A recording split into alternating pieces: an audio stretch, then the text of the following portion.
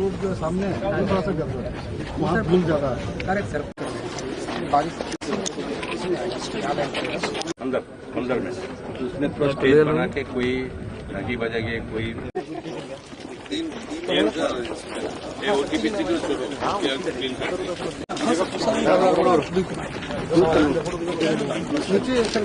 RCC है sir, ये approach road जो सामने है थोड़ा सा गड़बड़ है, वहाँ धूल ज़्यादा है। करेक्ट सर, बारिश अंदर अंदर में उसने थोड़ा स्टेज बना के कोई रागी बजाएंगे कोई नीचे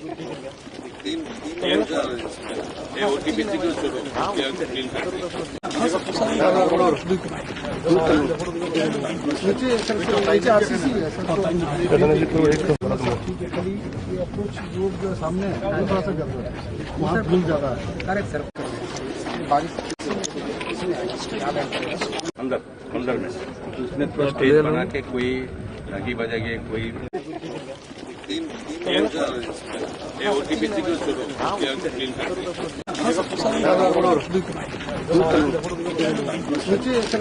आरसीसी है सर, ये अप्रोच रोड जो सामने है थोड़ा सा गड़बड़ है, वहाँ धूल ज़्यादा है। करेक्ट सर, बारिश अंदर अंदर में उसने थोड़ा स्टेज बना के कोई रागी बजाएंगे कोई नीचे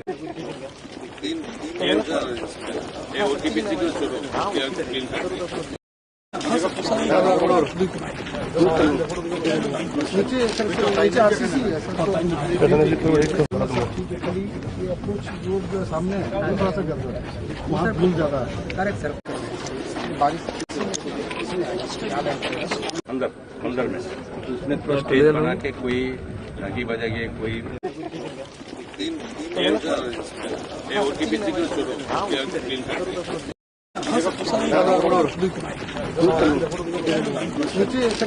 आरसीसी है सर, ये अप्रोच रोड जो सामने है थोड़ा सा गड़बड़ है, वहाँ धूल ज़्यादा है। करेक्ट सर, बारिश अंदर अंदर में उसने थोड़ा स्टेज बना के कोई रागी बजाएंगे कोई नीचे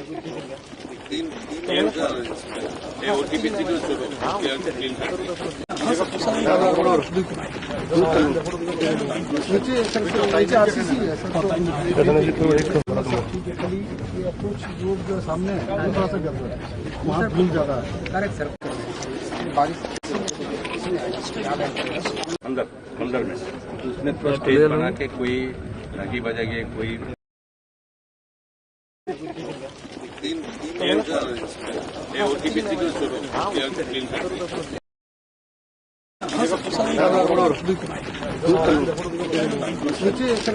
आरसीसी है सर, ये अप्रोच रोड जो सामने है थोड़ा सा गड़बड़ है, वहाँ धूल ज़्यादा है। करेक्ट सर, बारिश अंदर अंदर में उसने थोड़ा स्टेज बना के कोई रागी बजाएंगे कोई नीचे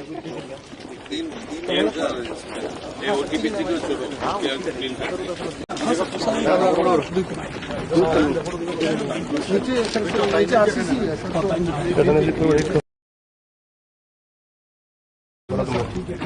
ये अप्रोच रोड जो सामने है थोड़ा सा गड़बड़ है, वहाँ धूल ज़्यादा है। करेक्ट सर, बारिश अंदर अंदर में उसने थोड़ा स्टेज बना के कोई रागी बजाएंगे कोई नीचे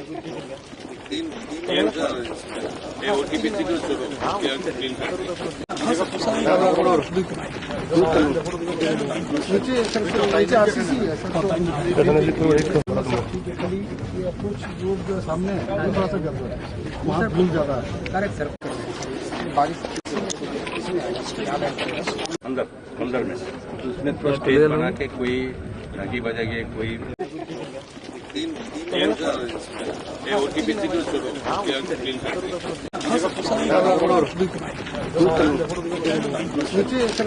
आरसीसी है सर, ये अप्रोच रोड जो सामने है थोड़ा सा गड़बड़ है, वहाँ धूल ज़्यादा है। करेक्ट सर, बारिश अंदर अंदर में उसने थोड़ा स्टेज बना के कोई रागी बजाएंगे कोई ओटीपी सिग्नल शुरू क्लीन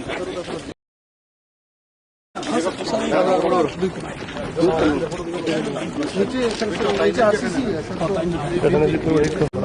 खाली ये अप्रोच रोड जो सामने है वो थोड़ा सा गड़बड़ है, वहाँ भूल ज्यादा है। करेक्ट सर बारिश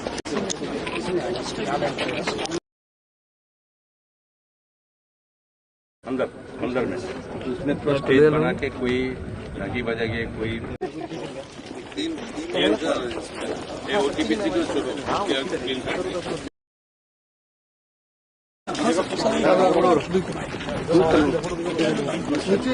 नीचे आरसीसी है सर, खाली ये अप्रोच रोड जो सामने है वो थोड़ा सा गड़बड़ है, वहाँ भूल ज्यादा है। करेक्ट सर बारिश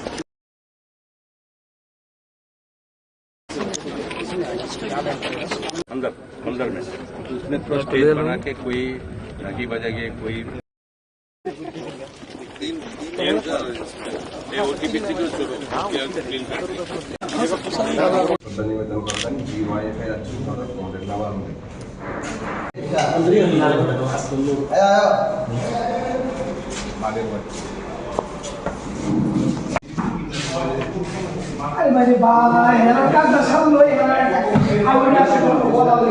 মরণে রক্ত ঋণ শোধ করুন কমরেড গৌতম দত্ত তোমায় জানাই লাখো লাখো লাল সালাম। इनकलाब जिंदाबाद, गौतम दत्त अमर रहे। শ্রদ্ধা নিবেদন করবেন শহীদ কমরেড গৌতম প্রসাদ দত্ত তোমায় আমরা ভুলছি না, ভুলবো না। শ্রদ্ধা নিবেদন করবেন তোমায় জানাই লাল সালাম ইনকলাব জিন্দাবাদ ইনকলাব জিন্দাবাদ। আমাদের সংগঠনের রাজ্যের যুব আন্দোলনের ডিওএফের অন্যতম রাজ্য নেতা গৌতম দত্তের 46তম শহীদান দিবস। মাত্র 25 বছর বয়সে আমাদের রাজ্যের সবচেয়ে তরুণ বিধায়ক নির্বাচিত হয়েছিলেন 1977 সালে। 1980 সালে আজকের এই দিনে বিশালগড়ের সন্ধ্যার সময় তিনি ঘাতক বাহিনীর হাতে খুন হয়েছিলেন। মূলত ওই সময় আমাদের রাজ্যে জাতি উপজাতির বিশ্বাসে ফাটল তৈরি হয়, একটা ভাতৃঘাতী দাঙ্গা গোটা রাজ্যে ছড়িয়ে পড়ে, মানুষে অবিশ্বাসের বাতাবরণে মানুষে হানাহানি তৈরি হয়েছিল। ওই মুহূর্তে বামপন্থীরা গোটা রাজ্যে মানুষের ঐক্য এবং সম্প্রীতি রক্ষায় ভূমিকা গ্রহণ করেছিলেন। ওই সময়ে রাজ্যের যুব আন্দোলন, ছাত্র আন্দোলনরা তারা নিরীহ মানুষের পাশে, আক্রান্ত মানুষের পাশে দাঁড়াতে এবং রাজ্যের শান্তি এবং ঐক্য রক্ষার জন্য গুরুত্বপূর্ণ ভূমিকা পালন করেছিলেন। সেই দায়িত্ব দিনের পর দিন ওই ভয়ঙ্কর দিনগুলোতে গৌতম দত্ত পালন করছিলেন এবং এই কারণে আমরা দেখেছিলাম গৌতম দত্ত রাজ্যের বিধায়ক, যুব আন্দোলনের নেতা, বামপন্থী নেতা, তিনি যারা মানুষে অবিশ্বাস এবং ফাটল ধরাতে চেয়েছিলেন, দাঙ্গা তৈরি করতে চেয়েছিলেন, তাদের চোখের শত্রু হয়ে গিয়েছিল এবং তারা ভেবেছিল গৌতম দত্তকে খুন করার মধ্য দিয়ে তাদের যে ষড়যন্ত্র সফল হবে। আমরা দেখেছি গৌতম দত্ত তাদের ষড়যন্ত্রকে ব্যর্থ করতে গিয়ে শহীদের মৃত্যুবরণ করেছেন। আজকের দিনে আমরা তাকে স্মরণ করছি। আমরা মনে করি যে লড়াই সেদিন গৌতম দত্তরা শুরু করেছিলেন, যে জাতি উপজাতির মৈত্রকে সুদৃঢ় করা, মানুষের যে বিভাজন তার বিরুদ্ধে লড়াইকে তীব্র করা, আজকের দিনে এটা আরও তীব্র আকার ধারণ করেছে। তীব্রমতার নামে একদিকে চলছে উপজাতি বিদ্বেষ তৈরি করা, আমরা বাঙালির নামে চলছে বাঙালিদের মধ্যে বিদ্বেষ তৈরি করা, এবং তীব্রমতা বাতাস দিচ্ছেন আমরা বাঙালিকে, আমরা বাঙালি বাতাস দিচ্ছেন তীব্রমতাকে। তাদের মূল টার্গেট হচ্ছে রাজ্যের মানুষের মধ্যে যে সম্প্রীতি, যে ঐক্য, এটাকে ভাঙা। আমরা মনে করি আজকের দিনে দাঁড়িয়ে, গৌতম দত্তের শহীদান দিবসে দাঁড়িয়ে আমাদের কাছে আজকে শপথ গ্রহণ করার দিন। যারাই উপজাতির নামে, বাঙালির নামে মানুষে বিভাজন তৈরি করতে চাইছেন, তাদের বিরুদ্ধেই আমাদের লড়াইকে তীব্র করতে হবে, মানুষের ঐক্যকে সুদৃঢ় করতে হবে। জাতি উপজাতির যে মেলবন্ধন আমাদের রাজ্যে পরম্পরাগতভাবে আমরা বজায় রাখতে পেরেছি, এটাকে যারা ফাটল ধরতে চেয়েছেন তাদেরকে জনবিচ্ছিন্ন করতে হবে। এই শপথ গৌতম দত্তের শহীদান দিবসে আমরা নিচ্ছি। ইনকলাব জিন্দাবাদ কমরেড গৌতম দত্ত অমর রহে কমরেড গৌতম। সম্পাদক পার্টি এবং গণসংগঠনের কাজ সেরে বাড়ি ফেরার পথে কংগ্রেসি ঘাতক বাহিনীদের হাতে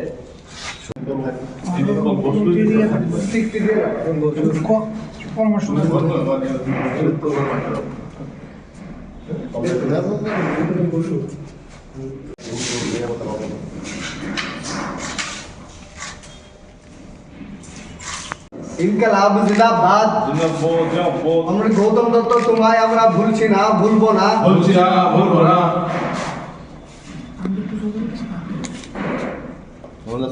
আমাদের নেতৃত্ব করেন বিজয় বিশ্বাস, ডক্টর বসু, সৌরভ দত্ত সোসাইটির পক্ষে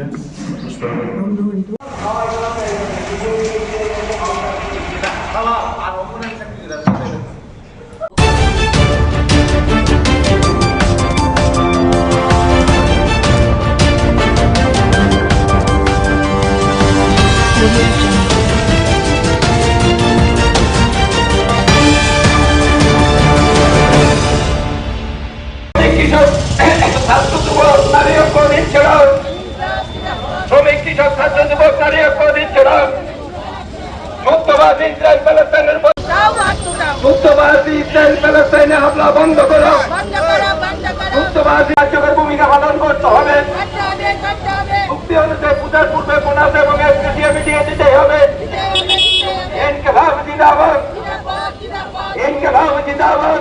ইসরায়েল দ্বারা প্যালেস্টাইনের উপর পরিচিত অঙ্গ প্রতিবাদে সকল মুসলমান এগিয়ে আসুন। ইনকিলাব জিন্দাবাদ।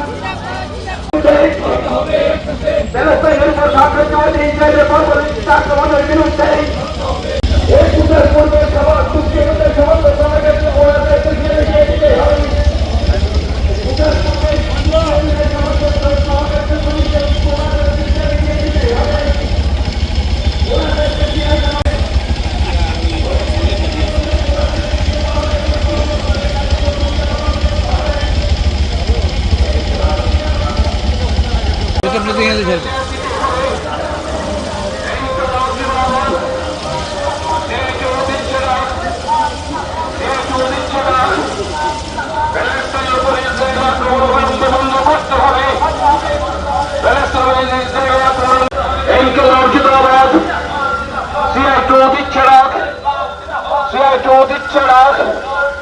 পূজার আগে মুসলিমদের বলেছে যে শিয়া দিতে হবে।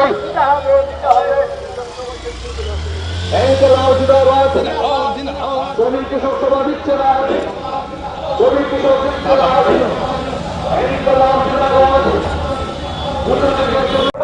হামলা বন্ধ করো।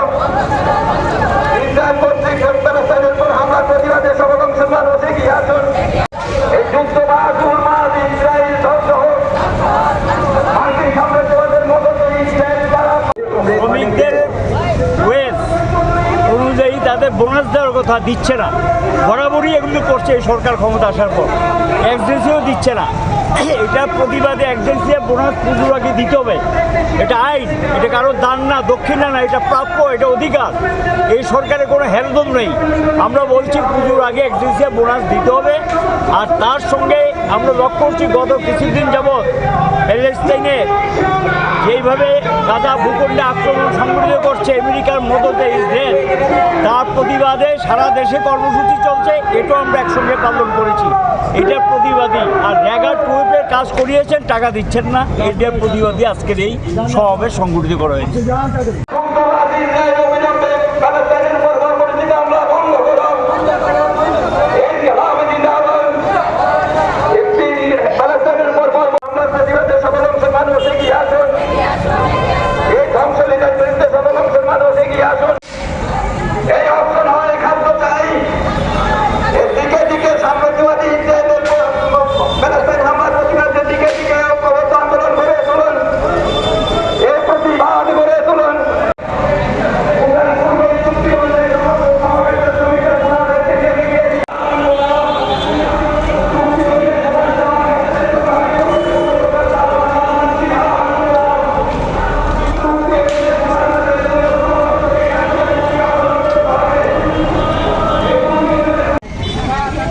ত্রিপুরা রাজ্যের শ্রমজীবী মানুষ উৎসবের পূর্বে যাতে বোনাস ক্যাশপেশিয়া পান এই দাবি জানাবার জন্য এখানে উপস্থিত হয়েছে। আমরা রাজ্যের শ্রমমন্ত্রীর সাথে যোগাযোগ করার চেষ্টা করেছিলাম। শ্রমমন্ত্রী আমাদের সাথে কথা বলার সময় গত 1 মাসে পাননি। আমাদের ত্রিপুরা রাজ্যে 40 লক্ষ মানুষের মধ্যে শ্রমিক, ক্ষেত মজুর, কৃষক তারাই হচ্ছেন ত্রিপুরা রাজ্যে আমাদের মুখে খাবার তুলে দেবার মালিক, আমাদের ত্রিপুরাটাকে গড়ে তোলবার মালিক। আর এই শ্রমজীবী মানুষ প্রতি বছর বামফ্রন্ট সরকারের সময় আমরা দেখেছি এমন কোন শ্রমিক বাদ যেতেন না যারা উৎসবের আগে কেউ বোনাস, কেউ এসলেশিয়া, কেউ অনুদান সেখানে পেতেন না। সমস্ত শ্রমজীবী মানুষ উৎসবের আগে বোনাস, এসলেশিয়া যেমন পেতেন, তার পাশাপাশি গ্রামে রেগার প্রচুর কাজ হতো। শহরে ত্রিপুরা আরবান এমপ্লয়মেন্ট প্রোগ্রাম বা টুয়ে, যেটা বামফ্রন্ট সরকার চালু করেছিল, সেই টুয়েপে কাজ হতো। এর ফলে আমরা দেখতাম আমাদের সারা ত্রিপুরা রাজ্যে উৎসবের সময় উপোস কাউকে থাকতে হতো না, একবেলা কাউকে খেয়ে থাকতে হতো না। আমরা দেখেছি যে সেখানে এই জায়গাটাতে আজকে বিজেপি সরকার আসার পর এখানটাতে সারা ত্রিপুরা রাজ্যে অভাব, হাহাকার, মানুষ খেতে পারছেন না, মা তার প্রাণপ্রিয় সন্তানকে বিক্রি করে দিতে বাধ্য হচ্ছেন। এই হচ্ছে বিজেপি সরকার। এই বিজেপি সরকারের সময়ে গোটা ত্রিপুরা রাজ্য শ্রমজীবী মানুষ, কৃষক, ক্ষেত মজুররা আজকে সর্বনাশের অতলে তলিয়ে যেতে বসেছেন। এরকম একটা অবস্থায় দাঁড়িয়ে লোক দেখানো ভাবে আমাদের ত্রিপুরা রাজ্যের এই শ্রম দপ্তরে কিছু মিটিং সংগঠিত হয়েছে, কিছু বোনাস, এসলেশিয়া সম্পর্কে সিদ্ধান্ত নেওয়া হয়েছে। কিন্তু যেখানে মিটিং আজ থেকে 10-15 দিন আগে হয়েছে, সেখানে এখন পর্যন্ত সেই শ্রম ক্ষেত্রগুলোতে শ্রমিকরা বোনাস বা এসলেশিয়া পাননি। এখনো ত্রিপুরা রাজ্যের সমস্ত গ্রাম পাহাড়ে রেগার কাজ সবাই পাননি, টুয়েপের কাজ সবাই পাননি। যারাও বা কাজ পেয়েছেন, আমরা নিশ্চিত নয় যে না উৎসবের আগে তাদের হাতে টাকা পৌঁছবে। তার জন্য আমরা দাবি করছি বোনাস, এসলেশিয়া যেমন দিতে হবে, অনুদান দিতে হবে, এবং তার পাশাপাশি আমাদের রেগা এবং টুয়েপের কাজ এবং মজুরি দিতে হবে, যাতে উৎসবের আগে কারোর হাত খালি না থাকে। এই দাবি আজকে আমরা এখানে জানাতে। পাশাপাশি আমরা দাবি জানাচ্ছি, আমরা যেমন ত্রিপুরা রাজ্যের সাধারণ গরিব মানুষের খাবার পাবার জন্য যাতে উপোস দিতে না হয়, এই কথাগুলো বলবার জন্য যখন এসেছি, তখন আমাদের এই পৃথিবীরই অন্যতম একটি দেশ প্যালেস্টাইন রাষ্ট্রের গাজা ভূখণ্ড সহ বিভিন্ন জায়গায় খাবার না পেয়ে রক্ত ঝরছে শিশুর কপাল থেকে। শিশুর হাতটা কেটে গেছে, একটি হাত, একটি পায়ে, সেখানে সে চলতে পারছে না। কাতরাতে কাতরাতে গিয়ে ওই সমাজসেবী সংগঠনগুলো যখন খাবার বিলি করতে হাজির হচ্ছেন গাজা ভূখণ্ডে, তখন ওই রক্ত পোড়া শিশু, রক্ত পোড়া মা, তাদেরকে খাবারের লাইনে গুলি করে হত্যা করে।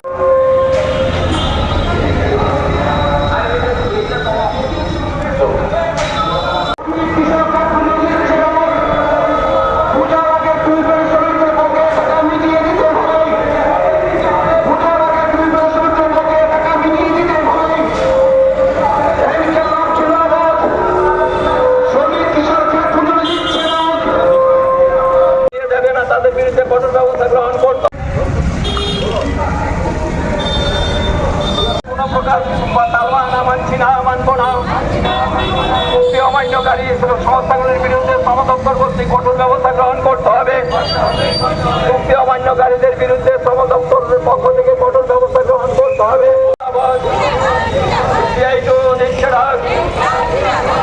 এবং আজকে দিয়া পূজার পূর্বে পিটিয়ে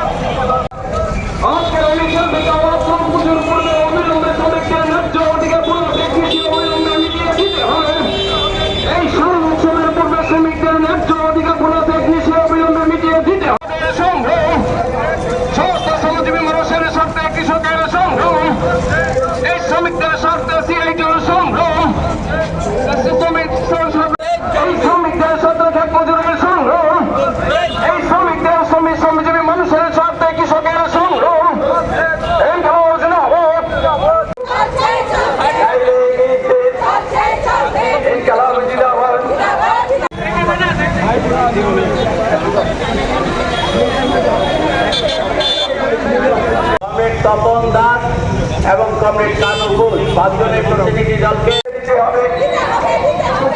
সমস্ত সমবেত শ্রমিকদের বোনাস এবং মিটিয়ে দিতে হবে। কোনো সমস্যায় রাজ্য কমিটির সভাপতি কমরেড মানিক দে সামনে যাও। চুক্তিকে অমান্য করে বোনাসের ক্ষেত্রে ঠিকমতো না দেওয়া তাদের সংস্থাগুলির বিরুদ্ধে আইনগত ব্যবস্থা গ্রহণ করতে হবে। তারা না যান আর নরসংহারীদের হাতে যাতে হত্যার জন্য তারা সেখানে উপকারণাগুলো আমরা চাই। আর এই একই উদ্দেশ্য নিয়ে আজকে এখানে আমরা উপস্থিত হয়েছি। আমরা আশা করব আগামী দিনে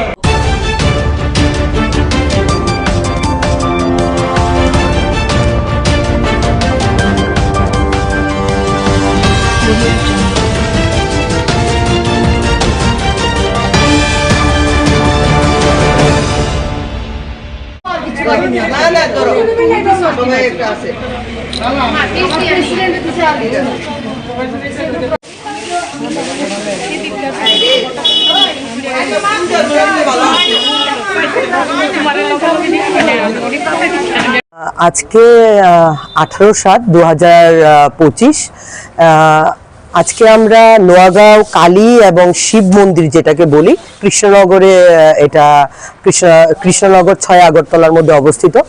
আজকে মূলত সবাই আপনারা জেনে থাকবেন যে ইতিমধ্যে কালকে 17 সেপ্টেম্বর আমাদের প্রধানমন্ত্রী নরেন্দ্র মোদীজির আমরা 75তম জন্মদিবস আমরা উদযাপন করেছি বা আমরা পালন করেছি, এবং সেই হিসেবে সেবা পাখওয়ারা আমাদের মধ্যে 17 সেপ্টেম্বর থেকে একদম 2রা অক্টোবর পর্যন্ত আমাদের সেবা পাখওয়ারা কার্যক্রমটি চলবে। তো কালকে আমরা বিশেষভাবে প্রত্যেকটা মণ্ডলে মণ্ডলে এই স্বচ্ছ ভারত অভিযান করেছি, এবং আজকে আমরা দায়িত্ব নিয়ে ভারতীয় জনতা পার্টি প্রদেশ ত্রিপুরা মোর্চার ভারতীয় জনতা পার্টি ত্রিপুরা প্রদেশ মহিলা মোর্চার তরফ থেকে আজকে আমরা এই মন্দিরটিকে বিস্তৃত আকারে আমরা পরিষ্কার করেছি, এবং আমার সাথে এখানে মহিলা মোর্চার প্রদেশের দিদিরা আছেন, এখানে মণ্ডল সভাপতি 6 আগরতলার উপস্থিত আছেন, এবং অন্যান্য যারা আছেন এএমসিরও আমাদের সাথে এএমসির ওয়ার্কার্সও আছে। আমরা ওদেরকেও, কেননা আমরা দেখেছি আমাদের প্রধানমন্ত্রী মাননীয় নরেন্দ্র মোদী বিভিন্নভাবে যারা এই মিউনিসিপ্যালিটি ওয়ার্কার্স আছে ওদেরকে বিশেষভাবে কিন্তু উনি সম্মান করে থাকেন।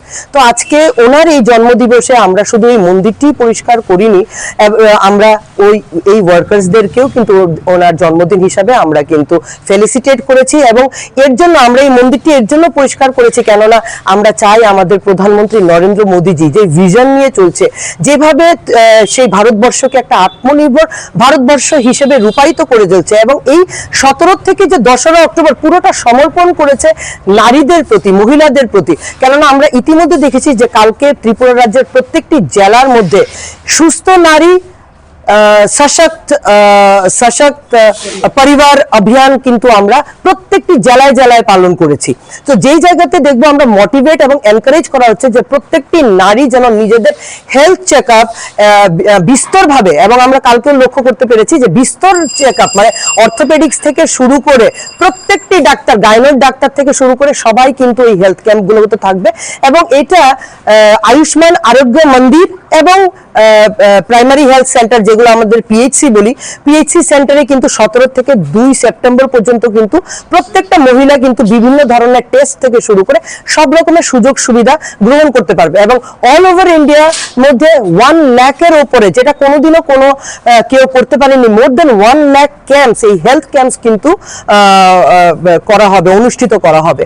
এবং এই সাপেক্ষে আমি বলতে চাইবো আমাদের এই যে অঙ্গনবাড়ির মধ্যে যেটা আমরা বলি যে পোষণ মাহ, যেটাকে আমরা 17 সেপ্টেম্বর থেকে 2রা অক্টোবর পর্যন্ত সবসময় আমরা পোষণ মাহও কিন্তু আমরা সেলিব্রেট করি, এবং সেই পোষণ মাহও চলবে, যেখানে আমরা ল্যাকটেটিং প্রেগনেন্ট মাদার্স থেকে শুরু করে আরো যেগুলো কমিউনিটির আরো হেলথ কমিউনিটির আরো যত রকমের সুযোগ সুবিধাগুলো থাকে সেগুলো আমরা অঙ্গনবাড়ি থেকে সরবরাহ করা হবে।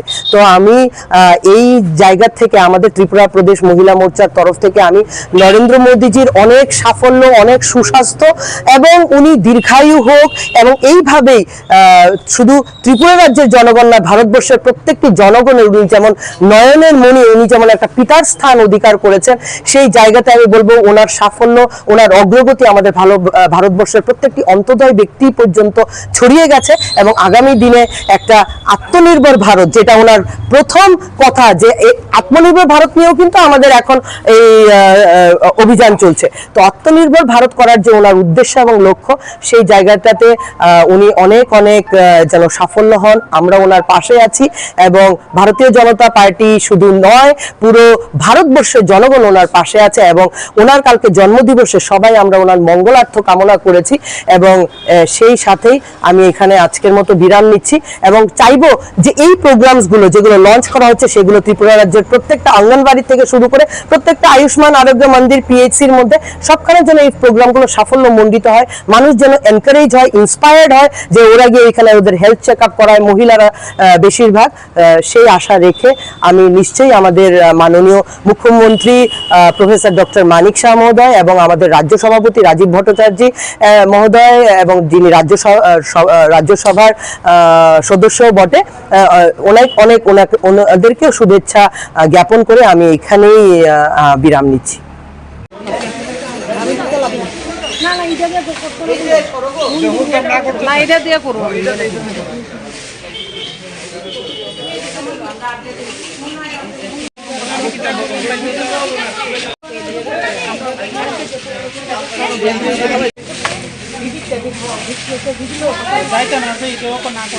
আমি গাড়ি তো গাড়ি ভাড়া করে রকম করতে একবার রকম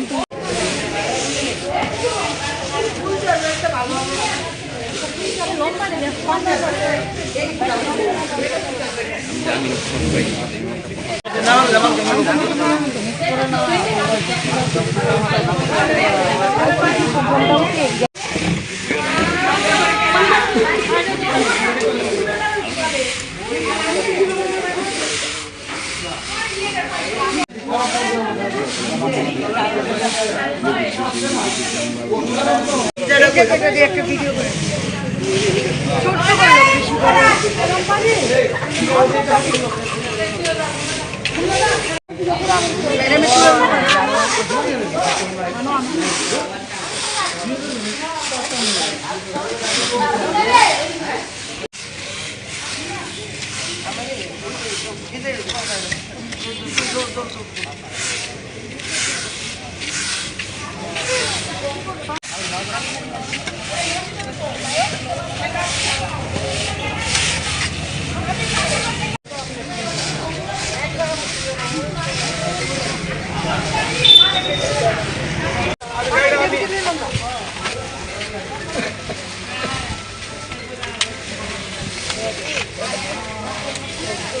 কিন্তু তুই কই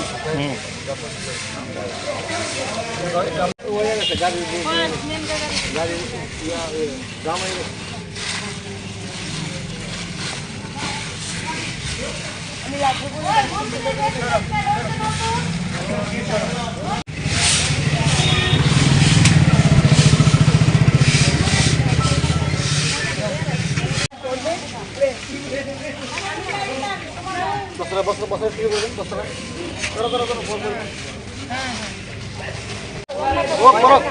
নাই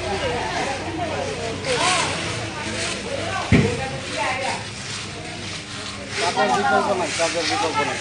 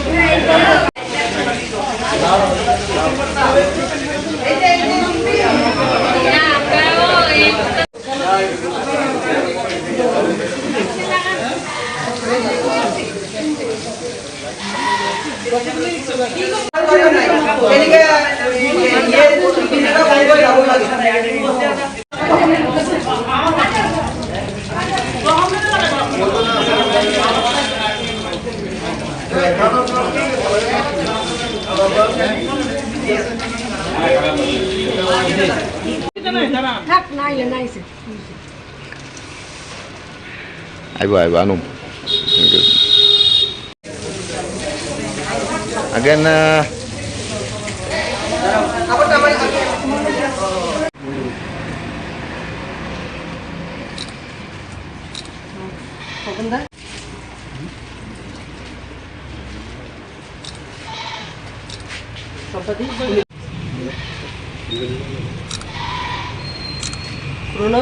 এখন তাড়াতাড়ি দিয়ে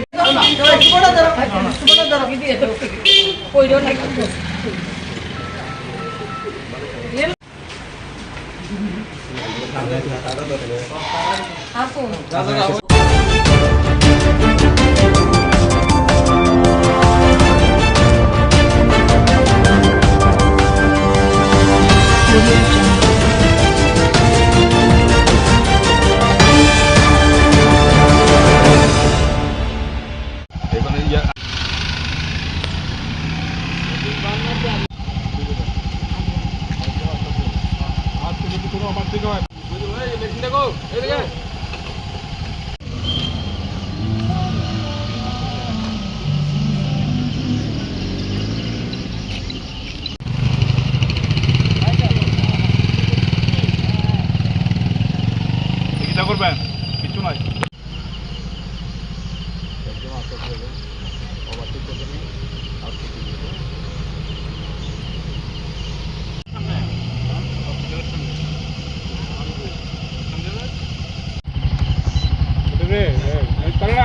দিছে দেখো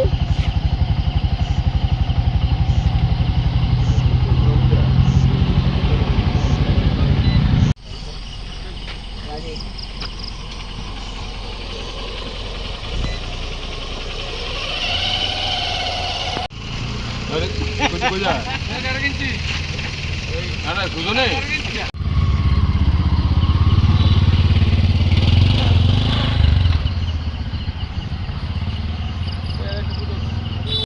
দূরে আরো দূরে আরে এটা লাগাই দাও না না না লাগাইলে সবাই লাগাইতো হ্যাঁ দূরে আরো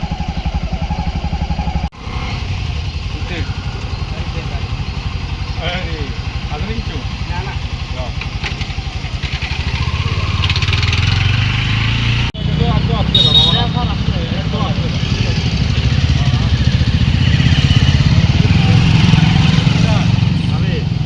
আস্তে আস্তে বয়স্ক মানুষ আস্তে আস্তে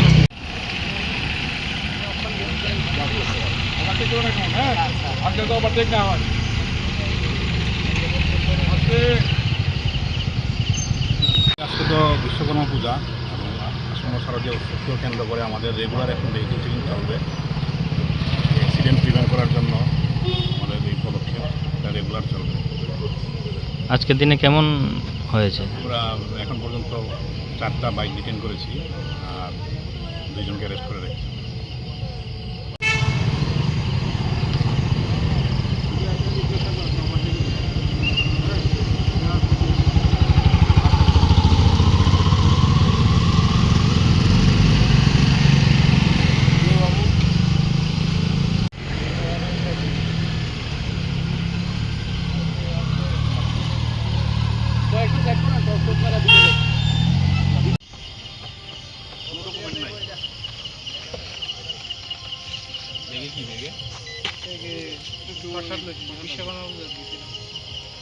কোন ডকুমেন্ট নাই আই কার্ড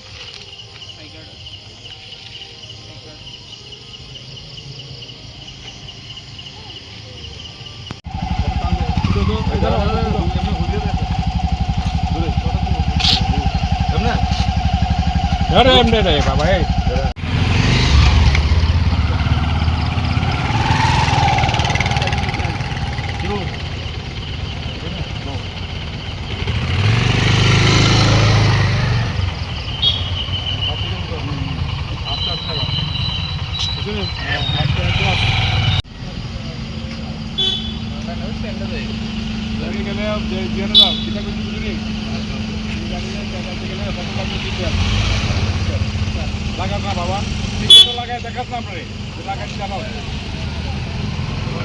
কেমন লাগাই বলছেন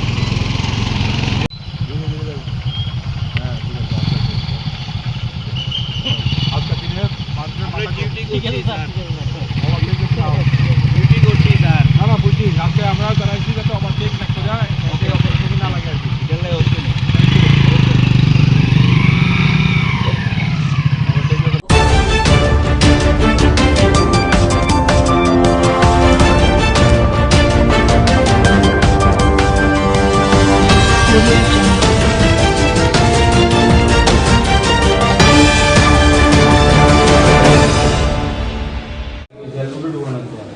কি হয়েছে এখন থেকে ঠিক 15 মিনিট আগে রাস্তা মাথা এই সমুদ্রে একটা শব্দ আমরা শব্দ হবে রায় দিকে তার 2 টাকা সংঘর্ষ হয়েছে একটা লোক অটো প্যাসেঞ্জার আর একটা লোক মালগাড়ি ট্রাক।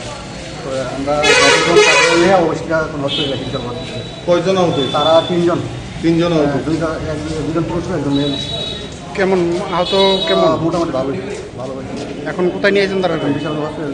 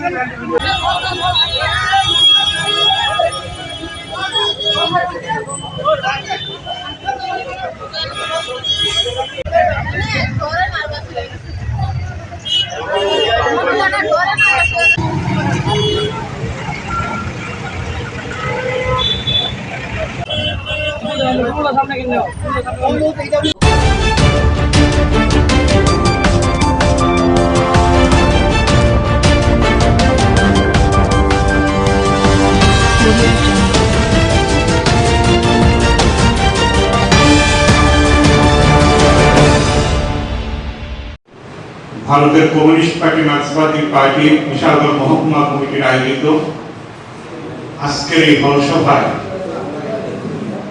আমাদের মাঝে উপস্থিত পার্টির রাজ্য কমিটির সদস্য কমরেড ভানুলাল সাহা, উপস্থিত আমাদের পার্টির নেতৃত্ব তথা অভিভাবক কমরেড মতিলাল সরকার, পার্টির রাজ্য কমিটির সদস্য কমরেড সিদ্দিকুর রহমান সহ আমাদের সবকটি লোকালে আমাদের সামনের সারির নেতৃত্ব কর্মী বন্ধুরা, মা ও বোনেরা,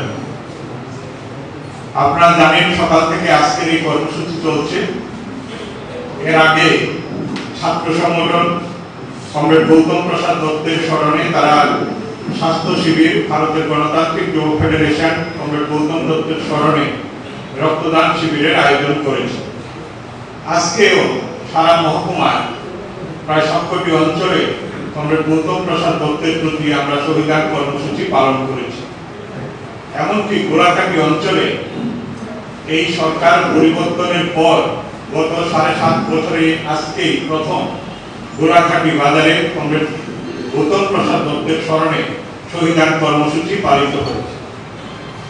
আমরা যে কর্মসূচি আজকে নিয়েছি, আপনারা ইতিমধ্যে সবাই প্রায় জানেন, আমাদের কর্মী বন্ধুরা, যে 45 বছর আগে আজকের এই দিনে 1980 সালে কমরেড গৌতম প্রসাদ দত্তকে বিশালগড়ে বুড়িমা নদীর পাড়ে নৃশংসভাবে কায়েমি স্বার্থবাদী পীড়নক সন্ত্রাসবাদী দুষ্কৃতকারীরা তাকে নৃশংসভাবে খুন করে এবং নদীর পাড়ে তাকে এই বিভৎস খুনের পর সেদিন সারা রাজ্য জুড়ে একটা আলোড়ন তৈরি হয়ে যায়।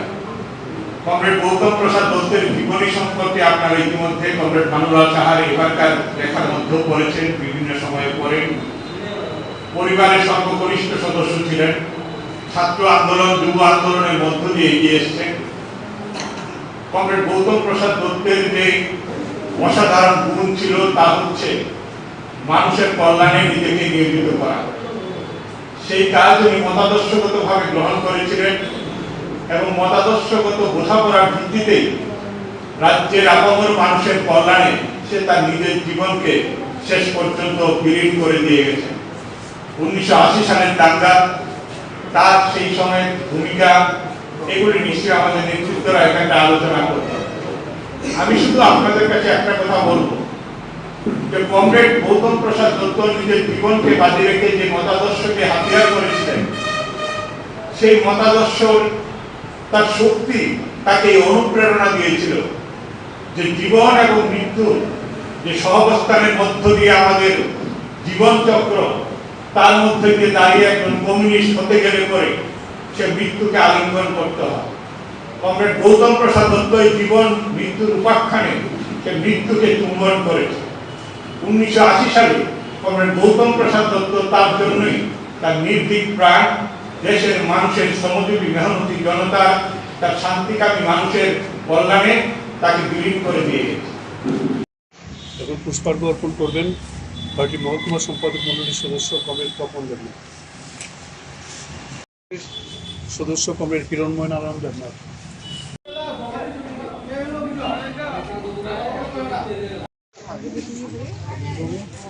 সমাজে দেখবেন এই পুঁজিবাদী ব্যবস্থার সমর্থক হিসাবে আজকে শ্রমিক শ্রেণীর বিপরীতে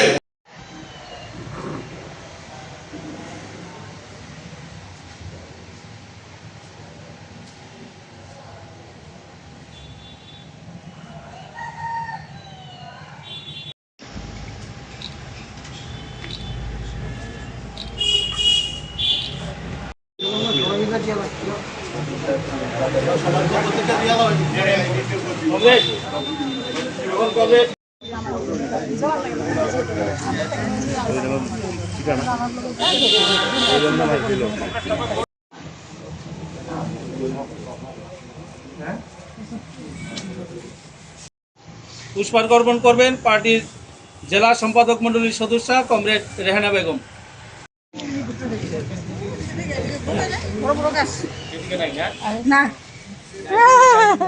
সেই যুগে দাঁড়িয়ে, সেই সময়ে দাঁড়িয়ে ভূমিদাস তথা সমর্থক সেই সময় শাসক শ্রেণী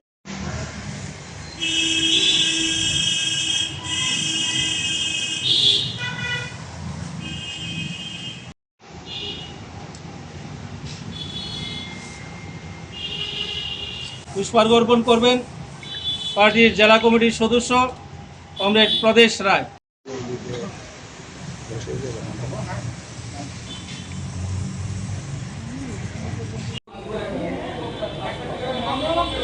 আজকে আপনারা জানেন আমাদের অমর শহীদ বিশালগড় এলাকার সিপিএম পার্টির অগ্রণী সৈনিক ছিলেন কমরেড গৌতম প্রসাদ দত্ত। তার আজকে 46তম শহীদান দিবস। আমরা আমাদের মহকুমা শুধু না, সারা রাজ্য জুড়ে এই দিনটি একাধারে গণ আন্দোলনের তরফে, একাধারে ভারতের গণতান্ত্রিক যুব ফেডারেশনের উদ্যোগে আজকের এই শহীদান দিবস কর্মসূচি পালিত হচ্ছে। আমাদের মহকুমায়ও বিভিন্ন জায়গায় কমলাসাগর, গোলাঘাটি, চরিলাম সহ সমস্ত জায়গায় আমরা এই শহীদান কর্মসূচি পালন করছি।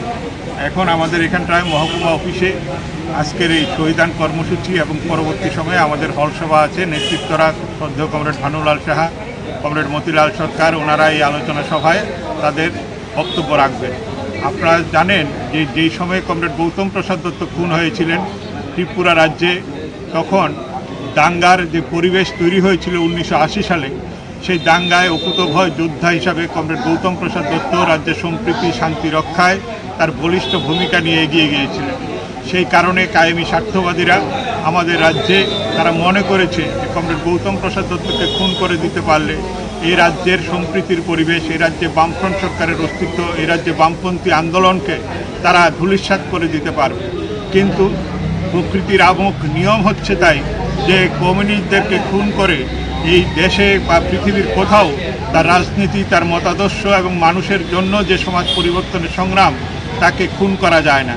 সেই কারণে আজকে আবার একটা নয়া ফেসিবাদী জমানায় আমরা উপস্থিত হয়েছি, যে সময়ে গণতান্ত্রিক মূল্যবোধগুলি আক্রান্ত, গণতান্ত্রিক পরিবেশ আক্রান্ত, আইন শৃঙ্খলা ভেঙে পড়েছে, মানুষের বাক স্বাধীনতা হরণ করছে, রাজনৈতিক দল যারা বিরোধী তাদের উপরে আক্রমণ প্রতিনিয়ত নামিয়ে আনা হচ্ছে, বাড়িঘরে আক্রমণ করছে, লুটতরাজ, বিভিন্ন উপায়ে অসামাজিক কাজকর্ম এগুলি চলছে। সেই মুহূর্তে দাঁড়িয়ে কমরেড গৌতম প্রসাদ দত্তকে এই রাজ্যের মানুষ আজকের দিনও তাকে আগলে রেখেছে তার মতাদর্শের জন্য, এবং তারই ভিত্তি করে আমাদের আজকের এখানটায় প্রোগ্রাম আমরা চলছে, এবং আগামী দিনও আমাদের এই কর্মসূচি মানুষের জন্য যা কাজ তা চলতে থাকবে। কিন্তু শেষ পরিণতি কি? এক একটা ব্যবস্থায় তার সমর্থক থাকলে পরও সেই ব্যবস্থা শহীদ স্মরণে আপন মরণে রক্ত ঋণ শোধ করুন, শোধ করুন, শোধ করুন। শহীদ স্মরণে আপন মরণে রক্ত ঋণ শোধ করুন, শোধ করুন, শোধ করুন। শহীদ কমরেড গৌতম প্রসাদ দত্ত অমর রহে, অমর রহে, অমর রহে। অমর শহীদ কমরেড গৌতম প্রসাদ দত্ত অমর রহে, অমর রহে, অমর রহে।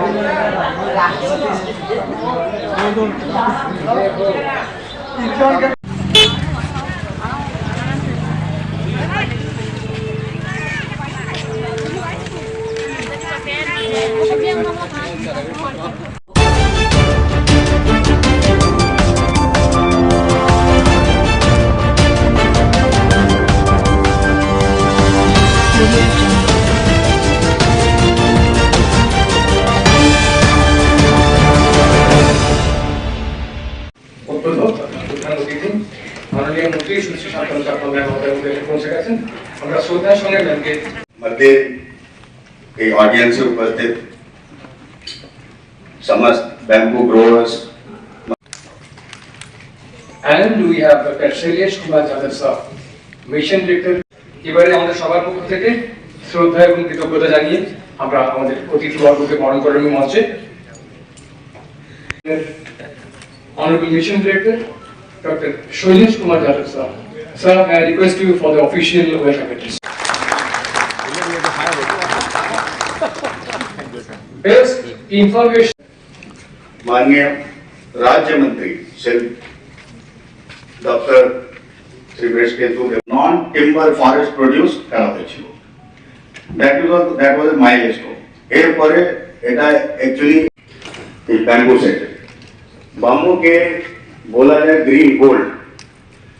इनफैक्ट एवं यदि আমরা ত্রিপুরাতে দেখি actually the top producers of bamboo in the world, top producer is actually China, and a lot of deregulation happened and then it started to grow. माननीय डायरेक्टर एग्रीकल्चर श्री फरीद हुसैन जमातिया महोदय, माननीय डायरेक्टर त्रिपुरा बैम्बू मिशन पक्ष तरफ থেকে आज के जे world bamboo day विश्व bamboo दिवसे हार्दिक शुभेच्छा। যেটা হচ্ছে এটা আমাদেরকে একটা অপরচুনিটি দিচ্ছে। আমরা নর্থ ইস্টের কথা বলি, নর্থ ইস্টের মধ্যে ব্যাম্বু প্রোডাকশন এবং ভ্যালু এডিশন মধ্যে আসামের পরে। Good morning, respected chief guest. তাদের মধ্যে India contributes to almost 40% of the all total imports of the world. शिल्पोद्योग दफ्तर माननीय मंत्री श्रीमती शांता चकमा महोदया। আজকের এই দিনটি মনে করি না শুধুমাত্র একদিনের জন্য আমরা পালন করব, যেটা আমরা জানি প্রতিদিন বিভিন্ন ভাবে আমরা কিন্তু বাসের সঙ্গে যুক্ত রয়েছি। সেটা আমাদের ডাইরেক্টর মহাশয় এবং যারা আমার আগে বক্তব্য রেখেছেন প্রত্যেকেই সে বিষয় নিয়ে কথা বলেছেন। তো আমি এটাই বলতে চাইবো যে বাসের যে গুরুত্ব সেটাকে আমরা কখনো সেটা যে অনেক জিনিস কিন্তু ভুলিয়ে যায়, কিন্তু বাসের গুরুত্ব ভোলাবে না। আজকে আমাদের লক্ষ্য কি? আমাদের দেশের প্রধানমন্ত্রী লক্ষ্য রেখেছেন আমাদের ভারতবর্ষকে 2047 সালে বিকশিত ভারত তৈরি করা। সেই লক্ষ্যমাত্রাকে নিয়ে আমাদের সরকার কাজ করছে।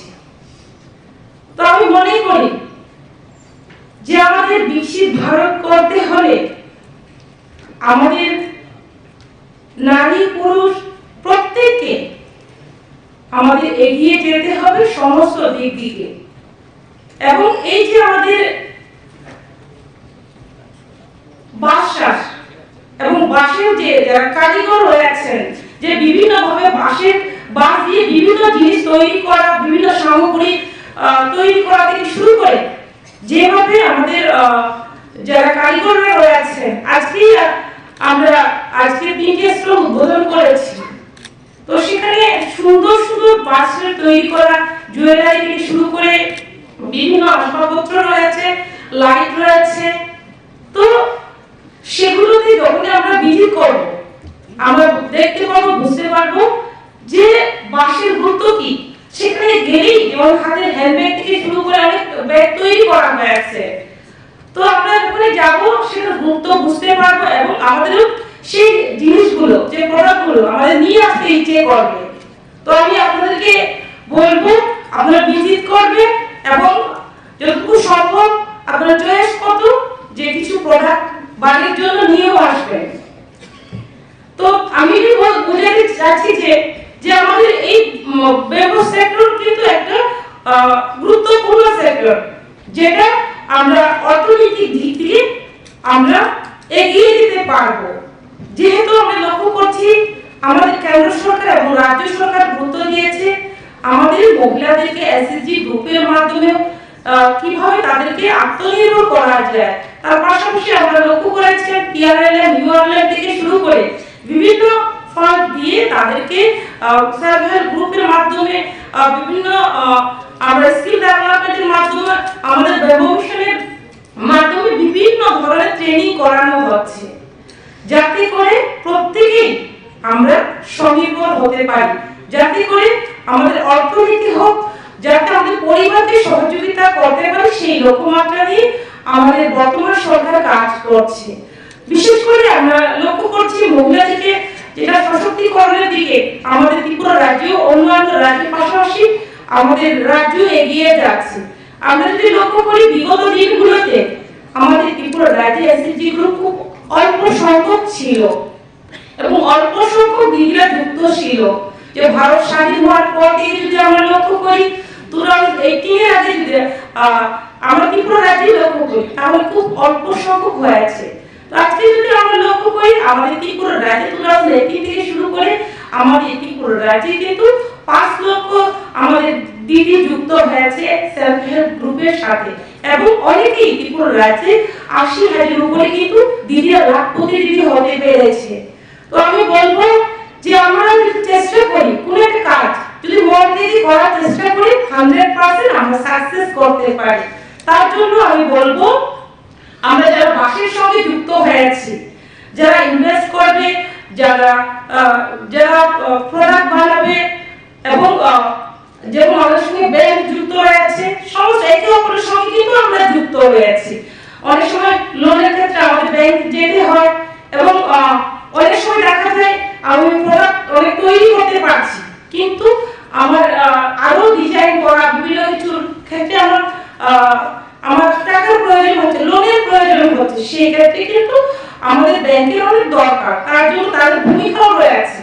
তো আমি আমরা একত্রিতভাবে যদি আমরা কাজ করি তাহলে সরকারি হোক, বেসরকারি হোক, এনজিও হোক, ক্লাব হোক এবং ইন্ডিভিজুয়াল পার্সনই যদি হোক, আমরা যদি অ্যাওয়ারনেস করি এবং আমরা যারা যদি বাসকে নিয়ে আমরা আমাদের নিজের পরিবারের হোক, নিজের সমাজের হোক, আমরা কোনো ইন্ডাস্ট্রি লাগাতে চাই অথবা যাই করতে চাই, আমাদের যদি ইচ্ছে থাকে তাহলে আমরা সাকসেস করতে পারবো। তো আমি বলবো আজকে যারা এই প্রোগ্রামে উপস্থিত হয়েছে ত্রিপুরা রাজ্যের বিভিন্ন জায়গা থেকে, প্রত্যেকেই বলবো যে আপনারা অনেকেই ট্রেনিং নিচ্ছেন, শুধু ট্রেনিং নেওয়া শেষ কথা নয়, যারা ট্রেনার রয়েছেন আপনারা যেহেতু আমরা যেমন পড়াশোনা করি স্কুলে, যে আমার স্টুডেন্ট থাকবে, টিচার থাকবে, যে আমি অ্যাজ এ স্টুডেন্ট হিসেবে যদি টিচার থেকে আমি জিজ্ঞেস না করি কিভাবে করলে বেস্ট হবে, আমি যদি কিছু না বলি, সুতাকি কোনো কিছুই না বলি, তাহলে কিন্তু আমার টিচার কিন্তু আমাকে সঠিক জ্ঞান দান করতে অনেক সময় অসুবিধা হয়, যে আমার স্টুডেন্ট কি চাচ্ছে, কি বুঝেছে কি না, কি জানতে চায়। তো তার জন্য ঠিক সেভাবে যখন আমরা ট্রেনিং নেব, ঠিক তখনই আমার কিন্তু জিজ্ঞেস করতে হবে, বুঝতে হবে। যতক্ষণ পর্যন্ত আমরা বুঝবো না, জানবো না সঠিকভাবে, ততক্ষণ পর্যন্ত আমরা কাজের ক্ষেত্রে হোক, আমাদের ট্রেনিং এর ক্ষেত্রে হোক, আমাদের ইচ্ছে শক্তি জাগবে না। তার জন্য যে কোনো কাজ করতে হলে আমাদের ভালোভাবে জানা দরকার।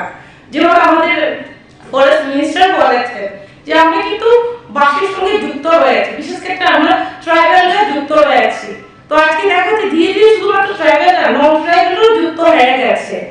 তো সমস্ত আমাদের ত্রিপুরা রাজ্যে কিন্তু ত্রিপুরা রাজ্যে তো আছেই, আজকে বিশ্ব বাসের গুরুত্ব পেয়ে গেছে। এবং আমি মনে করি যে আমাদের ত্রিপুরা রাজ্যকে আমরা ভারতবর্ষের মধ্যে আমরা কিন্তু 1 নম্বরে নিয়ে যেতে পারি, বাস উৎপাদনের ক্ষেত্রে হোক, আমাদের বাসের প্রোডাক্ট তৈরির ক্ষেত্রে হোক এবং আমাদের বিজনেসের ক্ষেত্রে হোক, আমাদের ত্রিপুরা রাজ্য এগিয়ে যেতে পারবে। কিন্তু লাগবে আমাদের প্রত্যেকের একে অপরের সহযোগিতায়। যেভাবে আমাদের ব্রাহ্ম মিশন কাজ করছে, যেভাবে আমরা যত কাজ করছি, ইন্ডাস্ট্রি কমার্স পাশাপাশি ফরেস্ট ডিপার্টমেন্ট থেকে শুরু করে, এগ্রিকালচার ডিপার্টমেন্ট থেকে শুরু করে, এবং আপনারা যেভাবে কাজ করছেন, আমি মনে করি যদি ক্লাব করে একত্রিতভাবে কাজ করি তাহলে আগামী দিনে আমরা বাস থেকেও বিভিন্ন ইকোনমি কিন্তু আমাদের গ্রো হবে এবং ত্রিপুরা রাজ্যে এগিয়ে যাওয়ার ক্ষেত্রে, যে আমরা জানি আমাদের ত্রিপুরা শ্রেষ্ঠ ত্রিপুরা করতে চাই, আমরা ভারতকে এক ভারত শ্রেষ্ঠ ভারত করতে চাই। তো সেক্ষেত্রে একটা ওয়ে হবে, রাস্তা হবে। আমি মনে করি যে কালকেও আমাদের ভার্চুয়াল প্রোগ্রামে আমরা মোদিজির ভাষণ আমরা শুনেছি, সেখানেও কিন্তু উনি ভোকাল ফর লোকালের কথা বলেছেন, যে আমাদের অর্থনীতি যদি আমাদের ভারতকে মজবুত করতে হয় তাহলে কিন্তু আমাদের যে প্রোডাক্টগুলো উৎপন্ন হয় সেগুলো আমাদের কি করতে হবে, এখানের লোকেরাই, আমাদের লোকাল লোকেরাই সেটা ক্রয় করতে হবে। যদি আজকে আমাদের বৈদেশিক জিনিস যদি আমরা ক্রয় করি তাহলে বৈদেশিক বিদেশে আমাদের অর্থনীতি চলে যাবে। তার জন্য ভারতীয় ব্যক্তির তৈরি করা, ভারতীয় জনগণের তৈরি করা জিনিস আমরা ক্রয় করব, সেটা যদি আমরা মানসিকতা যদি আমরা রাখি তাহলে অর্থনীতির দিকে আমাদের দেশ এগিয়ে যাবে, আমাদের রাজ্য এগিয়ে যাবে এবং যারা বিভিন্ন প্রোডাক্ট উৎপন্ন করছেন তারাও খুশি হবে, তারাও আর্থিক দিকে এগিয়ে যাবে। তার জন্য আজকে যে বিশ্ব বাঘ দিবসে আমি এটাই বলবো, আপনারা আজকে যারা এখানে উপস্থিত হয়েছে যাতে করে গ্রামে গঞ্জে প্রতিটি পরিবার জানতে পারে যে বাঁশের গুরুত্ব এবং বাঁশের মাধ্যমে অনেক উপার্জন করা যায়। এবং আমরা দেখেছি যে জুয়েলারি তৈরির মাধ্যমে একটা বাঁশ থেকেই একজন মহিলা আমার সাথে দেখা করেছিলেন, উনি বলেছেন বিভিন্ন জুয়েলারি তৈরি করে উনি লাখ টাকার উপরে ইনকাম করেছেন।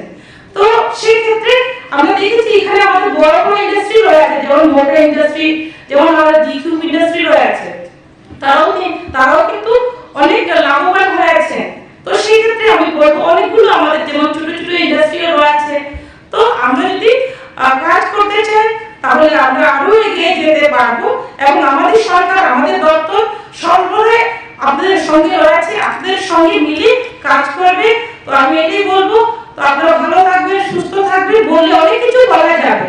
তো আমি সেদিকে লাগিয়ে আবারও আজকের বিশ্ব বাল দিবসে আপনাকে অনেক অনেক ধন্যবাদ জানিয়ে আমার সংক্ষিপ্ত আলোচনা এখানে শেষ করছি। সবাইকে নমস্কার, নমস্কার বলে মাত্র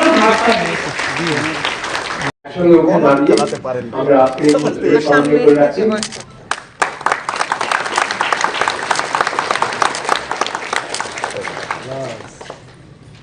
शुभम करोति कल्याणम धन संपदा शत्रु वृद्धि विनाशाय दीपो ज्योति। কয়েক বন্ধু আসুন।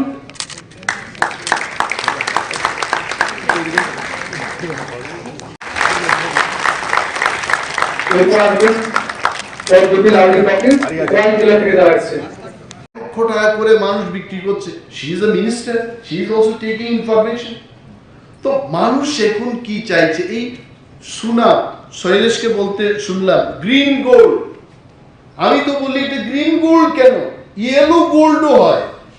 বাঁশ যখন পেকে যায় এটা তো ইয়েলো কালার হয়। It is not only green gold, this is also yellow gold. তো এই যে গোল্ড আমাদের কাছে আছে, আগে আমরা শুনতাম মধ্যপ্রদেশে সোনার খনি আছে, গোয়াতে সোনার খনি আছে, গ্রিন গোল্ডের খনি, সবুজ সোনার খনি হচ্ছে ত্রিপুরা, এবং এটাকে আমাদের কাজে লাগাতে হবে। And I as a forest minister আমি আপনাদের এইটুকুই বলবো যে আমার অফিসে যদি কোনো ধরনের প্রস্তাব বাঁশ চাষীদের পক্ষে যদি সিগনেচার করতে হয়, I not think even for 1 second I sign it then. এটা করবেন, আপনারা করুন। ত্রিপুরাকে প্রগতির দিকে আমাদের দিয়ে যেতে হবে, এবং একটা সময় আপনারা দেখবেন মানুষের কাছে যখন পয়সা আসতে শুরু করবে তখন কিন্তু সে খ্রিস্টান হয় না, সে বুদ্ধ হয় না, সে কিছু হয় না, বলছি না আর বলছি না, সে দেববর্মা হয় না, সে দেবনাথ হয় না, সে জমাতিয়া হয় না, সে যাদব হয় না।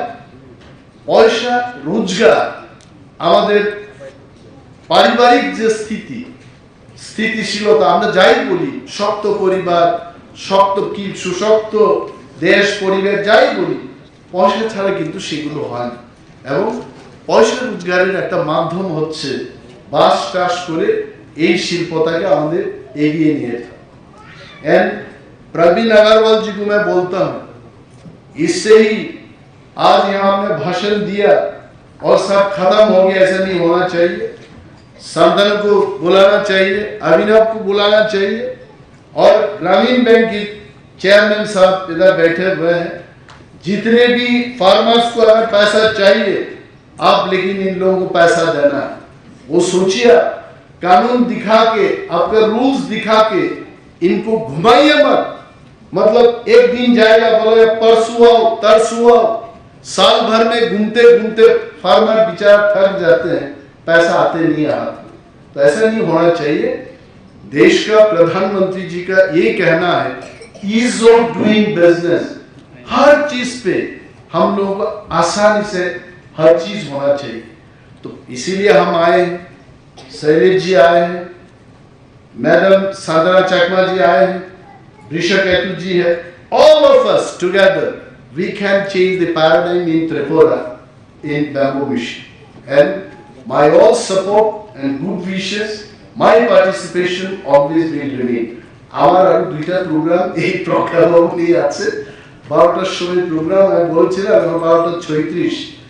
আমি অনেক কিছু বলতে পারি, আর আমার ইচ্ছা ছিল আপনাদের দেখে এত আনন্দ হয়েছে আমার যে কাঞ্চনপুর থেকে লোক এসছে, সদর থেকে এসছে, অনেক জায়গা থেকে লোকেরা আসছেন, এবং যারা আজকে আয়োজন করেছেন, hats off to you. Subrata বাবু, আপনাদের অশেষ ধন্যবাদ জানাই যে এত সুন্দর একটা প্রোগ্রাম।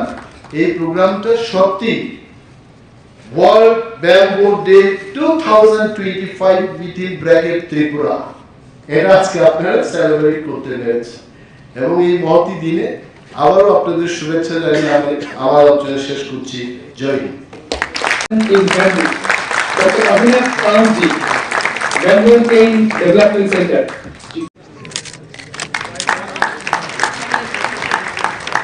পরে পশ্চিম জেলা টুমোরো ফাউন্ডেশন, বান্দারি। টুমোরো ফাউন্ডেশনের বন্ধুরা আসবেন মঞ্চে।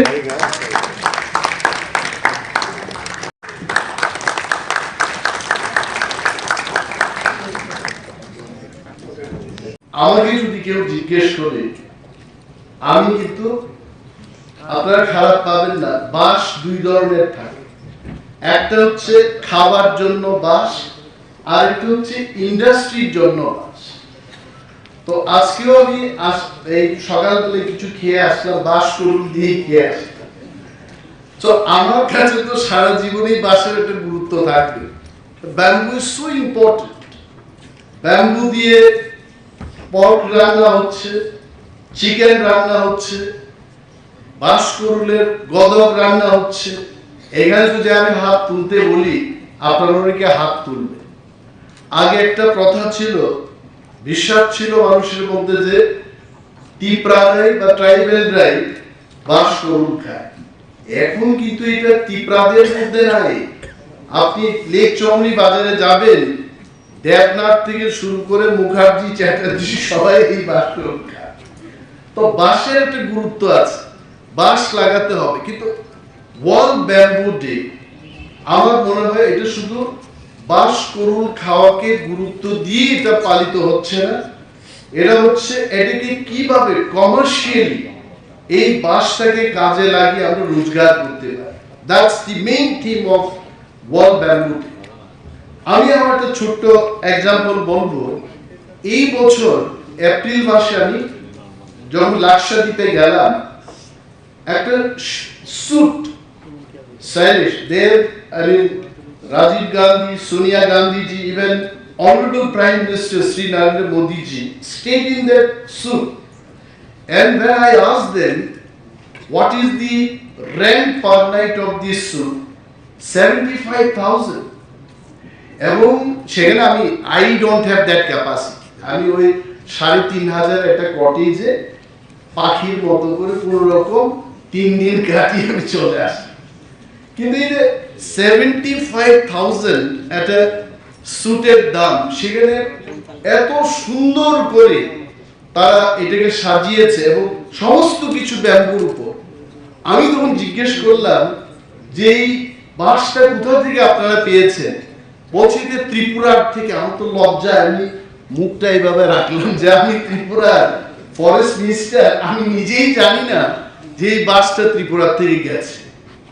তারপর ওই আমার পিএস সাহেব এখানে আছেন কার্তিক, আমি তাকে ডেকে বললাম, তুই বলবে না কিন্তু আমি ত্রিপুরার forest minister, please don't tell that.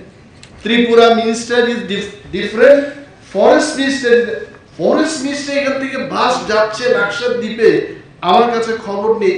তার চাইতে বেশি লজ্জার কি আছে? তখন এরা বলছে আমাকে, আমি তখন কায়দা করে জিজ্ঞেস করলাম যে এই ধরনের বাসটাকে আপনাদের এখানে প্রয়োজন? সেখানকার যিনি secretary in charge, he is also an IAS officer, he was telling me, sir, everything in 10 islands of Lakshadweep, we are going to decorate the cottages using bamboos only. আমি তো খুব মানে সেখান থেকে ফিরে এসে এই শান্তনু এখানে বসে আছে, ওকে ডাকলাম যে তুমি আসো, এই বাঁশের উপর আমাদের কিছু করতে হবে। Then I started talking to Abhinav also, and I went there.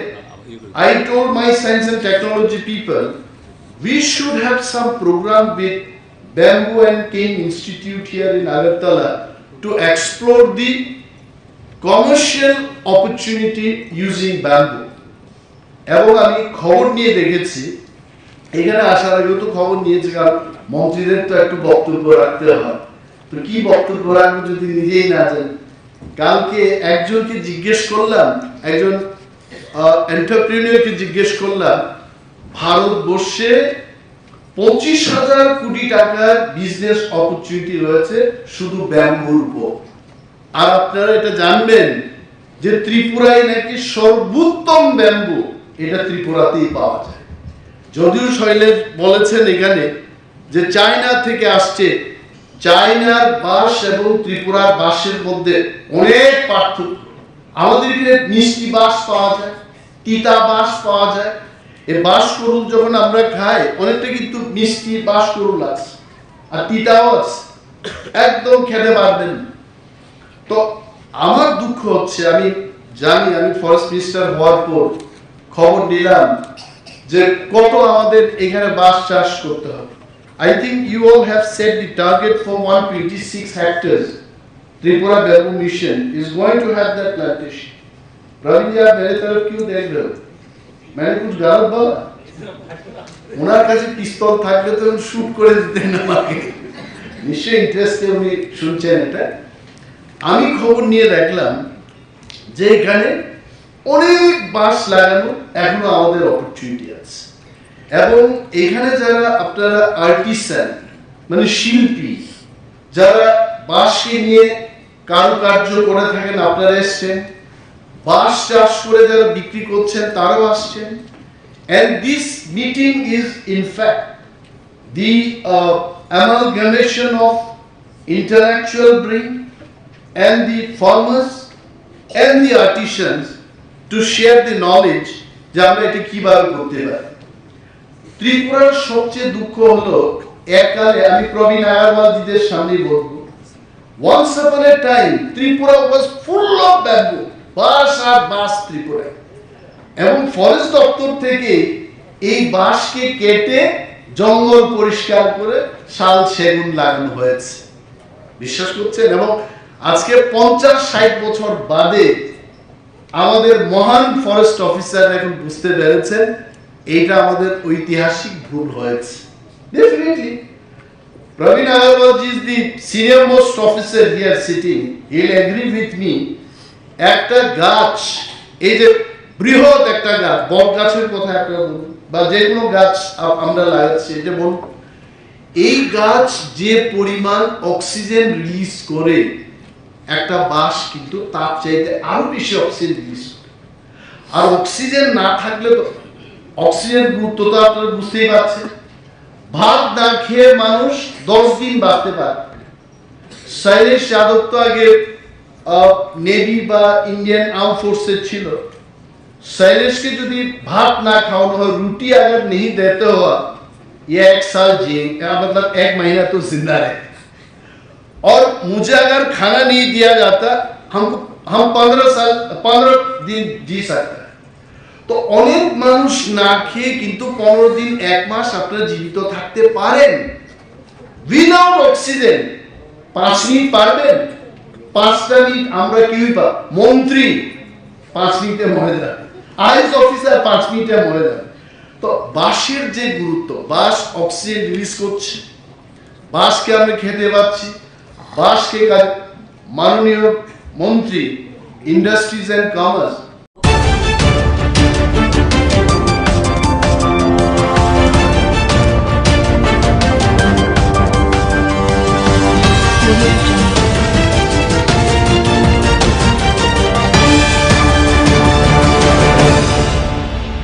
Workshop হচ্ছে, বায়োটেকনোলজি ডিপার্টমেন্টের ওয়ার্কশপ। যে ওয়ার্কশপটার বিষয় হচ্ছে ফিশ ফিড, মানে মাছের যে খাবার। এই একটা নতুন খাবার ওনারা তৈরি করতে পেরেছেন in collaboration with fishery college and the biotechnology department. Wolffia, আমিও আজকে এই উলফিয়াতে দেখেছি। প্রথম ভাবলাম যে আমি খাবো, কিন্তু বলছে না আপনি খাবেন না, এটা মাছের খাবার। তো কেমন ধরনের মাছ এটা খাবে? বলছে এটা কাতলা, রুই, এই সমস্ত মাছগুলো এই উলফিয়া খেয়ে খুব বেশি করে বড় হতে পারবে এবং অর্গানিক। আজকের দুনিয়াতে সবচাইতে বেশি ইম্পর্টেন্স হচ্ছে যে অর্গানিক ফুড খাওয়া। সবখানেই কিন্তু অর্গানিকের উপর গুরুত্ব দেওয়া হচ্ছে। তো এই যে অর্গানিক খাওয়াটা সৃষ্টি হলো, এটাকে আজকে আমরা আলোচনা করব এবং কমার্শিয়ালি এটাকে কিভাবে প্রোডাকশন করা যায় এবং সস্তা দামে যেন আমাদের মাছ চাষিরা এটা পেতে পারে, তার ব্যবস্থাপনার লক্ষ্যে কিন্তু আজকের এই ওয়ার্কশপে আমি যা জানতে পারলাম, হোলি ক্রস কলেজ, রাম ঠাকুর কলেজ, এমবিবি কলেজ থেকে স্টুডেন্টরা এসছেন, এআরডিডি থেকে, এগ্রিকালচার, ফিশারি কলেজ থেকে যারা এক্সপার্টরা রয়েছে, বিশেষজ্ঞরা, ওনারা এসছেন। আলোচনাটা আমরা এক্ষুনি শুরু করব। তবে মিডিয়া বন্ধুদের মাধ্যমে আমরা এটাই বলতে চাইব যে উলফিয়া একটা নতুন মাছের অর্গানিক খাবার তৈরি হয়ে গেছে, এটাকে কমার্শিয়ালি প্রোডাকশন করার লক্ষ্যে আজকের এই ওয়ার্কশপ। Thank you. উদ্বোধনী অনুষ্ঠানের শুভ সূচনা করছে workshop on Wolffia globosa as an alternative fish feed. আমরা পরিবেশকে সুন্দর রাখার কততালি আবারও college of fisheries Begusarai Tripura माननीय श्री महेंद्र सिंह IFS महोदय जी को मैं अनुरोध करती हूँ बैठने के लिए। আমাদের সঙ্গে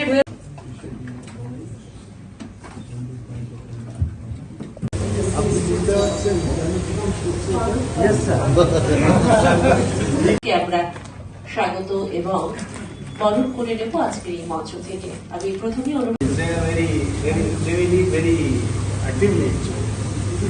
Not only this one.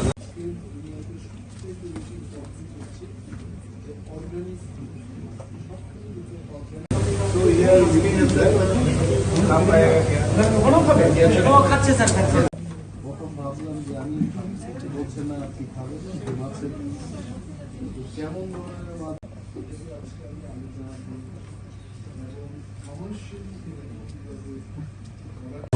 আমাদের মাছ চাষে প্রতি কেজিতে 100 টাকা করে খরচা হয় কেজিতে। উলফিয়া মিলে স্যার ফার্মার নিজেই কমার্শিয়ালি কখন হবে? এখন শুরু হয়ে গেছে স্যার কিছু কিছু। 23 and it's still running. The project is mainly on the larvivorous species, that is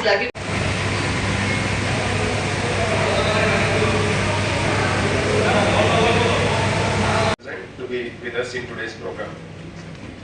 I also welcome all the participants, the students. तो ये वुल्फिया ग्लोबोसा के ऊपर रिसर्च करने के बाद कॉलेज ऑफ फिशरीज जो है जिन्होंने technical research behalf of the director in biotechnology I extend our heartfelt greetings and gratitude to you sir for sparing your precious time. যাকে বরণ করার জন্য আমাদের ইনোগ্রেটর এন্ড চিফ গেস্ট বিজ্ঞান To welcome our honorable minister, Department of Science, Directorate of Biotechnology, Government of Tripura মহোদয়কে একটা করতালি Wolffia globosa के ऊपर Wolffia globosa as an alternative fish feed. ये जो representatives of line departments, media persons या जो वाटर बॉडीज हैं उसके अंदर पाया जाता है और इसको एज फिश फीड जो फिश ईटिंग जो जैसे मछली यहाँ पे आएगा तो उसमें पौष्टिक तत्व बहुत ज्यादा होंगे। तो कॉलेज ऑफ फिशरीज और डायरेक्ट गवर्नमेंट ऑफ त्रिपुरा और कॉलेज ऑफ फिशरीज लेम्बुचरा इन्होंने एक जॉइंट प्रोजेक्ट डेवलप कुछ रिजल्ट्स मिलके सामने आए हैं कि ये वुल्फिया ग्लोबोसा एक फिश फीड के इनपुट्स हैं जो मछली की ग्रोथ में दिए जाते हैं, यानी जो फिश फीड ट्रेडिशनली यूज की जाती है around 80 to 100 rupees per KG के हिसाब से उसमें जो किसान है जो फिश कल्चर में ग्रोथ कैसे होता है।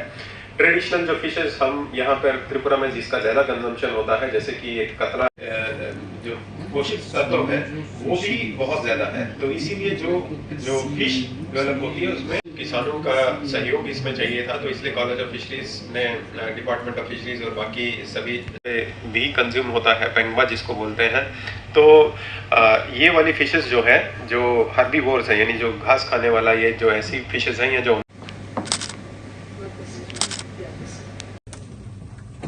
আমরা বরণ করে নেব আমার যুগ্ম অধিকর্তা HOONTVD। Next slide. Actually, the project which I am describing here. আমাদের মাঝে উপস্থিত রয়েছেন প্রিন্সিপাল RTC আগরতলার মাননীয় ডক্টর পাপড়ি দাস সেনগুপ্তা মহোদয়কে এবং রয়েছেন যুগ্ম অধিকর্তা HOOTVD মাননীয় শ্রী অঞ্জন সেনগুপ্ত মহোদয়। আমি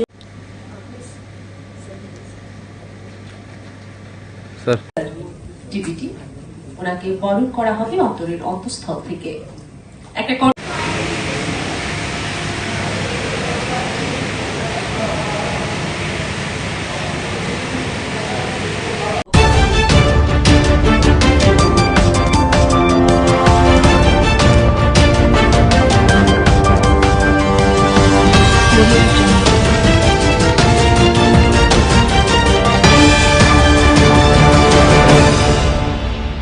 কথা বলা এটা কমে টেম্পারামেন্টের ব্যাপার হয়েছে আমি কদিন ধরে গাউরি গেছে গাউরি ভর্তা থানা থেকে ডাকাইছি মামলাটা হ্যাঁ ডাকাইছে তারা যা জানতে চাইছে আমরা খুশি তথ্য প্রমাণ তো তার কাছে আছে, আমাদের কাছেও আছে। কাল তো আপনারা তো আপনাদের বিরুদ্ধে মামলা নিয়েছে, আপনারা কইছেন যে ত্রিপুরা আপনাদের, আপনি তো প্রদ্যুৎ বাবুও কইছে, প্রদ্যুৎ বাবুর বিরুদ্ধে কোনো মামলা নাই, সে বিষয়ে কি আপনারা? আমরা না, আমাদের স্লোগান, আমাদের এই যে এত লোক 1-2 হাজার লোক জড়ো হয়েছে, এর মধ্যে একদম সেন্টিমেন্টে থাকতে শিখানোর স্লোগান কেউ যে আমরা শিখাই দিচ্ছি। আমি তো কোন অবস্থাতে এই ধরনের স্লোগানের পক্ষপাতি নেবার দিই না, আমি এই ধরনের স্লোগান স্বতঃস্ফূর্তভাবে স্লোগানটা উঠে এসেছে, তো পরক্ষণে বন্ধ হয়ে গেছে। তো আমরা তো বন্ধ করে দিয়েছি, এর আগে পরে এই ধরনের কোনো কথাবার্তা কোনো দিন হয়নি, আর হবেও না। কিন্তু প্রদ্যুৎবাবু যে স্লোগান দেন, তার দলের লোকরা যে এইভাবে উস্কানিমূলক কথা অনবরত বলে যাচ্ছে, তার ব্যাপারে গভর্নমেন্টের মানে ভূমিকাটা কি, সেটি হচ্ছে বড় বক্তব্য। আমাদেরও বক্তব্য, এই রাজ্যের মানুষেরও বক্তব্য। তো একতরফা তো হতে পারে না শান্তি প্রতিষ্ঠা। একজন অনবরত উস্কানিমূলক বক্তব্য রাখবে, উস্কানিমূলক কথা বলে মানুষকে উত্তেজিত করবে, হ্যাঁ, আর অন্যরা নীরব থাকবে, এটা তো চলতে পারে। প্রদ্যুৎ বাবুর বিরুদ্ধে আপনারা কোনো মামলা করার কোনো পরিকল্পনা? না, এই ধরনের ভাবনা আমরা এখনো ভাবিনি। আমরা আবেদন রাখছি ইন জেনারেল সবাই কাছেই, যা মানুষ মাত্রে ভুলভ্রান্তি করে থাকে, ভুল হয়েই থাকে, থাকতেই পারে, তো এইটা ভুল যদি কেউ করে থাকে এটা সংশোধন করে নিন, আর ফার্দার যাতে এই ধরনের না হয় এটা আমরা চাই।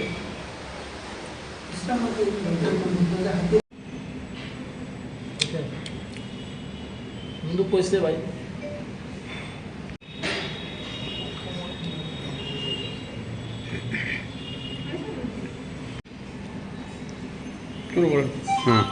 করেন মূল বক্তব্য।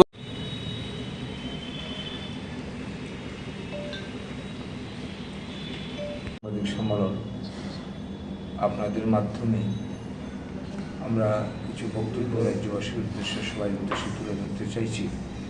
সেটা আপনারা লক্ষ্য করছেন, গত কিছুদিন ধরে বিভিন্ন রাজনৈতিক দল, বিশেষ করে আমলামহলে আন্দোলনকে যারা সহ্য করতে পারে না,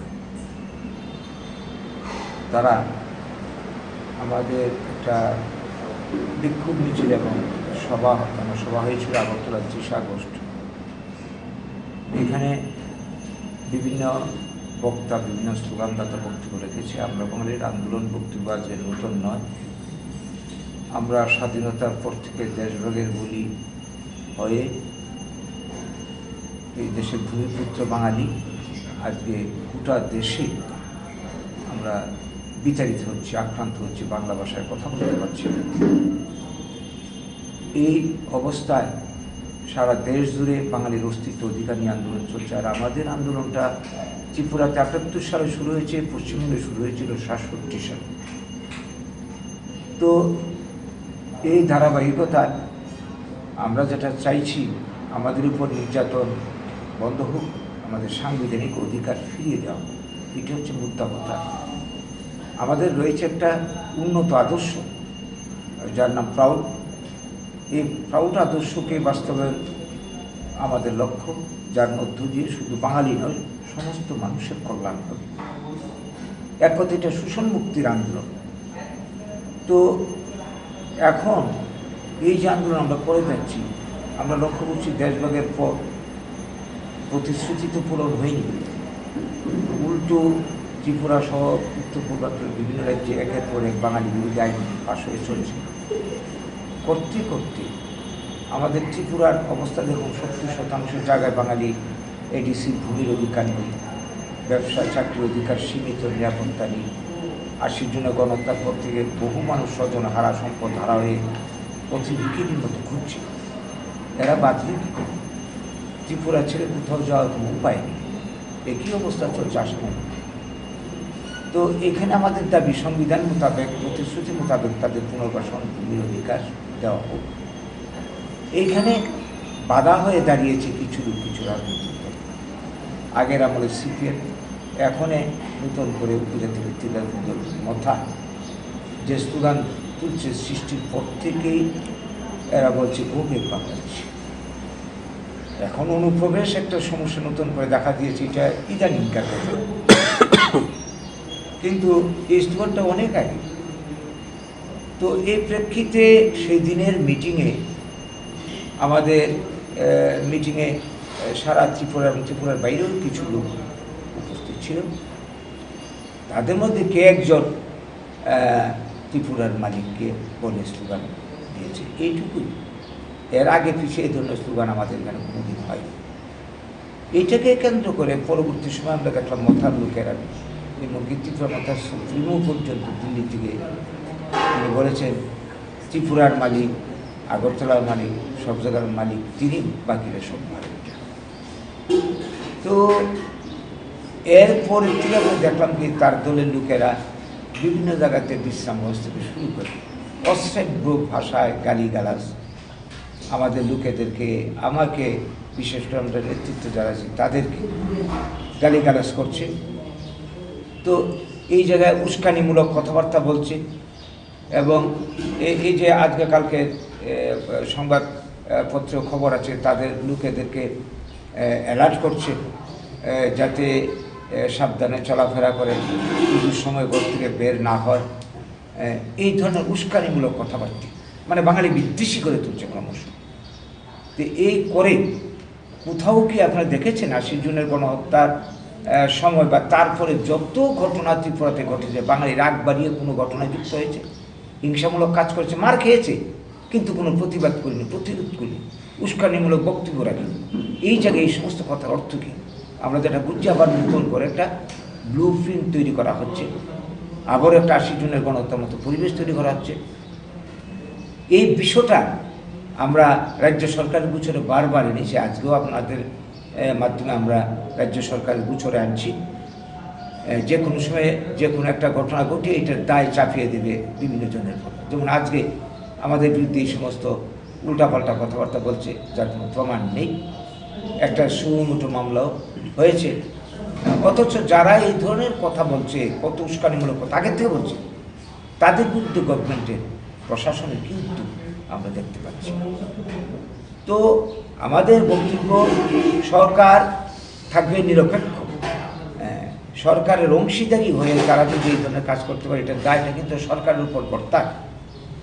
তো এই প্রশ্নে আমাদের দাবি থাকবে এই রাজ্যের সরকারের কাছে আইন শৃঙ্খলার যাতে কোনো অবনতি না হয়। আমাদের তরফে কোনো দিন হয়নি, অতীতে হয়নি, এখনও হবে না, ভবিষ্যতে হবে না। আমরা শান্তিপ্রিয়, আমরা ত্রিপুরাতে জাতি উপজাতি সবাইকে নিয়ে সমান অধিকারের ভিত্তিতে বাঁচতে চাই। যে শান্তি ৭৮ সালের আগে আমরা অনেকটা দেখেছি, সেই অবস্থায় আমরা ফিরে যেতে চাই। ত্রিপুরার সব মানুষের উন্নয়ন চাই, জাতি উপজাতি নির্বিশেষে ১০০ মানুষের কর্মসংস্থান চাই। এটা হচ্ছে আমাদের লক্ষ্য এবং আমাদের মুদ্রা কথা। আর আমাদের অধিকার যেখানে যেখানে যাচ্ছে সেইখানে আমাদের বক্তব্য থাকবে, দাবি থাকবে, কথা থাকবে। এটা আমাদের গণতান্ত্রিক অধিকার। এটা তো আমরা করছি, সবাই যেভাবে করছে সেভাবে করে যাচ্ছে, এর মধ্যে কিন্তু আমাদের অপরাধ থাকতে পারে। তো সেই থেকে আমাদের আবেদন এই রাজ্যের সুধী নাগরিকবৃন্দের কাছেও যে আপনারা ত্রিপুরার পরিস্থিতি মূল্যায়ন করে আমাদের অস্তিত্ব অধিকার যাতে রক্ষা হয়, ত্রিপুরাতে শান্তি যাতে বিরাজ থাকে, উভয় জাতিগোষ্ঠীর মধ্যে যাতে সম্পর্ক অটুট থাকে, তার জন্য সবাই ভূমিকা নেবেন এবং পূজার দিনগুলি যাতে শান্তি সম্পর্কে কাটে সেই দিকে লক্ষ্য রাখবেন। কেউ যাতে কোনো উস্কানিতে কোনো প্ররোচনা ফাঁদে পা না দেয় সেদিকে লক্ষ্য রাখবেন। আমরা তো আমাদের মতো করে সব জায়গাতে শান্তির জন্যে বার্তা দিচ্ছি, তো সেই বার্তা আপনাদের মাধ্যমে আজকে রাজ্যবাসীর উদ্দেশ্য দিলাম। তো আমাদের বক্তব্য সংক্ষেপে এটি বলব, অপরাধ যারা করে, সংবিধান যারা ভঙ্গ করে, তারা সবাই অপরাধ। এখানে দলের বিচার, ব্যক্তির বিচার হতে পারে এবং আইন অনুযায়ী যেটা বিধান সেটাই হবে, সেটাই হওয়া উচিত, সেটাই হোক। তাহলে ত্রিপুরাতে শান্তি বজায় থাকবে।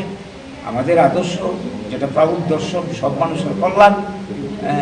এখানে আমরা উপজাতিকে বাদ দিয়ে, কাউকে বাদ দিয়ে চিন্তাই করতে পারি। এই রাজ্যে যারা আছে সবাই এই রাজ্যেই বাসিন্দা, এই রাজ্যেই থাকবে, এই রাজ্য থেকেই আমরা সবাই মিলে রাজ্যের উন্নয়ন করব। এটা হচ্ছে আমাদের তরফে বার্তা। নমস্কার।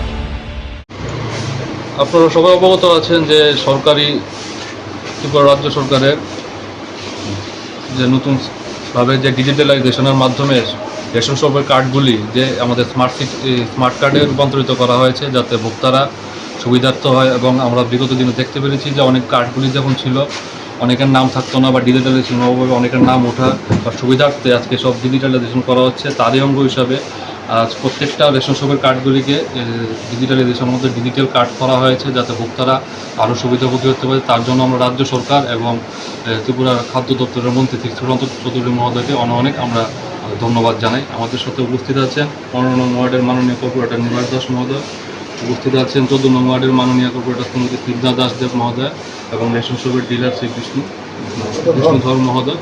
এবং আবারও আমরা রাজ্য সরকারকে এবং খাদ্য দপ্তরের যিনি মন্ত্রী মাননীয় মন্ত্রী সুশান্ত চৌধুরী মহোদয়কে অনেক ধন্যবাদ জানাই।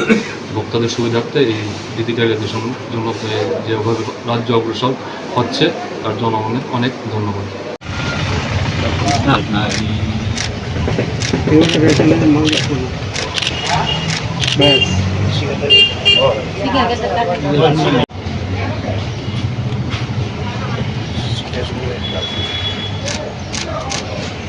আরেকটা দিয়ে লো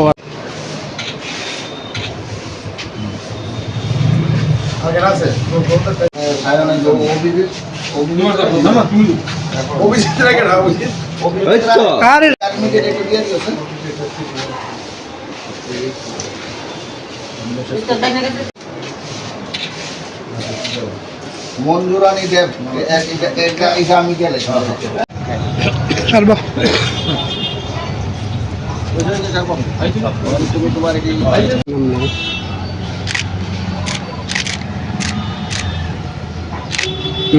এইবার সাইন দেবো একটা ভাবিস না খেতে যাস না একটু ঘুরেন সায়ন একটু ঘুরো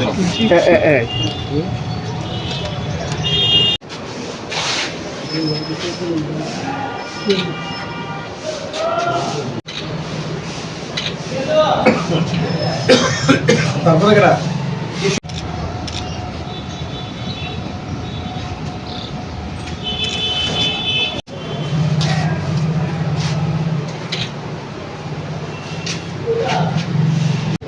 দাঁড়াও ধরে একটু সুন্দর এমনি ধরেন এমনি আরে সবজি বাজারে এনে বুঝতে বুঝতে এইটা সেটা অনেক সব আছে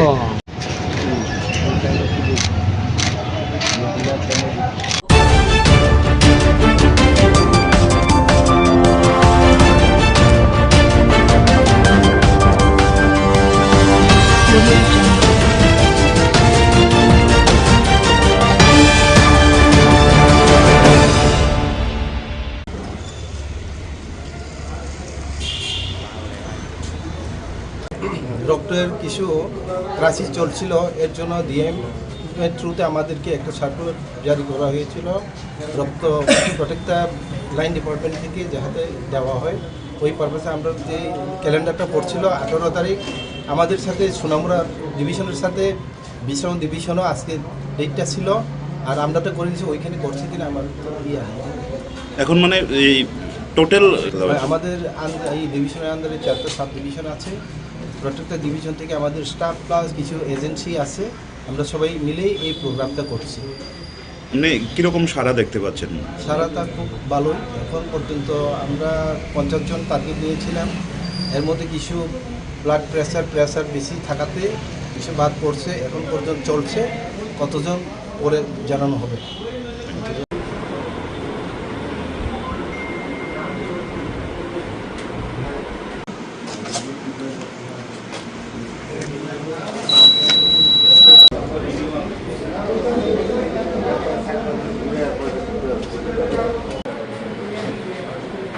একটু এদিকে দেখেন না, আপনি একটু এদিকে দেখেন বাস একটু পাম্প করুন।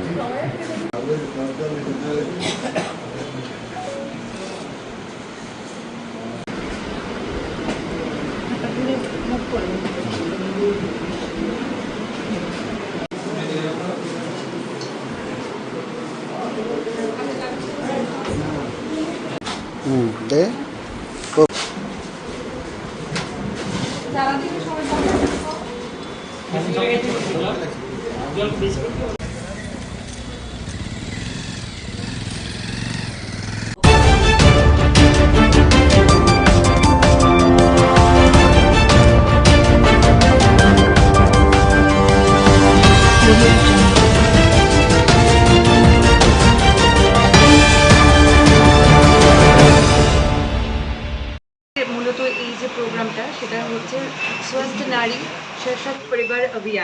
যেটা 17ই সেপ্টেম্বর থেকে শুরু হয়েছে এবং এটা 2রা অক্টোবর পর্যন্ত চলবে। এই প্রোগ্রামে আমরা প্রত্যেক দিনই আমাদের কিছু গভর্নমেন্ট থেকে শিডিউল ফিক্স করা আছে। এছাড়াও আমরা প্রত্যেক দিনই যত ANC মাদার ওমেন ডেভেলপমেন্টের জন্য মেইনলি এটা করা হয়েছে, যত মহিলা আছেন ওনাদের, ANC মাদার আছেন ওনাদের যত রকমের পরিষেবা হয়, ANC চেক আপ, ওনাদের হিমোগ্লোবিন টেস্ট, NCD স্ক্রিনিং, সব রকমের আমরা পরিষেবা দিয়ে থাকবো এখানের মধ্যে। এছাড়াও যত পেডিয়াট্রিশিয়ান আজকে এখানের মধ্যে যে ক্যাম্প করা হচ্ছে সেখানের মধ্যে আমাদের পেডিয়াট্রিশিয়ান রয়েছেন, গাইনোকোলজিস্ট রয়েছেন, মেডিসিন স্পেশালিস্ট ডক্টর রয়েছেন। এছাড়াও আমাদের রেগুলার আয়ুষ পরিষেবা যেটা দেওয়া হয় সেটা রয়েছে, ডেন্টাল সার্জন রয়েছেন। প্রত্যেকেই যেই পরিষেবা নিতে ইচ্ছুক তাদেরকে আমরা সেই সম্পূর্ণ সব পরিষেবাই প্রদান করব। এছাড়া ফ্রি ল্যাব ডায়াগনস্টিক এবং ফ্রি মেডিসিনের ব্যবস্থাও রয়েছে এখানের মধ্যে। সামনে দুর্গাপূজা, জনগণ মানে এটা কি? হ্যাঁ, দুর্গাপুজোর সময় আমাদের দুর্গাপুজোর বন্ধের মধ্যেও 3 দিন খোলা রাখার অর্ডার হয়েছে। সেই অর্ডার অনুসারে আমরা 29শে সেপ্টেম্বর, 1 অক্টোবর এবং 4 অক্টোবর 3 দিনই ওপিডি খোলা থাকবে। আপনার পরিচয়টা? আমি ডক্টর শ্রেয়সী চৌধুরী ঘটক, MYC আগরতলা পুর নিগম UPSC।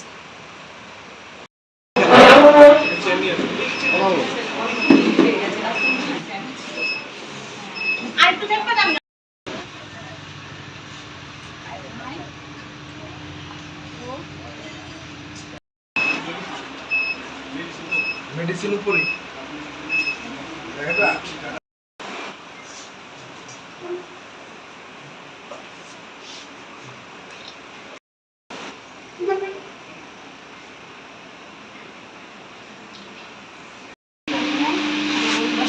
অন্য কাজ করেন একদম ধীরে থাকি।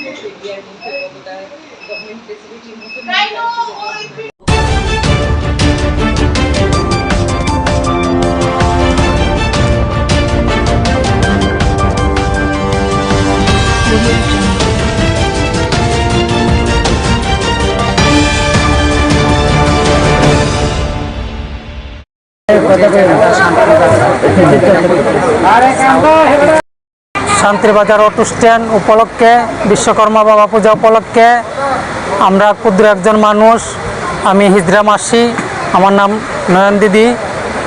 তো পূজা উপলক্ষে বেশি কিছু করতে পারিনি, আমাদের যতটুকু সামর্থ্য আছে অতটুকু যে একটু বস্ত্র বিতরণ করতেছি। আমাদের দাদারা, আমার বাবুরা, ভাইয়ারা সবাই আমার পাশে আছে, তাদের সহযোগিতায় অল্প একটু বস্ত্র বিতরণ করেছি। তো সবাই আমাদের জন্য আশীর্বাদ করবেন যাতে সামনের বছর আগামীতে আমরা একটু এগিয়ে যেতে পারি।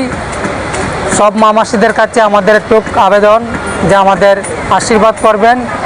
এতটুকু আর বলার কিছু আমাদের নেই, বাকিটা আমরা বলবেন। আমার দাদা আছে, আমার একটা বাবু আছে, আমার ভাইয়েরা আছে, সবাই বলবো তারা একটু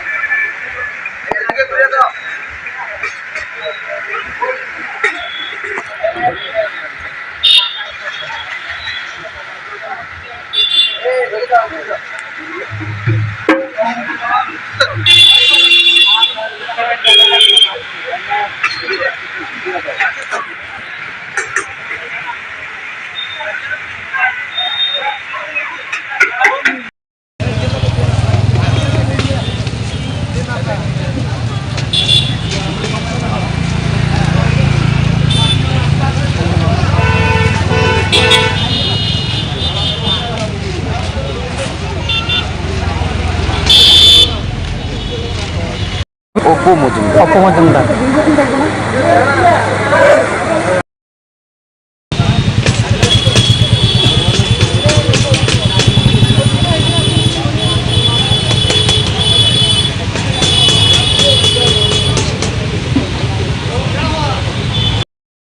অপু মজুমদার। অপু অপু অপু মজুমদার। কথা একটু আপনি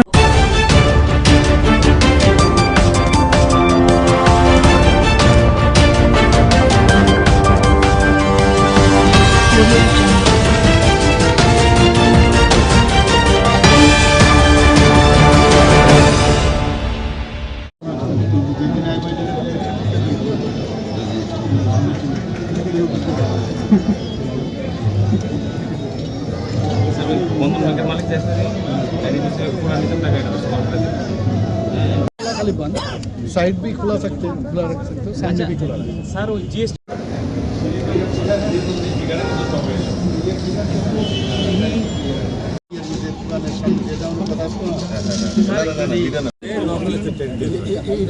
BSF का कौन सा प्रोजेक्ट है हमारे पास वाला दिया ना सीमा लगाने के लिए ये सब का ये खबर हो जाएगा।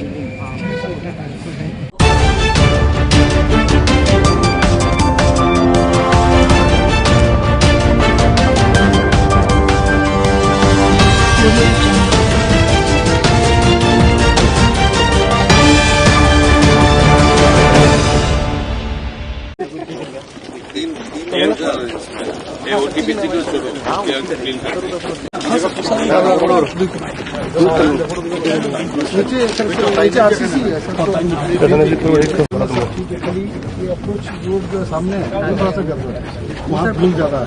Correct sir. बारिश अंदर में उसमें स्टेज बना के कोई रागी बजाएगी कोई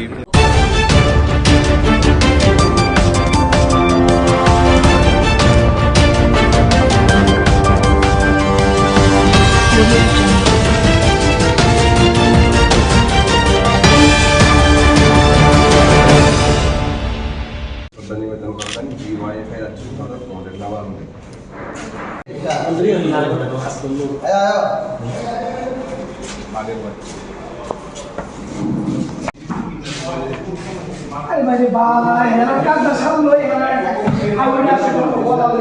মরণে রক্ত ঋণ শোধ করুন, কমরেড গৌতম দত্ত তোমায় জানাই লাখো লাখো লাল সালাম। इनके लाभ जिंदाबाद। गौतम दत्त अमर रहे। শ্রদ্ধা নিবেদন করবেন। শহীদ কমরেড গৌতম প্রসাদ দত্ত তোমায় আমরা ভুলছি না, ভুলবো না। শ্রদ্ধা নিবেদন করবেন।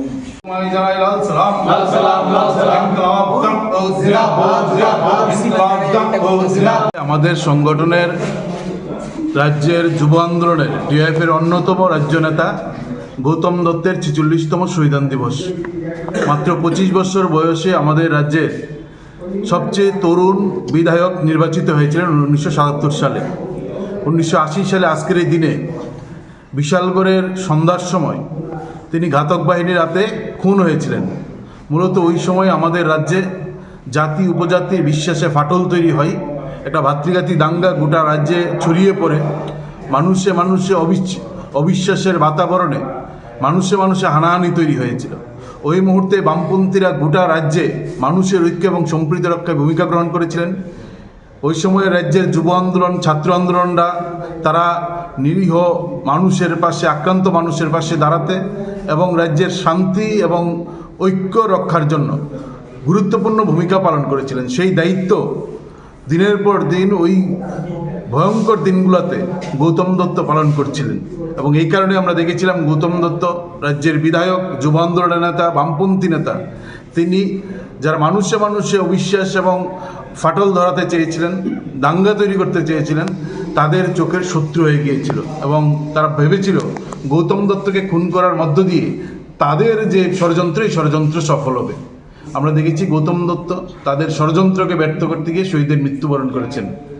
আজকের দিনে আমরা তাকে স্মরণ করছি। আমরা মনে করি যে লড়াই সেদিন গৌতম দত্তরা শুরু করেছিলেন, যে জাতি উপজাতির মৈত্রকে সুদৃঢ় করা, মানুষের যে বিভাজন তার বিরুদ্ধে লড়াইকে তীব্র করা, আজকের দিনে এটা আরও তীব্র আকার ধারণ করেছে।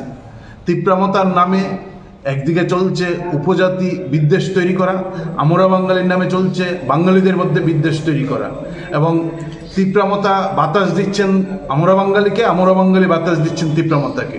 তাদের মূল টার্গেট হচ্ছে রাজ্যের মানুষের মধ্যে যে সম্প্রীতি, যে ঐক্য, এটাকে ভাঙা। আমরা মনে করি আজকের দিনে দাঁড়িয়ে, গৌতম দত্তের শহীদান দিবসে দাঁড়িয়ে আমাদের কাছে আজকে শপথ গ্রহণ করার দিন।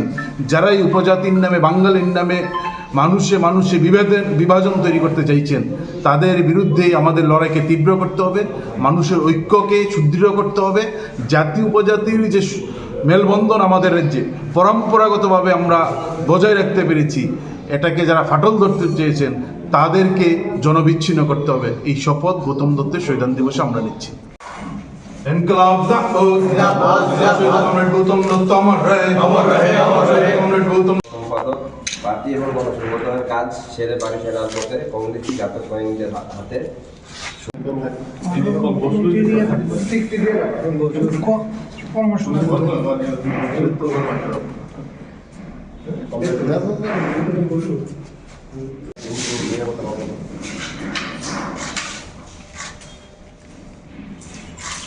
ইনকলাব জিন্দাবাদ, আমরা গৌতম দত্ত তোমায় আমরা ভুলছি না, ভুলবো না, ভুলছি না, ভুলবো না।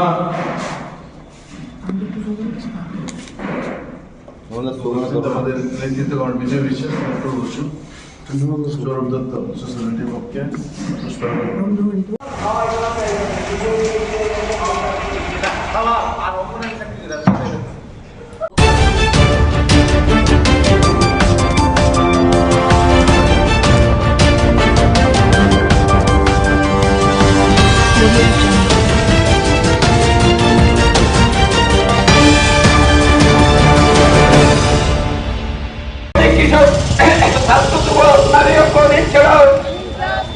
শ্রমিক কৃষক ছাত্র যুবক নারী ঐক্য দিচ্ছে না।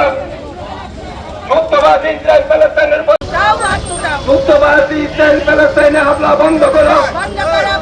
মুক্তবাদ কার্যকর ভূমিকা পালন করতে হবে। মুক্তি অনুযায়ী পূজার পূর্বে বোনাস এবং এসডিএ মিটিয়ে দিতে হবে। ইনকলাব জিন্দাবাদ, ইনকলাব জিন্দাবাদ। ইসরায়েল দ্বারা প্যালেস্তাইনের উপর পরিচিত অঙ্গ প্রতিবাদে সকল অংশ মানুষ এগিয়ে আসুন। ইনকলাব জিন্দাবাদ। প্যালেস্তাইনের উপর সাম্রাজ্যবাদী ইসরায়েলের পরিচিত আক্রমণের বিরুদ্ধে এই পূজার পূর্বে সবার চুক্তির সমস্ত সমাজকে এগিয়ে দিতে হবে। পূজার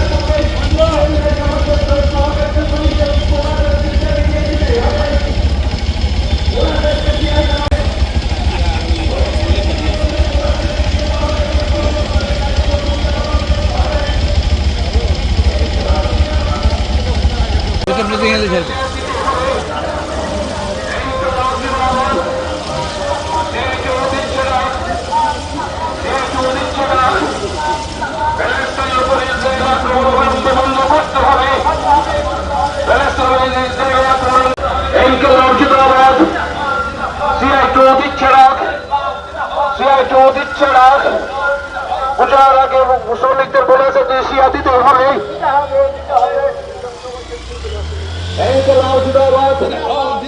শ্রমিক কৃষক সভা দিচ্ছে না, শ্রমিক কৃষক দিচ্ছে না।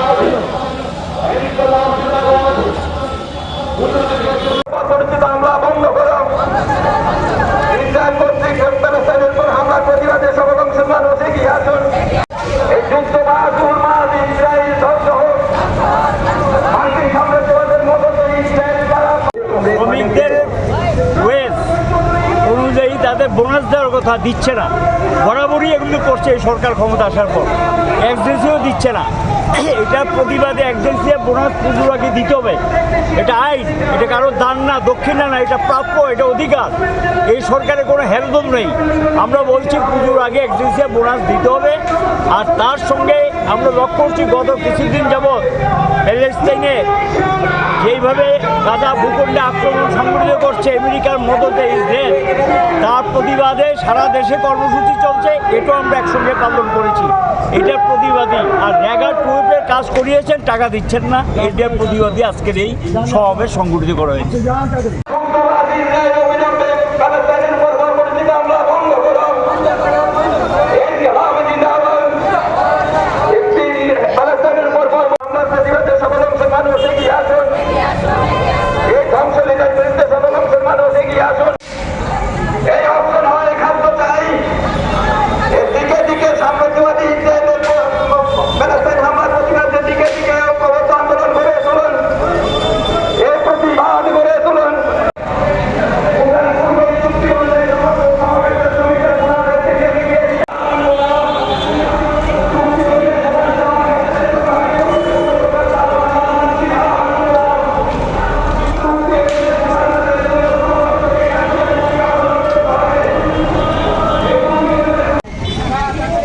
ত্রিপুরা রাজ্যের শ্রমজীবী মানুষ উৎসবের পূর্বে যাতে বোনাস গ্যাস গ্যাসিয়া পান এই দাবি জানাবার জন্য এখানে উপস্থিত হয়েছে। আমরা রাজ্যের শ্রমমন্ত্রীর সাথে যোগাযোগ করার চেষ্টা করেছিলাম। শ্রমমন্ত্রী আমাদের সাথে কথা বলার সময় গত 1 মাসে পাননি। আমাদের ত্রিপুরা রাজ্যে 40 লক্ষ মানুষের মধ্যে শ্রমিক, ক্ষেত মজুর, কৃষক তারাই হচ্ছেন ত্রিপুরা রাজ্যে আমাদের মুখে খাবার তুলে দেবার মালিক, আমাদের ত্রিপুরাটাকে গড়ে তোলবার মালিক। আর এই শ্রমজীবী মানুষ প্রতি বছর বামফ্রন্ট সরকারের সময় আমরা দেখেছি এমন কোন শ্রমিক বাদ যেতেন না যারা উৎসবের আগে কেউ বোনাস, কেউ এসএসিয়া, কেউ অনুদান সেখানে পেতেন না। সমস্ত শ্রমজীবী মানুষ উৎসবের আগে বোনাস, এসএসিয়া যেমন পেতেন, তার পাশাপাশি গ্রামে রেগার প্রচুর কাজ হতো। শহরে ত্রিপুরা আরবান এমপ্লয়মেন্ট প্রোগ্রাম বা টুয়ে, যেটা বামফ্রন্ট সরকার চালু করেছিল, সেই টুয়েপে কাজ হতো। এর ফলে আমরা দেখতাম আমাদের সারা ত্রিপুরা রাজ্যে উৎসবের সময় উপোস কাউকে থাকতে হতো না, একবেলা কাউকে খেয়ে থাকতে হতো না। আমরা দেখেছি যে সেখানে এই জায়গাটাতে আজকে বিজেপি সরকার আসার পর এখানটাতে সারা ত্রিপুরা রাজ্যে অভাব, হাহাকার, মানুষ খেতে পারছেন না, মা তার প্রাণপ্রিয় সন্তানকে বিক্রি করে দিতে বাধ্য হচ্ছেন। এই হচ্ছে বিজেপি সরকার। এই বিজেপি সরকারের সময়ে গোটা ত্রিপুরা রাজ্য শ্রমজীবী মানুষ, কৃষক, ক্ষেত মজুররা আজকে সর্বনাশের অতলে তলিয়ে যেতে বসেছেন। এরকম একটা অবস্থায় দাঁড়িয়ে লোক দেখানো ভাবে আমাদের ত্রিপুরা রাজ্যের এই শ্রম দপ্তরে কিছু মিটিং সংগঠিত হয়েছে, কিছু বোনাস এসএসিয়া সম্পর্কে সিদ্ধান্ত নেওয়া হয়েছে। কিন্তু যেখানে মিটিং আজ থেকে 10-15 দিন আগে হয়েছে, সেখানে এখন পর্যন্ত সেই শ্রম ক্ষেত্রগুলোতে শ্রমিকরা বোনাস বা এসএসিয়া পাননি। এখনো ত্রিপুরা রাজ্যের সমস্ত গ্রাম পাহাড়ে রেগার কাজ সবাই পাননি, টুয়েপের কাজ সবাই পাননি। যারাও বা কাজ পেয়েছেন, আমরা নিশ্চিত নয় যে না উৎসবের আগে তাদের হাতে টাকা পৌঁছবে। তার জন্য আমরা দাবি করছি বোনাস এসএসিয়া যেমন দিতে হবে, অনুদান দিতে হবে, এবং তার পাশাপাশি আমাদের রেগা এবং টুয়েপের কাজ এবং মজুরি দিতে হবে, যাতে উৎসবের আগে কারোর হাত খালি না থাকে। এই দাবি আজকে আমরা এখানে জানাতে।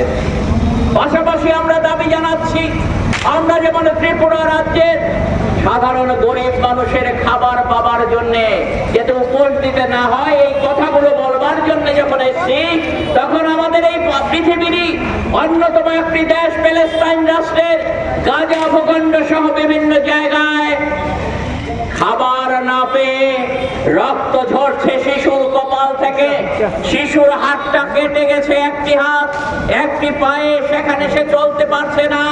কাতরাতে কাতরাতে গিয়ে ওই সমাজসেবী সংগঠনগুলো যখন খাবার বিলি করতে হাজির হচ্ছেন গাজা ভূখণ্ডে, তখন ওই রক্ত পোড়া শিশু, রক্ত পোড়া মা, তাদেরকে খাবারের লাইনে গুলি করে হত্যা করে।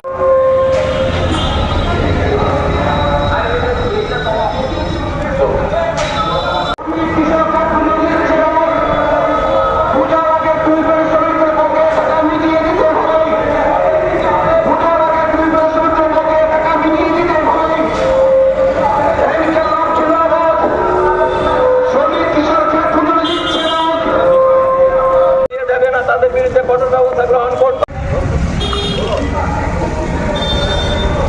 কোন প্রকার মানছি না, মানব না। চুক্তি অমান্যকারী সংস্থাগুলির বিরুদ্ধে শ্রম দপ্তর কর্তৃক কঠোর ব্যবস্থা গ্রহণ করতে হবে। চুক্তি অমান্যকারীদের বিরুদ্ধে শ্রম দপ্তরের পক্ষ থেকে কঠোর ব্যবস্থা গ্রহণ করতে হবে।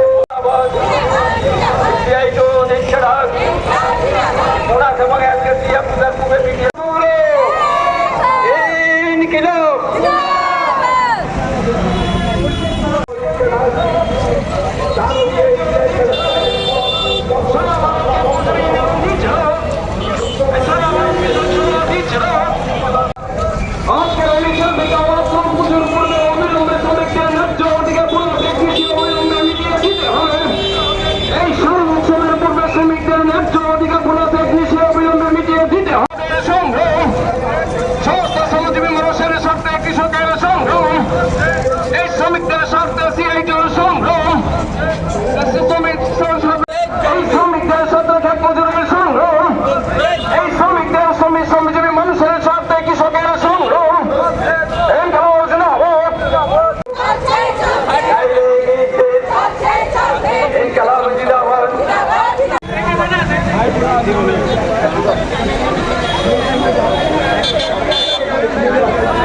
তপন দাস এবং কমরেড কানু ঘোষ 5 জনের প্রতিনিধি দলকে সমস্ত সমবেত শ্রমিকদের বোনাস এবং দিতে হবে। কোন সমস্যায় রাজ্য কমিটির সভাপতি কমরেড মানিক দে সামনে যাও। চুক্তিকে অমান্য করে বোনাসের ঠিকমতো না দেওয়া তাদের সংস্থাগুলির বিরুদ্ধে আইনগত ব্যবস্থা গ্রহণ করতে হবে। না যান আর নরসংহারীদের হাতে যাতে হত্যার জন্য তারা সেখানে উপকারণাগুলো আমরা চাই। আর এই একই উদ্দেশ্য নিয়ে আজকে এখানে আমরা উপস্থিত হয়েছি। আমরা আশা করব আগামী দিনে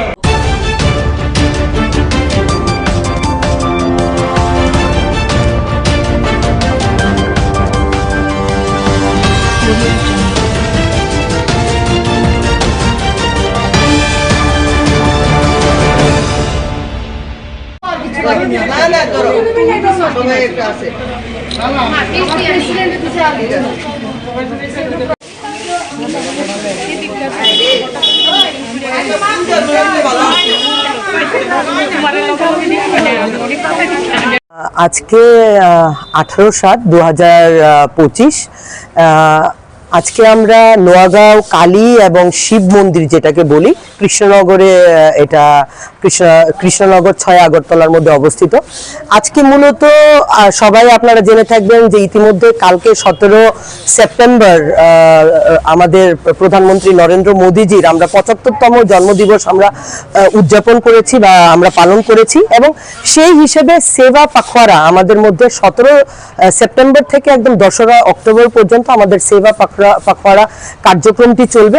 তো কালকে আমরা বিশেষভাবে প্রত্যেকটা মণ্ডলে মণ্ডলে এই স্বচ্ছ ভারত অভিযান করেছি, এবং আজকে আমরা দায়িত্ব নিয়ে ভারতীয় জনতা পার্টি প্রদেশ ত্রিপুরা মোর্চার ভারতীয় জনতা পার্টি ত্রিপুরা প্রদেশ মহিলা মোর্চার তরফ থেকে আজকে আমরা এই মন্দিরটিকে বিস্তৃত আকারে আমরা পরিষ্কার করেছি, এবং আমার সাথে এখানে মহিলা মোর্চার প্রদেশের দিদিরা আছেন, এখানে মণ্ডল সভাপতি 6 আগরতলার উপস্থিত আছেন, এবং অন্যান্য যারা আছেন ইএমসিরও আমাদের সাথে ইএমসির ওয়ার্কার্সও আছে।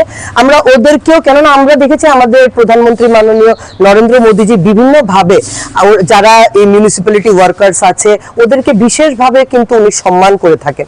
তো আজকে ওনার এই জন্মদিবসে আমরা শুধু এই মন্দিরটি পরিষ্কার করিনি, আমরা এই ওয়ার্কার্সদেরকেও কিন্তু ওনার জন্মদিন হিসাবে আমরা কিন্তু ফেলিসিটেট করেছি, এবং এর জন্য আমরা এই মন্দিরটি এর জন্য পরিষ্কার করেছি কেননা আমরা চাই আমাদের প্রধানমন্ত্রী নরেন্দ্র মোদীজি যে ভিশন নিয়ে চলছে, যেভাবে সেই ভারতবর্ষকে একটা আত্মনির্ভর ভারতবর্ষ হিসেবে রূপায়িত করে চলছে, এবং এই 17 থেকে যে 2রা অক্টোবর পুরোটা সমর্পণ করেছে নারীদের প্রতি, মহিলাদের প্রতি। কেননা আমরা ইতিমধ্যে দেখেছি যে কালকে ত্রিপুরা রাজ্যের প্রত্যেকটি জেলার মধ্যে সুস্থ নারী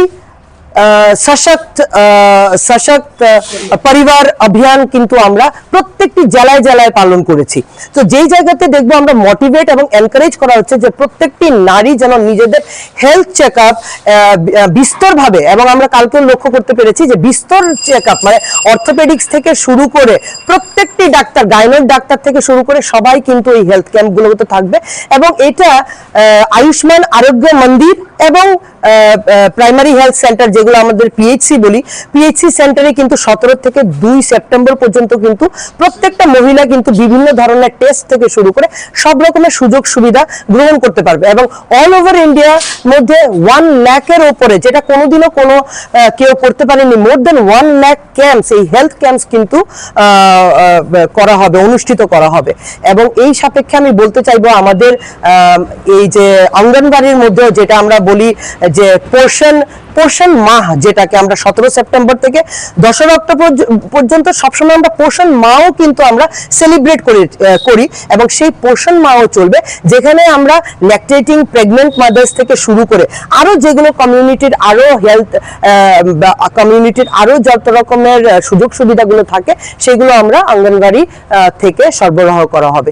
তো আমি এই জায়গা থেকে আমাদের ত্রিপুরা প্রদেশ মহিলা মোর্চার তরফ থেকে আমি নরেন্দ্র মোদীজির অনেক সাফল্য, অনেক সুস্বাস্থ্য এবং উনি দীর্ঘায়ু হোক এবং এইভাবেই শুধু ত্রিপুরা রাজ্যের জনগণ নয়, ভারতবর্ষের প্রত্যেকটি জনগণের উনি যেমন নয়নের মণি, উনি যেমন একটা পিতার স্থান অধিকার করেছেন, সেই জায়গাতে আমি বলবো ওনার সাফল্য, ওনার অগ্রগতি আমাদের ভারতবর্ষের প্রত্যেকটি অন্তোদয় ব্যক্তি পর্যন্ত ছড়িয়ে গেছে এবং আগামী দিনে একটা আত্মনির্ভর ভারত, যেটা ওনার প্রথম কথা, যে আত্মনির্ভর ভারত নিয়েও কিন্তু আমাদের এখন এই অভিযান চলছে। তো আত্মনির্ভর ভারত করার যে ওনার উদ্দেশ্য এবং লক্ষ্য, সেই জায়গাটাতে উনি অনেক অনেক যেন সাফল্য হন। আমরা ওনার পাশে আছি এবং ভারতীয় জনতা পার্টি শুধু নয়, পুরো ভারতবর্ষের জনগণ ওনার পাশে আছে এবং ওনার কালকে জন্মদিবসে সবাই আমরা ওনার মঙ্গলার্থ কামনা করেছি এবং সেই সাথেই আমি এখানে আজকের মতো বিরাম নিচ্ছি এবং চাইবো যে এই প্রোগ্রামসগুলো যেগুলো লঞ্চ করা হচ্ছে সেগুলো ত্রিপুরা রাজ্যের প্রত্যেকটা অঙ্গনবাড়ি থেকে শুরু করে প্রত্যেকটা আয়ুষ্মান আরোগ্য মন্দির, পিএইচসির মধ্যে সবখানে যেন এই প্রোগ্রামগুলো সাফল্য মণ্ডিত হয়, মানুষ যেন এনকারেজ হয়, ইন্সপায়ার্ড হয়, যে ওরা গিয়ে এখানে ওদের হেলথ চেক আপ করায়, মহিলারা বেশিরভাগ, সেই আশা রেখে আমি নিশ্চয়ই আমাদের মাননীয় মুখ্যমন্ত্রী প্রফেসর ডক্টর মানিক শাহ মহোদয় এবং আমাদের রাজ্য সভাপতি রাজীব ভট্টাচার্য মহোদয় এবং যিনি রাজ্যসভার সদস্য বটে, অনেক অনেক ওনাদেরকেও শুভেচ্ছা জ্ঞাপন করে আমি এখানেই বিরাম নিচ্ছি।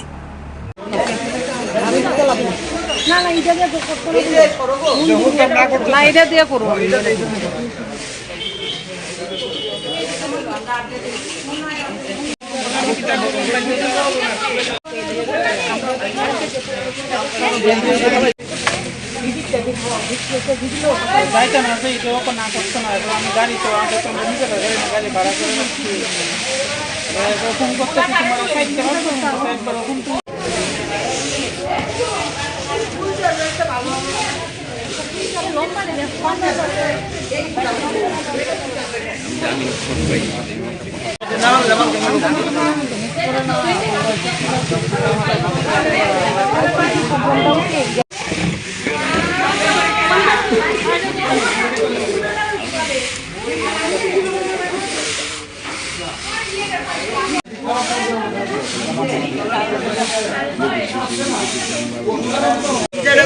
একটা ভিডিও করে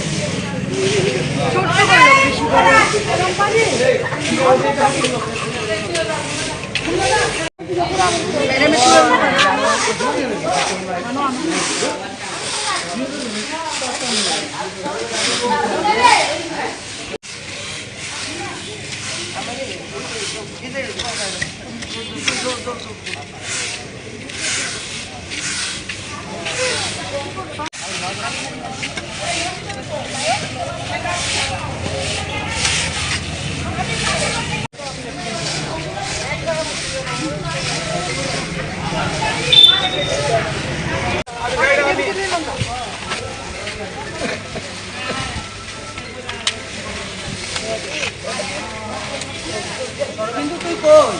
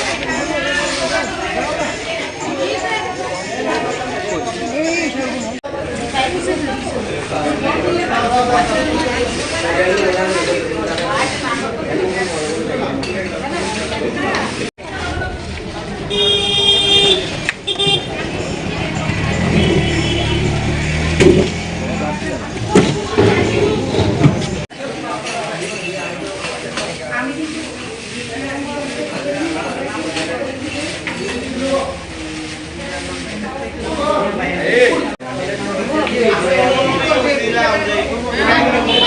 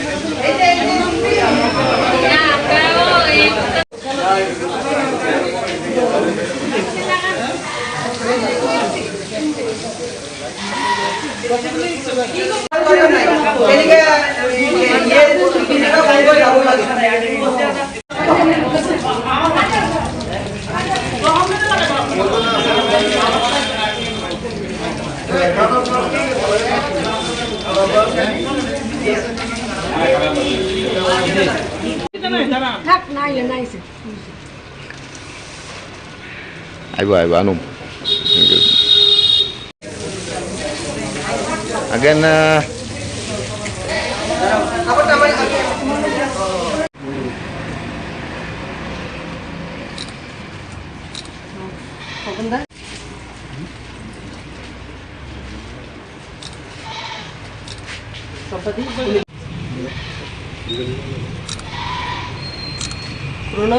এখন তাড়াতাড়ি দিয়ে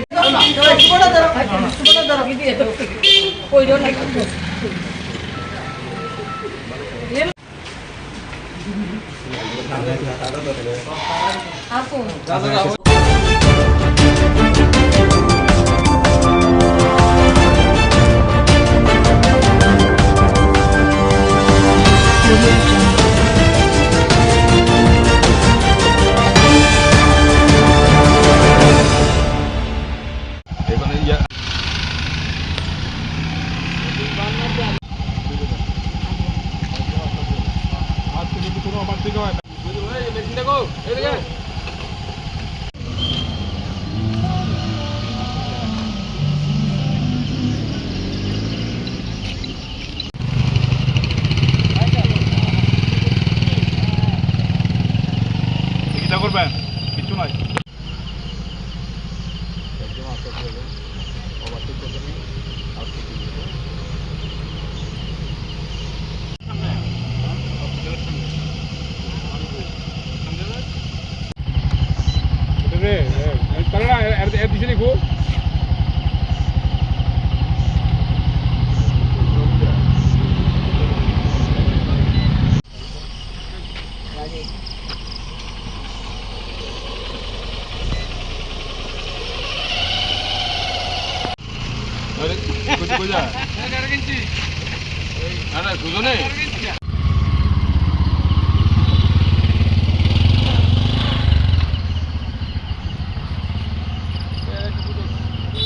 দূরে আরো দূরে আরে এটা লাগাই দাও না না না লাগাইলে সবাই লাগাইতো না হ্যাঁ দূরে আরো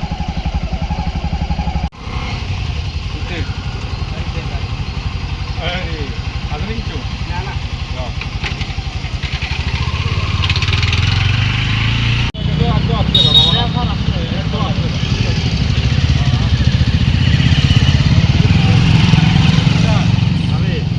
আস্তে আস্তে বয়স্ক মানুষ আস্তে আস্তে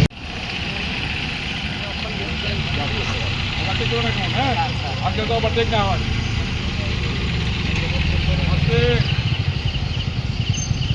আজকে তো বিশ্বকর্মা পূজা আসন্ন শারদীয় উৎসবকে কেন্দ্র করে আমাদের রেগুলার এখন ভেহিকেল চেকিং চলবে অ্যাক্সিডেন্ট প্রিভেন্ট করার জন্য আমাদের এই পদক্ষেপ এটা রেগুলার চলবে। আজকের দিনে কেমন হয়েছে? আমরা এখন পর্যন্ত 4টা বাইক ডিটেন করেছি আর 2জনকে অ্যারেস্ট করে রেখেছি।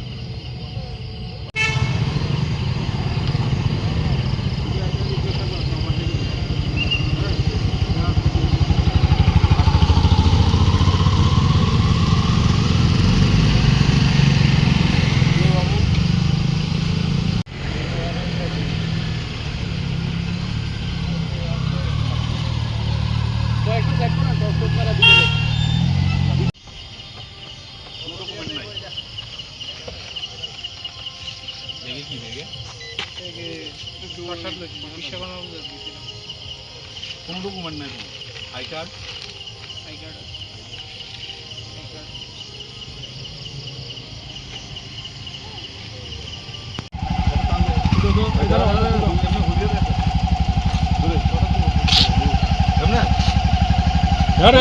বাবা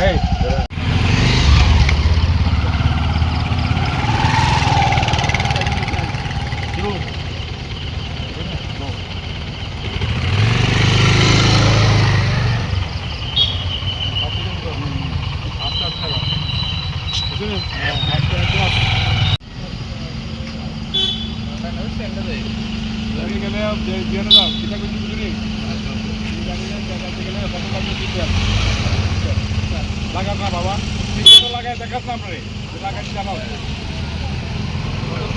কেমন লাগাই বলছেন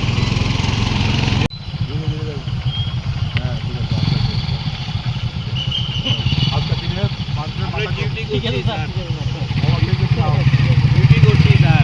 জি আজকে আমরা জানাইছি যাতে ওভারটেক না করে ওকে অপরচুনিটি না লাগে আর কি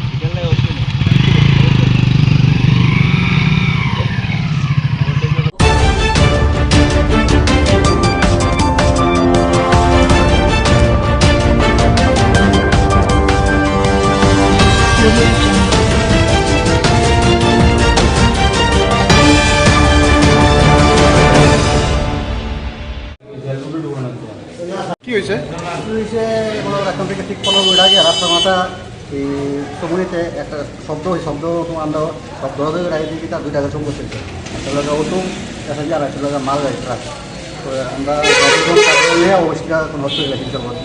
কয়জন আহত? তারা 3 জন আহত? দুজন পুরুষ একজন মেয়ে। কেমন আহত কেমন? মোটামুটি ভালো এখন কোথায় নিয়েছেন তারা? বিশাল হসপিটাল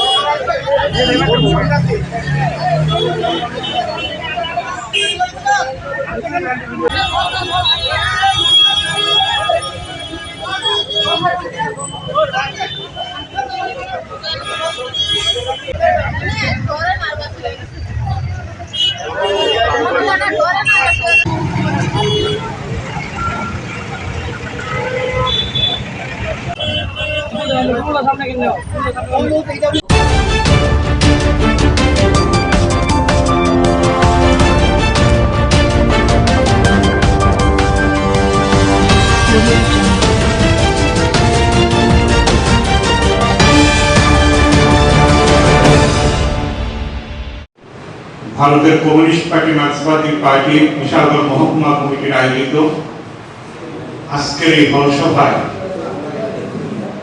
আমাদের মাঝে উপস্থিত পার্টির রাজ্য কমিটির সদস্য কমরেড ভানুলাল সাহা, উপস্থিত আমাদের পার্টির নেতৃত্ব তথা অভিভাবক কমরেড মতিলাল সরকার, পার্টির রাজ্য কমিটির সদস্য কমরেড সিদ্দিকুর রহমান সহ আমাদের সবকটি লোকালে আমাদের সামনের সারির নেতৃত্ব কর্মী বন্ধুরা, মা ও বোনেরা, আপনারা জানেন সকাল থেকে আজকের এই কর্মসূচি চলছে। এর আগে ছাত্র সংগঠন কমরেড গৌতম প্রসাদ দত্তের স্মরণে তারা স্বাস্থ্য শিবির, ভারতের গণতান্ত্রিক যুব ফেডারেশন কমরেড গৌতম দত্তের স্মরণে রক্তদান শিবিরের আয়োজন করেছে। আজকেও সারা মহকুমায় প্রায় সবকটি অঞ্চলে কমরেড গৌতম প্রসাদ দত্তের প্রতি আমরা শহীদান কর্মসূচি পালন করেছি। এমনকি গোলাঘাটি অঞ্চলে এই সরকার পরিবর্তনের পর গত 7.5 বছরে আজকেই প্রথম গোলাঘাটি বাজারে কমরেড গৌতম প্রসাদ দত্তের স্মরণে শহীদান কর্মসূচি পালিত হয়েছে।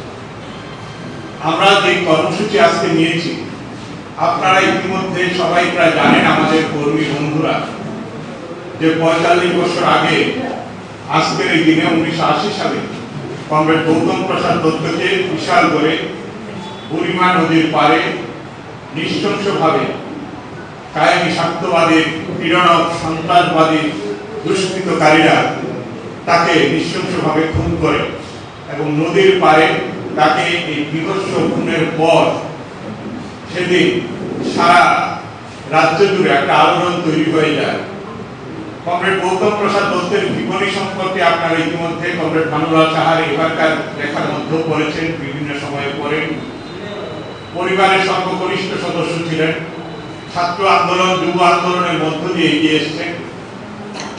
কমরেড গৌতম প্রসাদ দত্তের যে অসাধারণ গুণ ছিল তা হচ্ছে মানুষের কল্যাণে নিজেকে নিয়োজিত করা।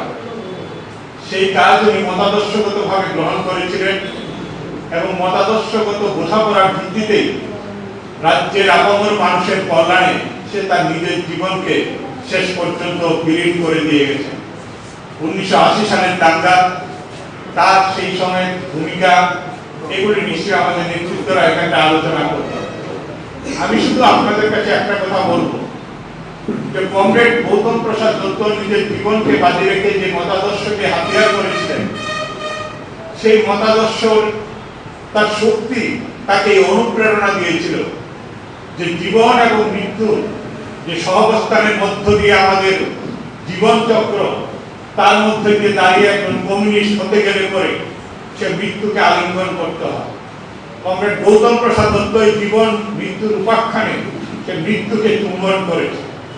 1980 সালে কমরেড গৌতম প্রসাদ দত্ত তার জন্যই তার নির্ভীক প্রাণ, দেশের মানুষের শ্রমজীবী মেহনতি জনতা, তার শান্তিকামী মানুষের কল্যাণে তাকে বিলীন করে দিয়ে গেছে।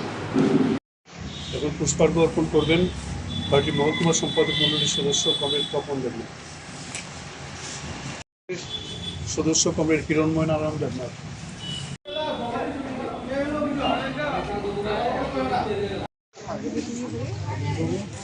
সমাজে দেখবেন এই পুঁজিবাদী ব্যবস্থার সমর্থক হিসাবে আজকে শ্রমিক শ্রেণীর বিপরীতে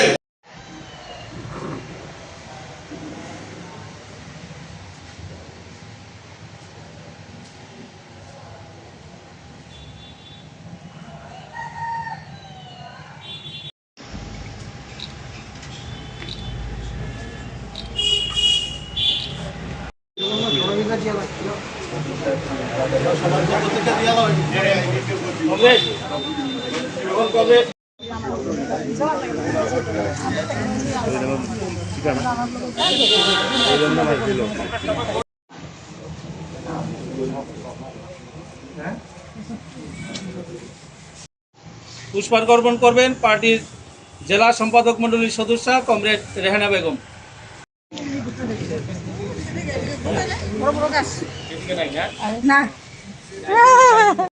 সেই যুগে দাঁড়িয়ে, সেই সময়ে দাঁড়িয়ে ভূমিদাস তথা সমর্থক সেই সময় শাসক শ্রেণী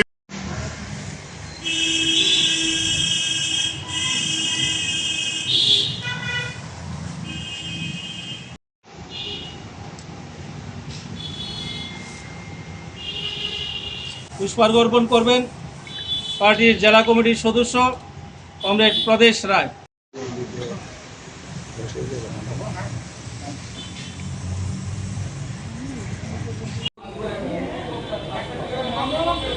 আজকে আপনারা জানেন আমাদের অমর শহীদ বিশালগড় এলাকার সিপিএম পার্টির অগ্রণী সৈনিক ছিলেন কমরেড গৌতম প্রসাদ দত্ত। তার আজকে 46তম শহীদান দিবস। আমরা আমাদের মহকুমা শুধু না, সারা রাজ্য জুড়ে এই দিনটি একাধারে গণ আন্দোলনের তরফে, একাধারে ভারতের গণতান্ত্রিক যুব ফেডারেশনের উদ্যোগে আজকের এই শহীদান দিবস কর্মসূচি পালিত হচ্ছে।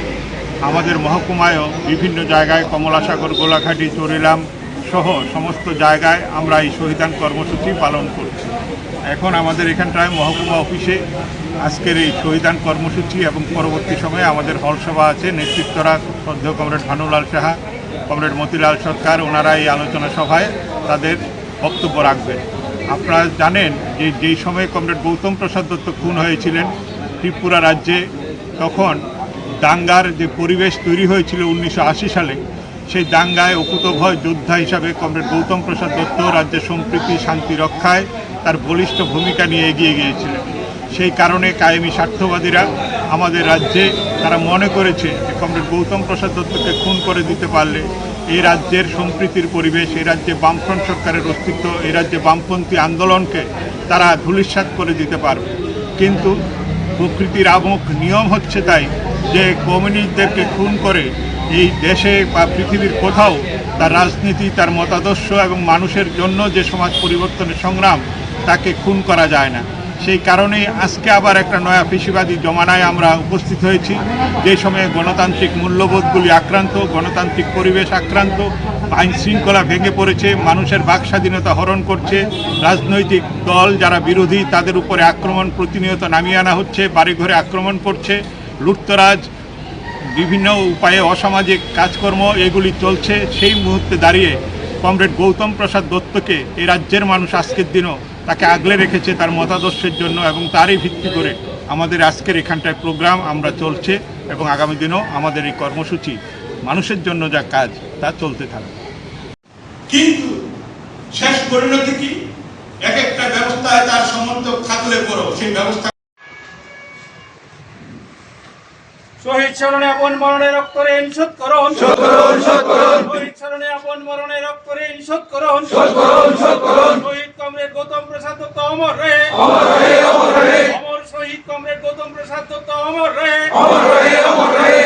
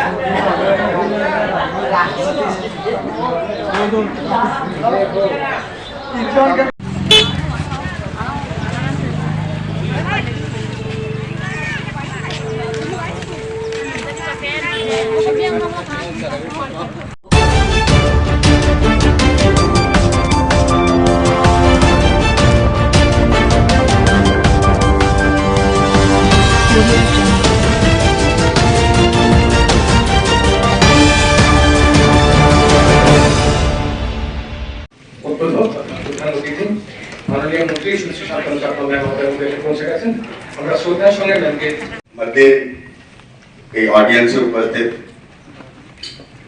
समस्त bamboo growers and we have Dr. Shailesh Kumar Jadhav sir, mission director. এবারে আমাদের সবার পক্ষ থেকে শ্রদ্ধা এবং কৃতজ্ঞতা জানিয়ে আমরা আমাদের অতিথিবর্গকে বরণ করে নিই মঞ্চে। Honorable Mission Director Dr. Shailesh Kumar Jadhav sir. Sir, I request you for the official welcome address. Best information.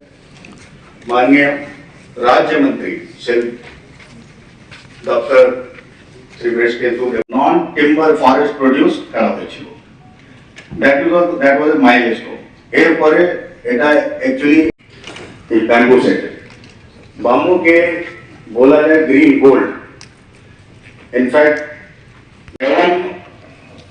यदि আমরা ত্রিপুরাতে দেখি actually if the top producers of bamboo in the world, top producer is actually China, and a lot of deregulation happened and then it started to grow। माननीय director agriculture Shri Farid Hussain Jamatia महोदय, माननीय Tripura bamboo mission पक्ष तरफ থেকে आज के যে world bamboo day, বিশ্ব ব্যাম্বু দিবসে হার্দিক শুভেচ্ছা। যেটা হচ্ছে এটা আমাদেরকে একটা অপরচুনিটি দিচ্ছে। আমরা নর্থ ইস্টের কথা বলি, নর্থ ইস্টের মধ্যে ব্যাম্বু প্রোডাকশন এবং ভ্যালু এডিশন মধ্যে আসামের পরে। Good morning, respected chief guest. তাদের মধ্যে বিশেষ India contributes to almost 40% of the all total imports of the world. शिल्पोद्योग दफ्तर माननीय मंत्री श्रीमती शांता चकमा महोदया। আজকের এই দিনটি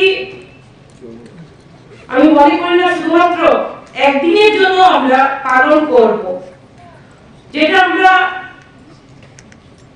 আমরা জানি প্রতিদিন বিভিন্ন ভাবে আমরা কিন্তু বাঁশের সঙ্গে যুক্ত রয়েছি। সেটা আমাদের ডাইরেক্টর মহাশয় এবং যারা আমার আগে বক্তব্য রেখেছেন প্রত্যেকেই সে বিষয় নিয়ে কথা বলেছেন। তো আমি এটাই বলতে চাইবো যে বাঁশের যে গুরুত্ব সেটাকে আমরা কখনো সেটা যে অনেক জিনিস কিন্তু ভুলিয়ে যায়, কিন্তু বাঁশের গুরুত্ব ভোলাবে না। আজকে আমাদের লক্ষ্য কি? আমাদের দেশের প্রধানমন্ত্রী লক্ষ্য রেখেছেন আমাদের ভারতবর্ষকে 2047 সালে বিকশিত ভারত তৈরি করা। সেই লক্ষ্যমাত্রাকে নিয়ে আমাদের সরকার কাজ করছে।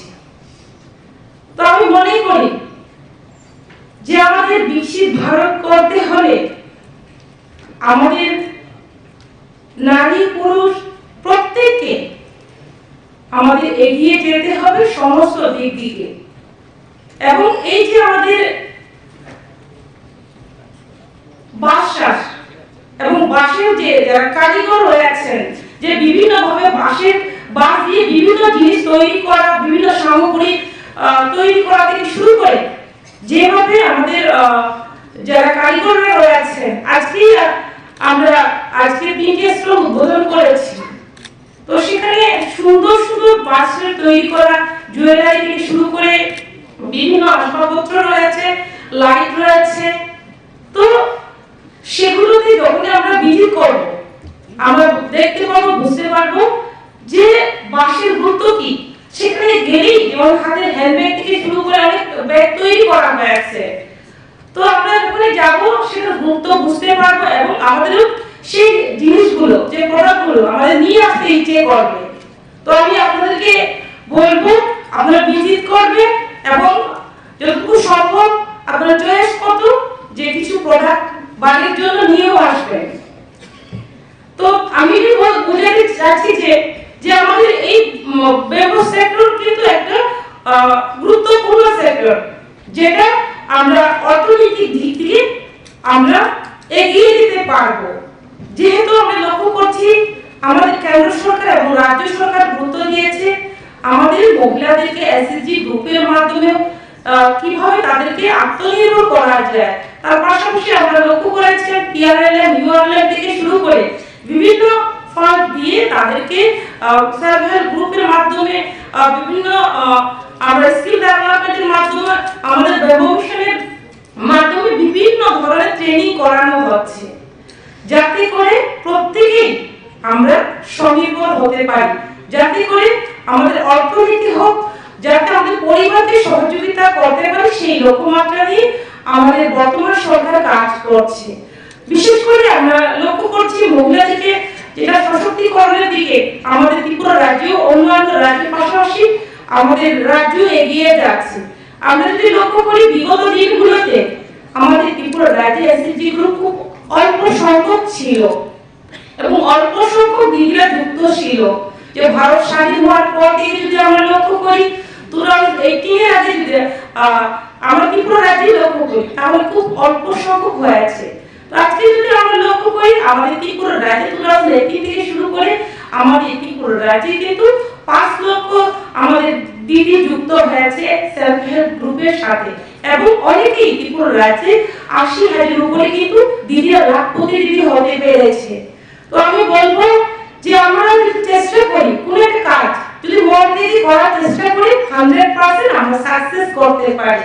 তার জন্য আমি বলবো আমরা যারা বাঁশের সঙ্গে যুক্ত হয়েছি, যারা ইনভেস্ট করবে, যারা প্রোডাক্ট বানাবে এবং যেমন আমাদের সঙ্গে ব্যাংক যুক্ত রয়েছে, সমস্ত একে অপরের সঙ্গে কিন্তু আমরা যুক্ত রয়েছি।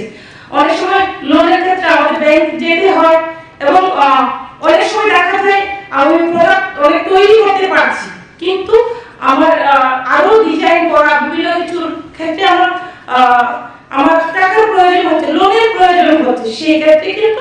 আমাদের ব্যাংকের অনেক দরকার, তার জন্য তাদের ভূমিকাও রয়েছে। তো আমি বলবো আমরা একত্রিতভাবে যদি আমরা কাজ করি তাহলে সরকারি হোক, বেসরকারি হোক, এনজিও হোক, ক্লাব হোক এবং ইন্ডিভিজুয়াল পার্সনই যদি হোক, আমরা যদি অ্যাওয়ারনেস করি এবং আমরা যারা যদি বাসকে নিয়ে আমরা আমাদের নিজের পরিবারের হোক, নিজের সমাজের হোক, আমরা কোনো ইন্ডাস্ট্রি লাগাতে চাই অথবা যাই করতে চাই, আমাদের যদি ইচ্ছে থাকে তাহলে আমরা সাকসেস করতে পারবো। তো আমি বলবো আজকে যারা এই প্রোগ্রামে উপস্থিত হয়েছে ত্রিপুরা রাজ্যের বিভিন্ন জায়গা থেকে, প্রত্যেকেই বলবো যে আপনারা অনেকেই ট্রেনিং নিচ্ছেন, শুধু ট্রেনিং নেওয়া সেটা শেষ কথা নয়, যারা ট্রেনার রয়েছেন আপনারা যেহেতু আমরা যেমন পড়াশোনা করি স্কুলে, যে আমার স্টুডেন্ট থাকবে, টিচার থাকবে, যে আমি অ্যাজ এ স্টুডেন্ট হিসেবে যদি টিচার থেকে আমি জিজ্ঞেস না করি কিভাবে করলে বেস্ট হবে, আমি যদি কিছু না বলি, সুতাকি কোনো কিছুই না বলি, তাহলে কিন্তু আমার টিচার কিন্তু আমাকে সঠিক জ্ঞান দান করতে অনেক সময় অসুবিধা হয়, যে আমার স্টুডেন্ট কি চাচ্ছে, কি বুঝেছে কি না, কি জানতে চায়। তো তার জন্য ঠিক সেভাবে যখন আমরা ট্রেনিং নেব, ঠিক তখনই আমার কিন্তু জিজ্ঞেস করতে হবে, বুঝতে হবে। যতক্ষণ পর্যন্ত আমরা বুঝবো না, জানবো না সঠিকভাবে, ততক্ষণ পর্যন্ত আমরা কাজের ক্ষেত্রে হোক, আমাদের ট্রেনিং এর ক্ষেত্রে হোক, আমাদের ইচ্ছে শক্তি জাগবে না। তার জন্য যে কোনো কাজ করতে হলে আমাদের ভালোভাবে জানা দরকার। যেমন আমাদের ফরেস্ট মিনিস্টার বলেছেন যে আমরা কিন্তু বাসের সঙ্গে যুক্ত রয়েছে, বিশেষ করে আমরা ট্রাইবালরা যুক্ত রয়েছে। তো আজকে দেখা যাচ্ছে ধীরে ধীরে শুধুমাত্র ট্রাইবালরা, নন ট্রাইবালরাও যুক্ত হয়ে গেছে। তো সমস্ত আমাদের ত্রিপুরা রাজ্যে কিন্তু ত্রিপুরা রাজ্যে তো আছেই, আজকে বিশ্ব বাসের গুরুত্ব পেয়ে গেছে। এবং আমি মনে করি যে আমাদের ত্রিপুরা রাজ্যকে আমরা ভারতবর্ষের মধ্যে আমরা কিন্তু 1 নম্বরে নিয়ে যেতে পারি, বাস উৎপাদনের ক্ষেত্রে হোক, আমাদের বাসের প্রোডাক্ট তৈরির ক্ষেত্রে হোক এবং আমাদের বিজনেসের ক্ষেত্রে হোক, আমাদের ত্রিপুরা রাজ্য এগিয়ে যেতে পারবে। কিন্তু লাগবে আমাদের প্রত্যেকের একে অপরের সহযোগিতায়। যেভাবে আমাদের ব্রাহ্ম মিশন কাজ করছে, যেভাবে আমাদের দপ্তর কাজ করছে, ইন্ডাস্ট্রি কমার্স পাশাপাশি ফরেস্ট ডিপার্টমেন্ট থেকে শুরু করে, এগ্রিকালচার ডিপার্টমেন্ট থেকে শুরু করে, এবং আপনারা যেভাবে কাজ করছেন, আমি মনে করি যদি ক্লাব করে একত্রিতভাবে কাজ করি তাহলে আগামী দিনে আমরা বাস থেকেও বিভিন্ন ইকোনমি কিন্তু আমাদের গ্রো হবে এবং ত্রিপুরা রাজ্যে এগিয়ে যাওয়ার ক্ষেত্রে, যে আমরা জানি আমাদের ত্রিপুরা শ্রেষ্ঠ ত্রিপুরা করতে চাই, আমরা ভারতকে এক ভারত শ্রেষ্ঠ ভারত করতে চাই। তো সেক্ষেত্রে একটা ওয়ে হবে, রাস্তা হবে। আমি মনে করি যে কালকেও আমাদের ভার্চুয়াল প্রোগ্রামে আমরা মোদিজির ভাষণ আমরা শুনেছি, সেখানেও কিন্তু উনি ভোকাল ফর লোকালের কথা বলেছেন, যে আমাদের অর্থনীতি যদি আমাদের ভারতকে মজবুত করতে হয় তাহলে কিন্তু আমাদের যে প্রোডাক্টগুলো উৎপন্ন হয় সেগুলো আমাদের কি করতে হবে, এখানের লোকেরাই, আমাদের লোকের লোকেরাই সেটা ক্রয় করতে হবে। যদি আজকে আমাদের বৈদেশিক জিনিস যদি আমরা ক্রয় করি তাহলে বৈদেশিক বিদেশে আমাদের অর্থনীতি চলে যাবে। তার জন্য ভারতীয় ব্যক্তির তৈরি করা, ভারতীয় জনগণের তৈরি করা জিনিস আমরা ক্রয় করবো, সেটা যদি আমরা মানসিকতা যদি আমরা রাখি তাহলে অর্থনীতির দিকে আমাদের দেশ এগিয়ে যাবে, আমাদের রাজ্য এগিয়ে যাবে এবং যারা বিভিন্ন প্রোডাক্ট উৎপন্ন করছেন তারাও খুশি হবে, তারাও আর্থিক দিকে এগিয়ে যাবে। তার জন্য আজকে যে বিশ্ব বাঘ দিবসে আমি এটাই বলবো, আপনারা আজকে যারা এখানে উপস্থিত হয়েছে যাতে করে গ্রামে গঞ্জে প্রতিটি পরিবার জানতে পারে যে বাঁশের গুরুত্ব এবং বাঁশের মাধ্যমে অনেক উপার্জন করা যায়। এবং আমরা দেখেছি যে জুয়েলারি তৈরির মাধ্যমে একটা বাঁশ থেকেই একজন মহিলা আমার সাথে দেখা করেছিলেন, উনি বলেছেন বিভিন্ন জুয়েলারি তৈরি করে উনি লাখ টাকার উপরে ইনকাম করেছেন। তো সেই ক্ষেত্রে আমরা দেখেছি এখানে আমাদের বড় বড় ইন্ডাস্ট্রি রয়েছে, যেমন মোটর ইন্ডাস্ট্রি, যেমন আমাদের জিকিউ ইন্ডাস্ট্রি রয়েছে, তারাও কিন্তু অনেক লাভবান হয়েছে। তো সেই ক্ষেত্রে আমি বলবো অনেকগুলো আমাদের যেমন ছোট ছোট ইন্ডাস্ট্রি রয়েছে, তো আমরা যদি কাজ করতে চাই তাহলে আমরা আরো এগিয়ে যেতে পারবো এবং আমাদের সরকার, আমাদের দপ্তর সর্বদাই আপনাদের সঙ্গে রয়েছে, আপনাদের সঙ্গে মিলে কাজ করবে। তো আমি এটাই বলবো, তো আপনারা ভালো থাকবেন, সুস্থ থাকবেন, বললে অনেক কিছু বলা যাবে। তো আমি সেদিকে লাগিয়ে আবারও আজকের বিশ্ব বাঘ দিবসে আপনাকে অনেক অনেক ধন্যবাদ জানিয়ে আমার সংক্ষিপ্ত আলোচনা এখানে শেষ করছি। সবাইকে নমস্কার, পুনমটা বলে মাত্র ভাগ পাবেন। আমরা আজকে এই সম্মেলন করে রাখছি।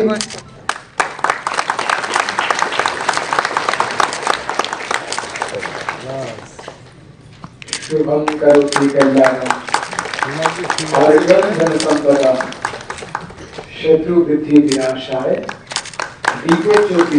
কয়েক বন্ধু আসুন।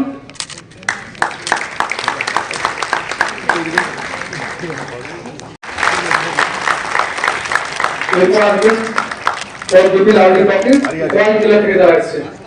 লক্ষ টাকা করে মানুষ বিক্রি করছে। She is a minister, she is also taking information. তো মানুষ এখন কি চাইছে? এই সোনা, শৈলেশকে বলতে শুনলাম গ্রিন গোল্ড। আমি তো বলি এটা গ্রিন গোল্ড কেন, ইয়েলো গোল্ডও হয়। বাঁশ যখন পেকে যায় এটা তো ইয়েলো কালার হয়। It is not only green gold, this is also yellow gold. তো এই যে গোল্ড আমাদের কাছে আছে, আগে আমরা শুনতাম মধ্যপ্রদেশে সোনার খনি আছে, গোয়াতে সোনার খনি আছে, গ্রিন গোল্ডের খনি, সবুজ সোনার খনি হচ্ছে ত্রিপুরা, এবং এটাকে আমাদের কাজে লাগাতে হবে। And I as a forest minister আমি আপনাদের এইটুকুই বলবো যে আমার অফিসে যদি কোনো ধরনের প্রস্তাব বাঁশ চাষীদের পক্ষে যদি সিগনেচার করতে হয়, I will not think even for 1 second. I will sign it then and then. এটা করবেন, আপনারা করুন। ত্রিপুরাকে প্রগতির দিকে আমাদের নিয়ে যেতে হবে, এবং একটা সময় আপনারা দেখবেন মানুষের কাছে যখন পয়সা আসতে শুরু করবে তখন কিন্তু সে খ্রিস্টান হয় না, সে বুদ্ধ হয় না, সে কিছু হয় না, বলছি না, আর বলছি না, সে দেববর্মা হয় না, সে দেবনাথ হয় না, সে জমাতিয়া হয় না, সে যাদব হয় না। পয়সা, রোজগার, আমাদের পারিবারিক যে স্থিতিশীলতা, আমরা যাই বলি, শক্ত পরিবার, শক্ত কি সুশক্ত দেশ, পরিবেশ যাই বলি, পয়সা ছাড়া কিন্তু সেগুলো হয় না। এবং পয়সা রোজগারের একটা মাধ্যম হচ্ছে বাঁশ চাষ করে এই শিল্পটাকে আমাদের এগিয়ে নিয়ে যাওয়া। एंड प्रवीण अग्रवाल जी को मैं बोलता हूं, इससे ही आज यहाँ हमने भाषण दिया और सब खत्म हो गया, ऐसा नहीं होना चाहिए। संदन को बुलाना चाहिए, अभिनव को बुलाना चाहिए, और ग्रामीण बैंक के चेयरमैन साहब इधर बैठे हुए हैं। जितने भी फार्मर्स को अगर पैसा चाहिए आप, लेकिन इन लोगों को पैसा देना है। वो सोचिए, कानून दिखा के, आपका रूल्स दिखा के इनको घुमाइए मत। मतलब एक दिन जाएगा, बोले परसों आओ, तरसों आओ, साल भर में घूमते घूमते फार्मर बेचारा थक जाते हैं, पैसा आते नहीं हाथ में। तो ऐसा नहीं होना चाहिए। देश का प्रधानमंत्री जी का ये कहना है ईज ऑफ डूइंग बिजनेस, हर चीज पे हम लोग आसानी से हर चीज होना चाहिए। तो इसीलिए हम आए हैं, शैलेश जी आए हैं, मैडम साधना चकमा जी आए हैं, ऋषभ केतु जी है, all of us together we can change the paradigm in Tripura in bamboo mission, and my all support and good wishes, my participation always will remain. আমার আর দুইটা প্রোগ্রাম এই প্রোগ্রাম নিয়ে আছে, 12টার সময় প্রোগ্রাম, আমি বলছিলাম 12:36। আমি অনেক কিছু বলতে পারি, আর আমার ইচ্ছা ছিল আপনাদের দেখে এত আনন্দ হয়েছে আমার, যে কাঞ্চনপুর থেকে লোক এসছে, সদর থেকে এসছে, অনেক জায়গা থেকে লোকেরা আসছেন, এবং যারা আজকে আয়োজন করেছেন, hats off to you. Subrata বাবু, আপনাদের অশেষ ধন্যবাদ জানাই যে এত সুন্দর একটা প্রোগ্রাম। এই প্রোগ্রামটা সত্যি world bamboo day 2025 within bracket Tripura, এটা আজকে আপনারা সেলিব্রেট করতে পেরেছেন। এবং এই মহতি দিনে আবারও আপনাদের শুভেচ্ছা জানিয়ে আমি আমার আলোচনা শেষ করছি। জয় হিন্দ। डॉक्टर अभिनव सावंत जी, बैम्बू पेन डेवलपमेंट सेंटर। পরে পশ্চিম জেলা টুমোরো ফাউন্ডেশন বান্দাই, টুমোরো ফাউন্ডেশনের বন্ধুরা আসবেন মঞ্চে।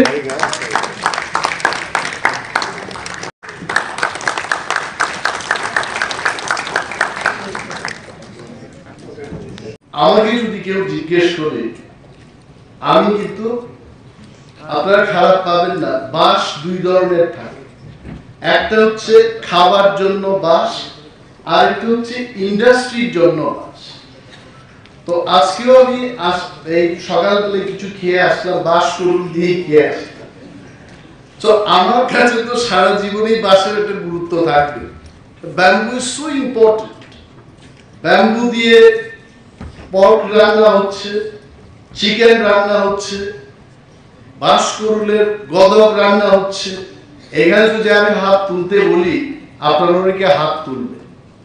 আগে একটা প্রথা ছিল, বিশ্বাস ছিল মানুষের মধ্যে যে তিপ্রারাই বা ট্রাইবেলরাই বাঁশকুড়ুল খায়। এখন কিন্তু এটা তিপ্রাদের মধ্যে নাই। আপনি লেক চমড়ি বাজারে যাবেন, দেবনাথ থেকে শুরু করে মুখার্জি, চ্যাটার্জি সবাই এই বাঁশ খায়। তো বাঁশের একটা গুরুত্ব আছে, বাঁশ লাগাতে হবে। কিন্তু ওয়ার্ল্ড ব্যাম্বু ডে, আমার মনে হয় এটা শুধু বাঁশ করুল খাওয়াকে গুরুত্ব দিয়ে এটা পালিত হচ্ছে না, এটা হচ্ছে এটাকে কিভাবে কমার্শিয়ালি এই বাঁশটাকে কাজে লাগিয়ে আমরা রোজগার করতে পারি। That's the main theme of world bamboo day. আমি আমার একটা ছোট্ট এক্সাম্পল বলবো। এই বছর এপ্রিল মাসে আমি যখন লাক্ষাদ্বীপে গেলাম, একটা স্যুট স্টাইলিশ দেব, Rajiv Gandhi, Sonia Gandhiji, even honourable prime minister Shri Narendra Modiji stayed in that suit. And when I asked them what is the rent per night of this suit, 75,000. এবং সেখানে I don't have that capacity. আমি ওই 3,500 একটা কটেজে পাখির মতো করে কোনো রকম 3 দিন কাটিয়ে আমি চলে আসি। কিন্তু এই যে 75,000 একটা স্যুটের দাম, সেখানে এত সুন্দর করে তারা এটাকে সাজিয়েছে এবং সমস্ত কিছু ব্যাম্বুর উপর। আমি তখন জিজ্ঞেস করলাম যে এই বাঁশটা কোথা থেকে আপনারা পেয়েছেন? বলছি যে ত্রিপুরার থেকে। আমার তো লজ্জায় আমি মুখটা এইভাবে রাখলাম যে আমি ত্রিপুরার ফরেস্ট মিনিস্টার, আমি নিজেই জানি না যে এই বাসটা ত্রিপুরা থেকে গেছে। তারপর ওই আমার পিএস সাহেব এখানে আছেন কার্তিক, আমি তাকে দেখে বললাম তুই বলবে না কিন্তু আমি ত্রিপুরার forest minister, please don't tell that. Tripura minister is different, forest minister এখান থেকে বাস যাচ্ছে লাক্ষাদ্বীপে, আমার কাছে খবর নেই, তার চাইতে বেশি লজ্জার কি আছে? তখন এরা বলছে আমাকে, আমি তখন কায়দা করে জিজ্ঞেস করলাম যে এই ধরনের বাসটাকে আপনাদের এখানে প্রয়োজন? সেখানকার যিনি secretary in charge, he is also an IAS officer, he was telling me, sir, everything in 10 islands of Lakshadweep we are going to decorate the cottages using bamboos only. আমি তো খুব সেখান থেকে ফিরে এসে এই শান্তনু এখানে বসে আছে, ওকে ডাকলাম যে তুমি আসো, এই বাসের উপর আমাদের কিছু করতে হবে। Then I started talking to Abhinav also, and I went there. I told my science and technology people, we should have some program with Bamboo and Cane Institute here in Agartala to explore the commercial opportunity using bamboo.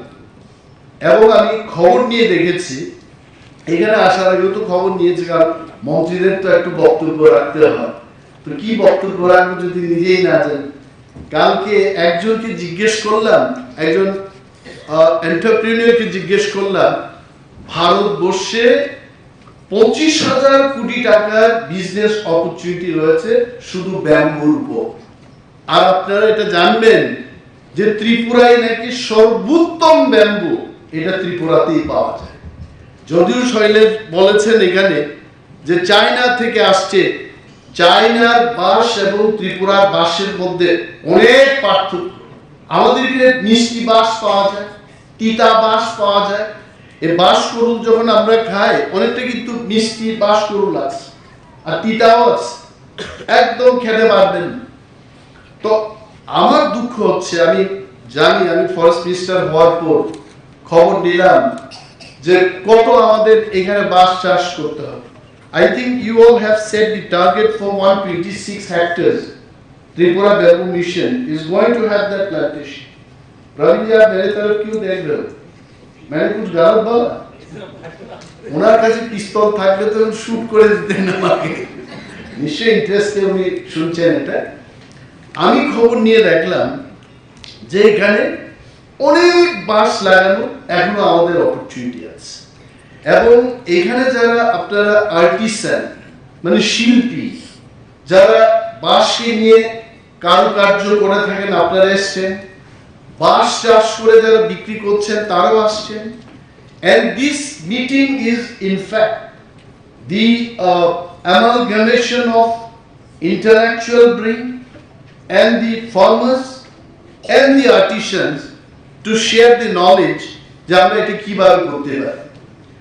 ত্রিপুরার সবচেয়ে দুঃখ হলো, এককালে আমি প্রবীণ আগারওয়াল জিদের সামনে বলবো, once upon a time Tripura was full of bamboo, বাঁশ আর বাঁশ ত্রিপুরা, এবং ফরেস্ট দপ্তর থেকে এই বাঁশকে কেটে জঙ্গল পরিষ্কার করে শাল সেগুন লাগানো হয়েছে, বিশ্বাস করছেন? এবং আজকে 50-60 বছর বাদে আমাদের মহান ফরেস্ট অফিসার এখন বুঝতে পেরেছেন এইটা আমাদের ঐতিহাসিক ভুল হয়েছে। Definitely Praveen Agarwal ji is the senior most officer here sitting, he'll agree with me, একটা গাছ, এই যে বৃহৎ একটা গাছ, বট গাছের কথা একটা বলুন বা যে কোনো গাছ আমরা লাগাচ্ছি, এটা বলুন, এই গাছ যে পরিমাণ অক্সিজেন রিলিজ করে, একটা বাঁশ কিন্তু তার চাইতে আরো বেশি অক্সিজেন রিলিজ করে। আর অক্সিজেন না থাকলে তো, অক্সিজেন গুরুত্ব তো আপনারা বুঝতেই পারছেন, ভাত না খেয়ে মানুষ 10 দিন বাঁচতে পারে। শৈলেশ যাদব তো আগে নেভি বা ইন্ডিয়ান आर्म फोर्सेस ছিল, शैलेश के यदि भात ना खाओ, रोटी अगर नहीं देते हो, ये 1 साल जिएंगे, मतलब 1 महीना तो जिंदा रहे। और मुझे अगर खाना नहीं दिया जाता, हम 15 दिन जी सकते हैं। तो अनेक মানুষ না খেয়ে কিন্তু 15 দিন 1 মাস আপনারা জীবিত থাকতে পারেন উইদাউট অক্সিজেন। 5 মিনিট পারবেন? 5টা মিনিট আমরা কেউই পাব, মন্ত্রী 5 মিনিটে মরে যাবে, আইএস অফিসার 5 মিনিটে মরে যাবে। তো বাঁশের যে গুরুত্ব, বাঁশ অক্সিজেন রিলিজ করছে, বাঁশকে আমরা খেতে পাচ্ছি, বাঁশকে মাননীয় মন্ত্রী ইন্ডাস্ট্রিজ এন্ড কমার্স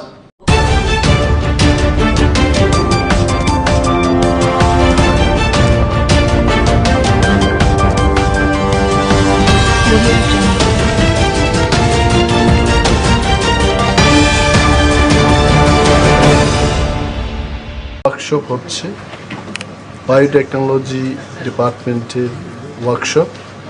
যে ওয়ার্কশপটার বিষয় হচ্ছে ফিশ ফিড, মানে মাছের যে খাবার, এই একটা নতুন খাবার ওনারা তৈরি করতে পেরেছেন in collaboration with fishery college and the biotechnology department, Wolffia. আমিও আজকে এই উলফিয়াতে দেখেছি। প্রথম ভাবলাম যে আমি খাবো, কিন্তু বলছে না আপনি খাবেন না, এটা মাছের খাবার। তো কেমন ধরনের মাছ এটা খাবে? বলছে এটা কাতলা, রুই, এই সমস্ত মাছগুলো এই উলফিয়া খেয়ে খুব বেশি করে বড় হতে পারবে এবং অর্গানিক। আজকের দুনিয়াতে সবচাইতে বেশি ইম্পর্টেন্স হচ্ছে যে অর্গানিক ফুড খাওয়া, সবখানে কিন্তু অর্গানিকের উপর গুরুত্ব দেওয়া হচ্ছে। তো এই যে অর্গানিক খাওয়াটা সৃষ্টি হলো, এটাকে আজকে আমরা আলোচনা করব এবং কমার্শিয়ালি এটাকে কিভাবে প্রোডাকশন করা যায় এবং সস্তা দামে যেন আমাদের মাছ চাষিরা এটা পেতে পারে, তার ব্যবস্থাপনার লক্ষ্যে কিন্তু আজকের এই ওয়ার্কশপে আমি যা জানতে পারলাম, হোলি ক্রস কলেজ, রাম ঠাকুর কলেজ, এমবিবি কলেজ থেকে স্টুডেন্টরা এসছেন, এআরডিডি থেকে, এগ্রিকালচার, ফিশারি কলেজ থেকে যারা এক্সপার্টরা রয়েছে, বিশেষজ্ঞরা ওনারা এসছেন। আলোচনাটা আমরা এক্ষুনি শুরু করব। তবে মিডিয়া বন্ধুদের মাধ্যমে আমরা এটাই বলতে চাইব যে উলফিয়া একটা নতুন মাছের অর্গানিক খাবার তৈরি হয়ে গেছে, এটাকে কমার্শিয়ালি প্রোডাকশন করার লক্ষ্যে আজকের এই ওয়ার্কশপ। Thank you. উদ্বোধনী অনুষ্ঠানের শুভ সূচনা করছে workshop on Wolffia globosa as an alternative fish feed. আমরা পরিবেশকে সুন্দর রাখার কততালি আবারও college of fisheries Begusarai Tripura माननीय श्री महेंद्र सिंह IFS महोदय जी को मैं अनुरोध करती हूँ बैठने के लिए। আমাদের সঙ্গে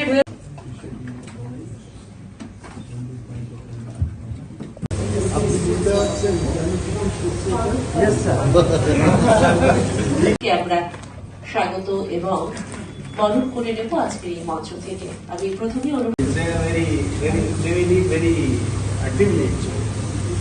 And not only this one.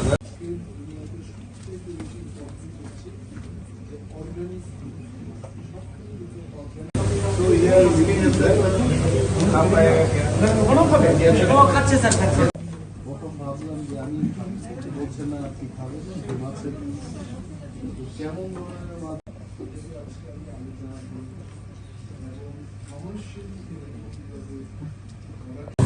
আমাদের মাছ চাষে প্রতি কেজিতে 100 টাকা করে খরচা হয় কেজিতে। উলফিয়া গ্লোবাসা ফার্মার নিজেই কমার্শিয়ালি কখন হবে? এখন শুরু হয়ে গেছে স্যার কিছু কিছু। 23 and it's still running. The project is mainly on the Labivorous species. That is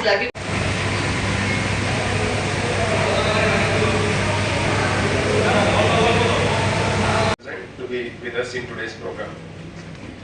I also welcome all the participants, the students. तो ये वुल्फिया ग्लोबोसा के ऊपर रिसर्च करने के बाद कॉलेज ऑफ फिशरीज जो है जिन्होंने technical research behalf of the Directorate of Biotechnology, I extend our heartfelt greetings and gratitude to you, sir, for sparing your precious time. দেখে বরণ করার জন্য আমাদের ইনোগ্রেটর এন্ড চিফ গেস্ট বিজ্ঞান To welcome our honorable Minister, Department of Science, Directorate of Biotechnology, Government of Tripura মহোদয়কে একটা করতালি है वुल्फिया ग्लोबोसा के ऊपर। Wolffia globosa as an alternative fish feed, ये जो representatives of line departments, media persons या जो वाटर बॉडीज हैं उसके अंदर पाया जाता है और इसको एज फिश फीड जो फिश ईटिंग जो जैसे मछली यहाँ पे आएगा तो उसमें पौष्टिक तत्व बहुत ज्यादा होंगे। तो कॉलेज ऑफ फिशरीज और डायरेक्ट गवर्नमेंट ऑफ त्रिपुरा और कॉलेज ऑफ फिशरीज लेम्बुचरा इन्होंने एक जॉइंट प्रोजेक्ट डेवलप किया। कुछ रिजल्ट्स मिलके सामने आए हैं कि ये वुल्फिया ग्लोबोसा एक फिश फीड के इनपुट्स हैं जो मछली की ग्रोथ में दिए जाते हैं, यानी जो फिश फीड ट्रेडिशनली यूज की जाती है around 80 to 100 rupees per KG के हिसाब से उसमें जो किसान है जो फिश कल्चर में ग्रोथ कैसे होता है। ट्रेडिशनल जो फिशेस हम यहाँ पर त्रिपुरा में जिसका ज्यादा कंजम्पशन होता है जैसे कि एक कतला जो पोषक तत्व है वो भी बहुत ज्यादा है, तो इसीलिए जो फिश डेवलप होती है उसमें किसानों का सहयोग इसमें चाहिए था। तो इसलिए कॉलेज ऑफ फिशरीज ने डिपार्टमेंट ऑफ फिशरीज और बाकी सभी भी कंज्यूम होता है पेंगवा जिसको बोलते हैं। तो ये वाली फिशेस जो है जो हर्बीवोर्स है यानी जो घास खाने वाला, ये जो ऐसी फिशेस हैं ये जो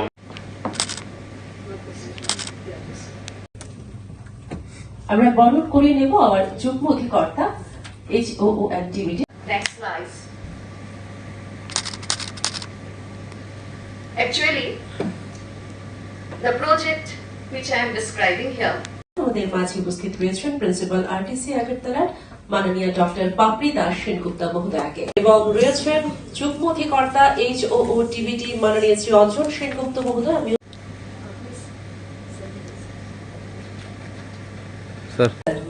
টিবিটি ওনাকে বরণ করা হবে অন্তরের অন্তঃস্থল থেকে। একটা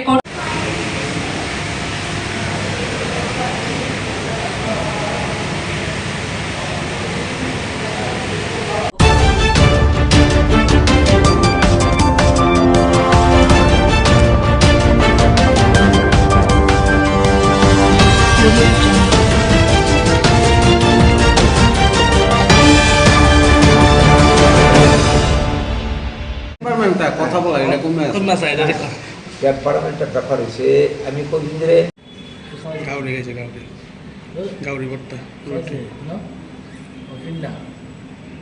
থানা থেকে ডাকাইছি মামলাটা? হ্যাঁ ডাকাইছে, আমরা ডাকাইছে, তারা যা জানতে চাইছে আমরা খুশি। তথ্য প্রমাণ তো তার কাছে আছে, আমাদের কাছেও আছে। আপনারা তো আপনাদের বিরুদ্ধে মামলা নিয়েছেন, আপনারা কইছেন যে ত্রিপুরা আপনারা, আপনি তো প্রদ্যুৎ বাবুও কইছে, প্রদ্যুৎ বাবুর বিরুদ্ধে কোনো মামলা নাই, সে বিষয়ে কি আপনারা? আমরা না, আমাদের স্লোগান, আমাদের এই যে এত লোক 1-2 হাজার লোক জড়ো হয়েছে, এর মধ্যে একদম সেন্টিমেন্টে থাকতে শিখানো স্লোগান কেউ যে আমরা শিখাই দিচ্ছি। আমি তো কোনো অবস্থাতে এই ধরনের স্লোগানের পক্ষপাতি নেবার দিই না। আমি এই ধরনের স্লোগান স্বতঃস্ফূর্তভাবে স্লোগানটা উঠে এসেছে, তো পরক্ষণে বন্ধ হয়ে গেছে। তো আমরা তো বন্ধ করে দিয়েছি। এর আগে পরে এই ধরনের কোনো কথাবার্তা কোনো দিন হয়নি, আর হবেও না। কিন্তু প্রদ্যুৎ বাবু যে স্লোগান দিলেন, তার দলের লোকরা যে এইভাবে উস্কানিমূলক কথা অনবরত বলে যাচ্ছে, তার ব্যাপারে গভর্নমেন্টের মানে ভূমিকাটা কি, সেটি হচ্ছে বড় কথা। আমাদেরও বক্তব্য, এই রাজ্যের মানুষেরও বক্তব্য। তো একতরফা তো হতে পারে না শান্তি প্রতিষ্ঠা। একজন অনবরত উস্কানিমূলক বক্তব্য রাখবে, উস্কানিমূলক কথা বলে মানুষকে উত্তেজিত করবে, হ্যাঁ, আর অন্যরা নীরব থাকবে, এটা তো চলতে পারে। প্রদ্যুৎ বাবুর বিরুদ্ধে আপনারা কোনো মামলা করার কোনো পরিকল্পনা? না, এই ধরনের ভাবনা আমরা এখনো ভাবিনি। আমরা আবেদন রাখছি ইন জেনারেল সবাই কাছে, যা মানুষ মাত্রে ভুলভ্রান্তি করে থাকে, ভুল হয়েই থাকে, থাকতেই পারে, তো এইটা ভুল যদি কেউ করে থাকে এটা সংশোধন করে নিন, আর ফার্দার যাতে এটা না হয় এটা আমরা চাই।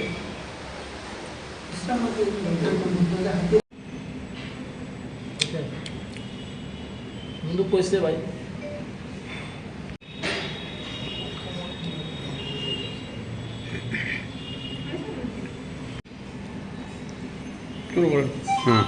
করেন মূল বক্তব্য।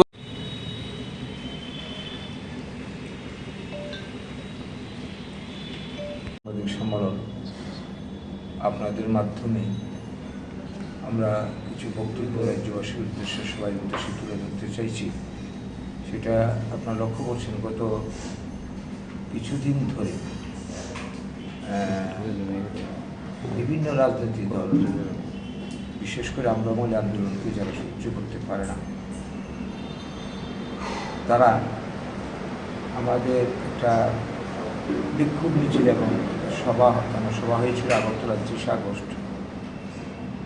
এখানে বিভিন্ন বক্তা বিভিন্ন স্লোগানদাতা বক্তব্য রেখেছে। আমরা বাঙালির আন্দোলন বক্তব্য যে নতুন নয়, আমরা স্বাধীনতার পর থেকে দেশভাগের বলি হয়ে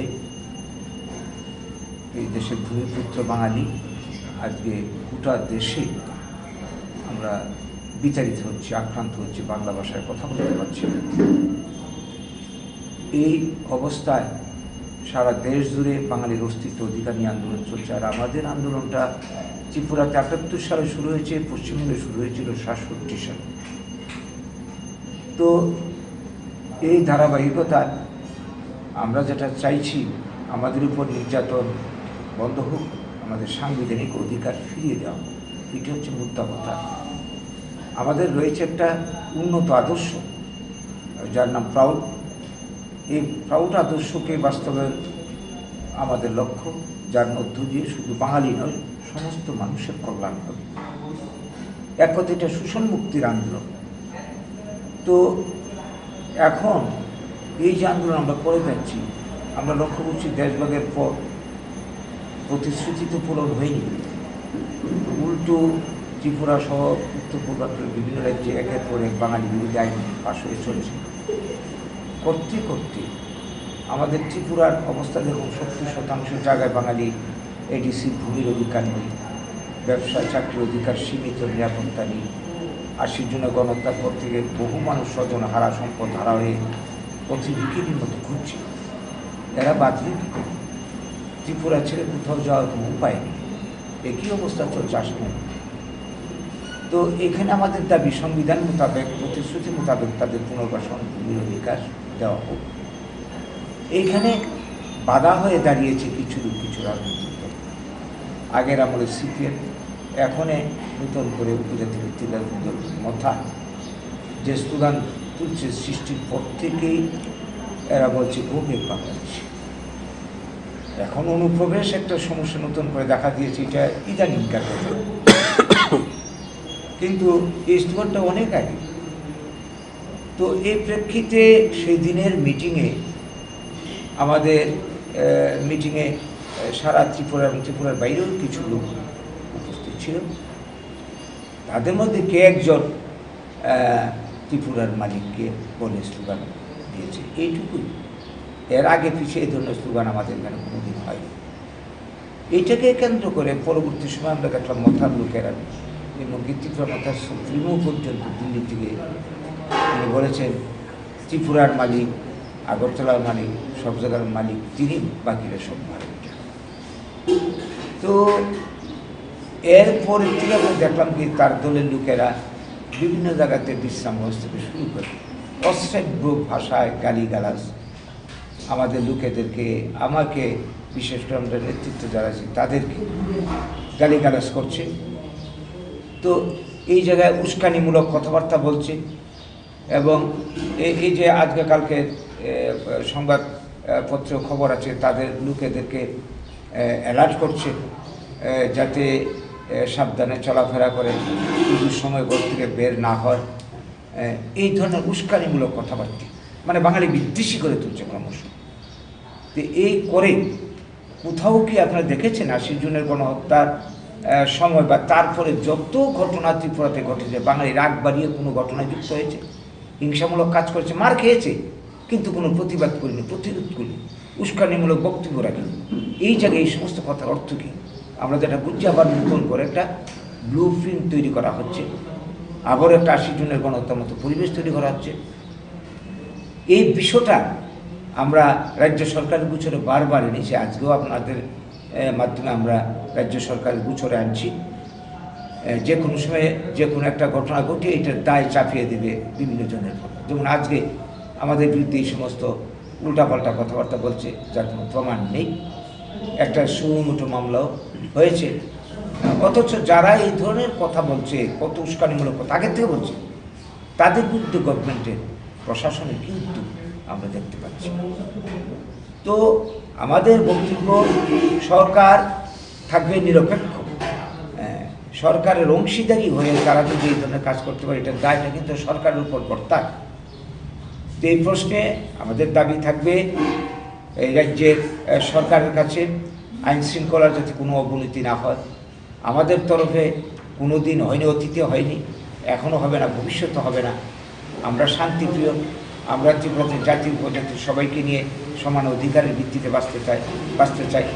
যে শান্তি ৭৮ সালের আগে আমরা অনেকটা দেখেছি, সেই অবস্থায় আমরা ফিরে যেতে চাই। ত্রিপুরার সব মানুষের উন্নয়ন চাই, জাতি উপজাতি নির্বিশেষে ১০০ ভাগ মানুষের কর্মসংস্থান চাই। এটা হচ্ছে আমাদের লক্ষ্য এবং আমাদের মুদ্রা কথা। আর আমাদের অধিকার যেখানে যেখানে যাচ্ছে সেইখানে আমাদের বক্তব্য থাকবে, দাবি থাকবে, কথা থাকবে। এটা আমাদের গণতান্ত্রিক অধিকার। এটা তো আমরা করছি, সবাই যেভাবে করছে সেভাবে আমরা করে যাচ্ছি, এর মধ্যে কিন্তু আমাদের অপরাধ থাকতে পারে। তো সেই থেকে আমাদের আবেদন এই রাজ্যের সুধী নাগরিকবৃন্দের কাছেও যে আপনারা ত্রিপুরার পরিস্থিতি মূল্যায়ন করে আমাদের অস্তিত্ব অধিকার যাতে রক্ষা হয়, ত্রিপুরাতে শান্তি যাতে বিরাজ থাকে, উভয় জাতিগোষ্ঠীর মধ্যে যাতে সম্পর্ক অটুট থাকে, তার জন্য সবাই ভূমিকা নেবেন এবং পূজার দিনগুলি যাতে শান্তি সম্পর্কে কাটে সেই দিকে লক্ষ্য রাখবেন। কেউ যাতে কোনো উস্কানিতে কোনো প্ররোচনার ফাঁদে পা না দেয় সেদিকে লক্ষ্য রাখবেন। আমরা তো আমাদের মতো করে সব জায়গাতে শান্তির জন্যে বার্তা দিচ্ছি, তো সেই বার্তা আপনাদের মাধ্যমে আজকে রাজ্যবাসীর উদ্দেশ্য দিলাম। তো আমাদের বক্তব্য শশাংশ আমি এটি বলবো, অপরাধ যারা করে, সংবিধান যারা ভঙ্গ করে, তারা সবাই অপরাধ। এখানে দলের বিচার, ব্যক্তির বিচার হতে পারে এবং আইন অনুযায়ী যেটা বিধান সেটাই হবে, সেটাই হওয়া উচিত, সেটাই হোক। তারপরে ত্রিপুরাতে শান্তি বজায় থাকবে। আমাদের আদর্শ যেটা প্রাবুদ দর্শন, সব মানুষের কল্যাণ। এখানে আমরা উপজাতিকে বাদ দিয়ে, কাউকে বাদ দিয়ে চিন্তাই করতে পারি। এই রাজ্যে যারা আছে সবাই এই রাজ্যেই বাসিন্দা, এই রাজ্যেই থাকবে, এই রাজ্যের থেকেই আমরা সবাই মিলে রাজ্যের উন্নয়ন করব। এটা হচ্ছে আমাদের তরফে বার্তা। নমস্কার।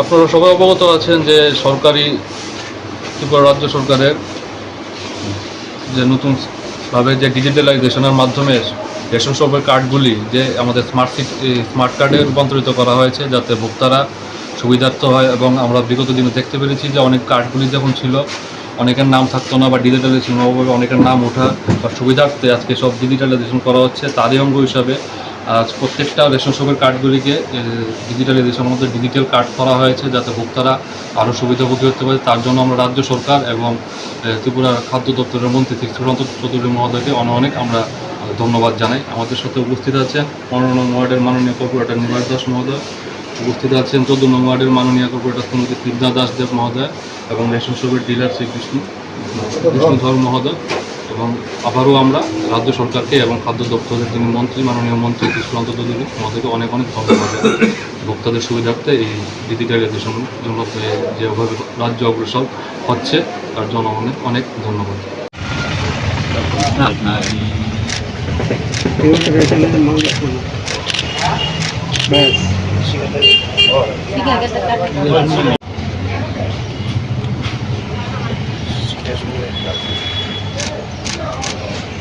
আরেকটা দিয়ে লো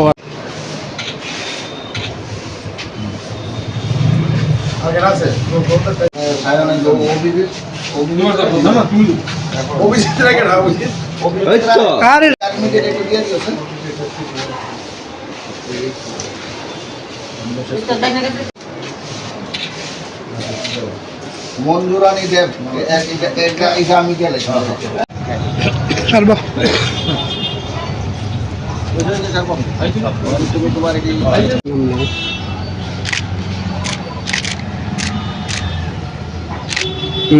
এইবার সাইন দেবো একটা ভাবিস না খেতে যাস না একটু ঘুরেন সায়ন একটু ঘুরো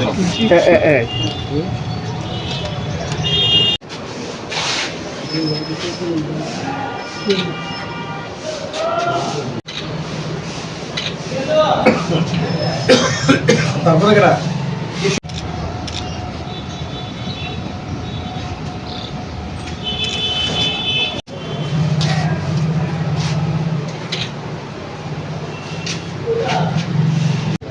দাঁড়াও ধরে একটু সুন্দর এমনি ধরেন এমনি আরে সবজি বাজারে এনে বুঝতে বুঝতে এইটা সেরে অনেক রেস্টুরেন্ট সব আছে।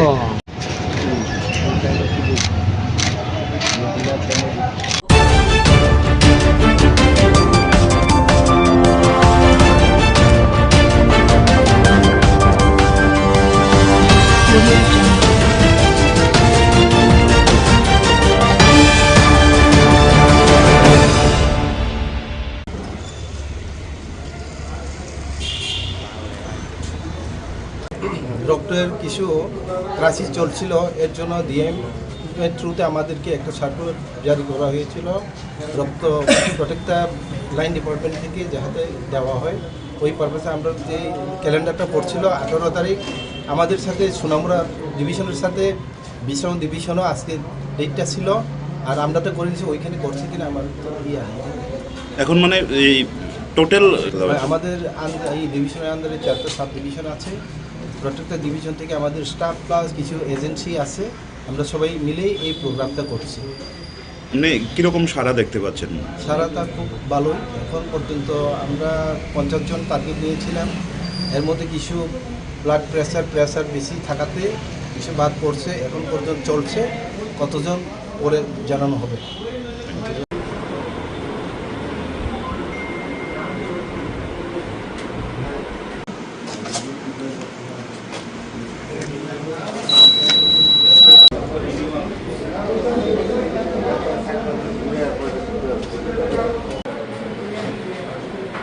একটু এদিকে দেখেন না আপনি একটু এদিকে দেখেন বাস একটু পাম্প করুন।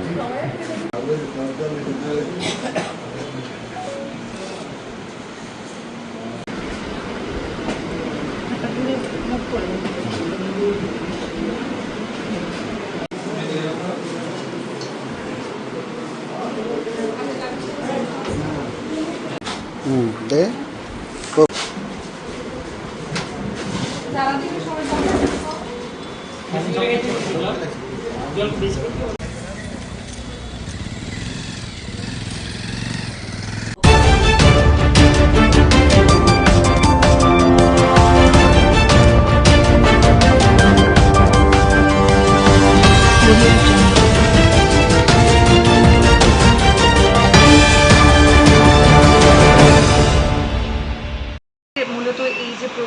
সেটা হচ্ছে স্বাস্থ্য নারী শাশ্বত পরিবার অভিযান, যেটা 17 সেপ্টেম্বর থেকে শুরু হয়েছে এবং এটা 2রা অক্টোবর পর্যন্ত চলবে। এই প্রোগ্রামে আমরা প্রত্যেক দিনই আমাদের কিছু গভর্নমেন্ট থেকে শিডিউল ফিক্স করা আছে। এছাড়াও আমরা প্রত্যেক দিনই যত এএনসি মাদার ওমেন ডেভেলপমেন্টের জন্য মেইনলি এটা করা হয়েছে, যত মহিলা আছেন ওনাদের, এএনসি মাদার আছেন ওনাদের যত রকমের পরিষেবা হয়, এএনসি চেক আপ, ওনাদের হিমোগ্লোবিন টেস্ট, এনসিডি স্ক্রিনিং, সব রকমের আমরা পরিষেবা দিয়ে থাকবো এখানের মধ্যে। এছাড়াও পেডিয়াট্রিশিয়ান আজকে এখানের মধ্যে যে ক্যাম্প করা হচ্ছে সেখানের মধ্যে আমাদের পেডিয়াট্রিশিয়ান রয়েছেন, গাইনোকোলজিস্ট রয়েছেন, মেডিসিন স্পেশালিস্ট ডক্টর রয়েছেন। এছাড়াও আমাদের রেগুলার আয়ুষ পরিষেবা যেটা দেওয়া হয় সেটা রয়েছে, ডেন্টাল সার্জন রয়েছেন। প্রত্যেকেই যেই পরিষেবা নিতে ইচ্ছুক তাদেরকে আমরা সেই সম্পূর্ণ সব পরিষেবাই প্রদান করব। এছাড়া ফ্রি ল্যাব ডায়াগনস্টিক এবং ফ্রি মেডিসিনের ব্যবস্থাও রয়েছে এখানের মধ্যে। সামনে দুর্গাপূজা, জনগণ মানে এটাকে হ্যাঁ, দুর্গাপুজোর সময় আমাদের দুর্গাপুজোর বন্ধের মধ্যেও 3 দিন খোলা রাখার অর্ডার হয়েছে। সেই অর্ডার অনুসারে আমরা 29 সেপ্টেম্বর, 1 অক্টোবর এবং 4 অক্টোবর 3 দিনই ওপিডি খোলা থাকবে। আপনার পরিচয়টা? আমি ডক্টর শ্রেয়সী চৌধুরী ঘটক, MYC আগরতলা পুর নিগম UPSC।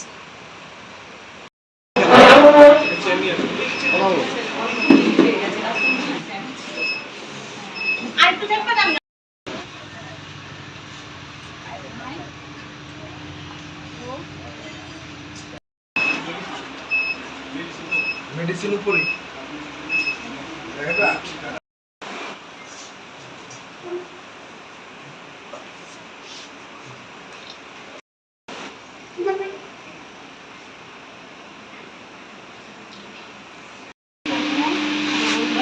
অন্য কাজ করেন, একদম ধীরে থাকি।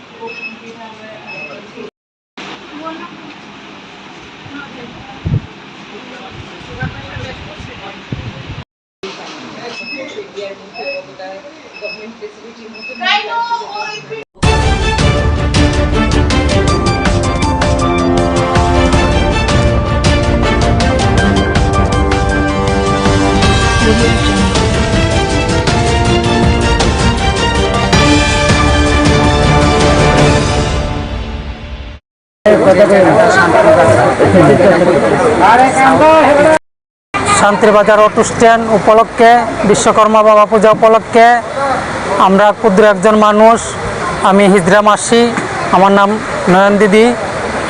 তো পূজা উপলক্ষে বেশি কিছু করতে পারিনি, আমাদের যতটুকু সামর্থ্য আছে অতটুকু অনুযায়ী একটু বস্ত্র বিতরণ করতেছি। আমাদের দাদারা, আমার বাবুরা, ভাইয়ারা সবাই আমার পাশে আছে, তাদের সহযোগিতায় অল্প একটু বস্ত্র বিতরণ করেছি। তো সবাই আমাদের জন্য আশীর্বাদ করবেন যাতে সামনের বছর আগামীতে আমরা একটু এগিয়ে যেতে পারি। সব মামাসিদের কাছে আমাদের একটু আবেদন যে আমাদের আশীর্বাদ করবেন। এতটুকু আর বলার কিছু আমাদের নেই, বাকিটা আমরা বলবেন। আমার দাদা আছে, আমার একটা বাবু আছে, আমার ভাইয়েরা আছে, সবাই বলবো তারা একটু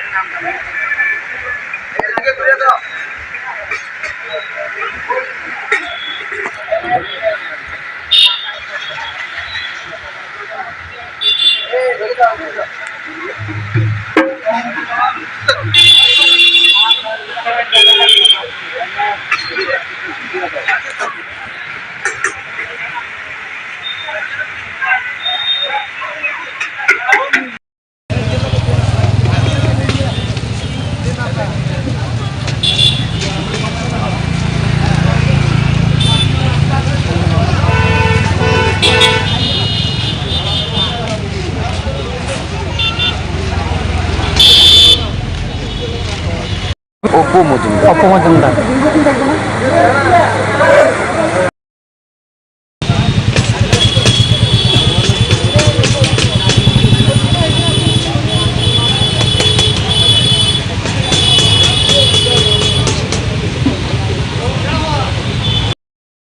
অপু মজুমদার। অপু কথা একটু আপনি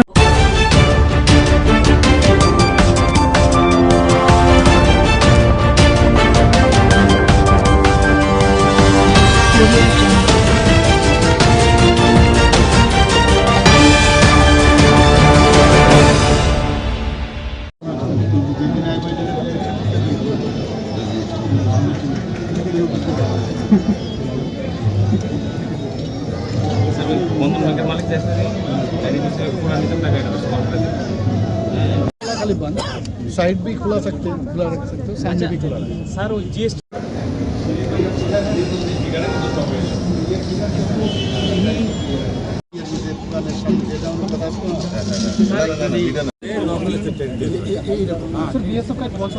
हमारे पास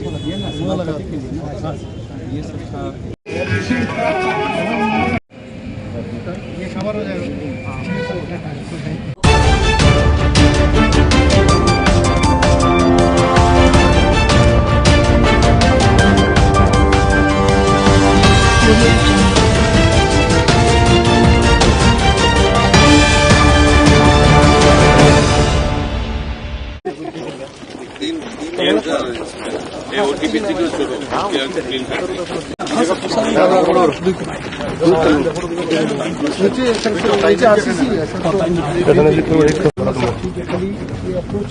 सामने थोड़ा सा गड़बड़ है, वहाँ भूल ज्यादा है। Correct sir.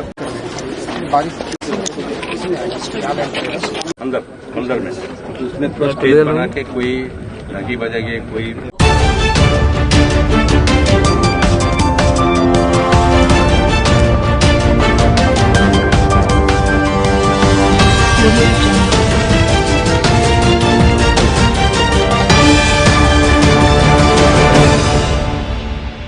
निवेदन करतां की वाईफाई अच्छी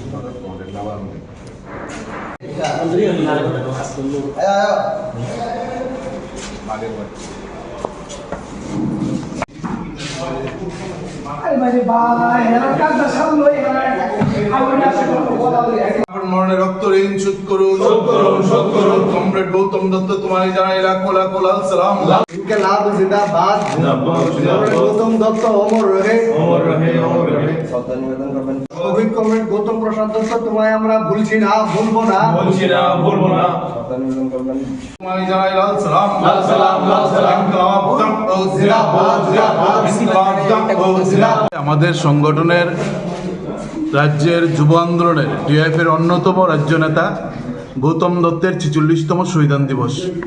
মাত্র 25 বছর বয়সে আমাদের রাজ্যের সবচেয়ে তরুণ বিধায়ক নির্বাচিত হয়েছিলেন 1977 সালে। 1980 সালে আজকের এই দিনে বিশালগড়ের সন্ধ্যার সময় তিনি ঘাতক বাহিনীর হাতে খুন হয়েছিলেন। মূলত ওই সময় আমাদের রাজ্যে জাতি উপজাতির বিশ্বাসে ফাটল তৈরি হয়, একটা ভাতৃঘাতী দাঙ্গা গোটা রাজ্যে ছড়িয়ে পড়ে, মানুষে মানুষে অবিশ্বাসের বাতাবরণে মানুষে মানুষে হানাহানি তৈরি হয়েছিল। ওই মুহূর্তে বামপন্থীরা গোটা রাজ্যে মানুষের ঐক্য এবং সম্প্রীতি রক্ষায় ভূমিকা গ্রহণ করেছিলেন। ওই সময়ে রাজ্যের যুব আন্দোলন, ছাত্র আন্দোলনরা তারা নিরীহ মানুষের পাশে, আক্রান্ত মানুষের পাশে দাঁড়াতে এবং রাজ্যের শান্তি এবং ঐক্য রক্ষার জন্য গুরুত্বপূর্ণ ভূমিকা পালন করেছিলেন। সেই দায়িত্ব দিনের পর দিন ওই ভয়ঙ্কর দিনগুলোতে গৌতম দত্ত পালন করছিলেন এবং এই কারণে আমরা দেখেছিলাম গৌতম দত্ত রাজ্যের বিধায়ক, যুব আন্দোলনের নেতা, বামপন্থী নেতা, তিনি যারা মানুষে মানুষে অবিশ্বাস এবং ফাটল ধরাতে চেয়েছিলেন, দাঙ্গা তৈরি করতে চেয়েছিলেন, তাদের চোখের শত্রু হয়ে গিয়েছিল এবং তারা ভেবেছিল গৌতম দত্তকে খুন করার মধ্য দিয়ে তাদের যে ষড়যন্ত্র, এই ষড়যন্ত্র সফল হবে। আমরা দেখেছি গৌতম দত্ত তাদের ষড়যন্ত্রকে ব্যর্থ করতে গিয়ে শহীদের মৃত্যুবরণ করেছেন। আজকের দিনে আমরা তাকে স্মরণ করছি। আমরা মনে করি যে লড়াই সেদিন গৌতম দত্তরা শুরু করেছিলেন, যে জাতি উপজাতির মৈত্রকে সুদৃঢ় করা, মানুষের যে বিভাজন তার বিরুদ্ধে লড়াইকে তীব্র করা, আজকের দিনে এটা আরও তীব্র আকার ধারণ করেছে। তীব্রমতার নামে একদিকে চলছে উপজাতি বিদ্বেষ তৈরি করা, আমরা বাঙালির নামে চলছে বাঙালিদের মধ্যে বিদ্বেষ তৈরি করা, এবং তীব্রমতা বাতাস দিচ্ছেন আমরা বাঙালিকে, আমরা বাঙালি বাতাস দিচ্ছেন তীব্রমতাকে। তাদের মূল টার্গেট হচ্ছে রাজ্যের মানুষের মধ্যে যে সম্প্রীতি, যে ঐক্য, এটাকে ভাঙা। আমরা মনে করি আজকের দিনে দাঁড়িয়ে, গৌতম দত্তের শহীদান দিবসে দাঁড়িয়ে আমাদের কাছে আজকে শপথ গ্রহণ করার দিন। যারাই উপজাতির নামে, বাঙালির নামে মানুষে বিভাজন তৈরি করতে চাইছেন, তাদের বিরুদ্ধে আমাদের লড়াইকে তীব্র করতে হবে, মানুষের ঐক্যকে সুদৃঢ় করতে হবে। জাতি উপজাতির যে মেলবন্ধন আমাদের রাজ্যে পরম্পরাগতভাবে আমরা বজায় রাখতে পেরেছি, এটাকে যারা ফাটল ধরতে চেয়েছেন তাদেরকে জনবিচ্ছিন্ন করতে হবে। এই শপথ গৌতম দত্তের শহীদান দিবসে আমরা নিচ্ছি। ইনকলাব জিন্দাবাদ, কমরেড গৌতম দত্ত অমর রহে, অমর রহে, অমর রহে, কমরেড গৌতম। সম্পাদক পার্টি এবং গণসংগঠনের কাজ সেরে বাড়ি ফেরার পথে কমিউনিটি জাতীয় সৈনিকদের হাতে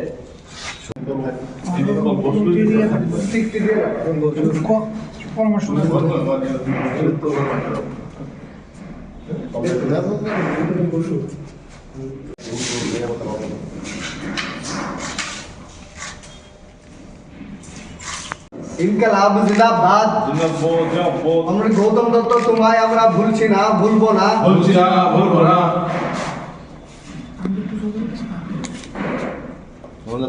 আমাদের নেতৃত্ব করেন বিজয় বিশ্বাস, ডক্টর বসু, সৌরভ দত্ত সোসাইটির পক্ষে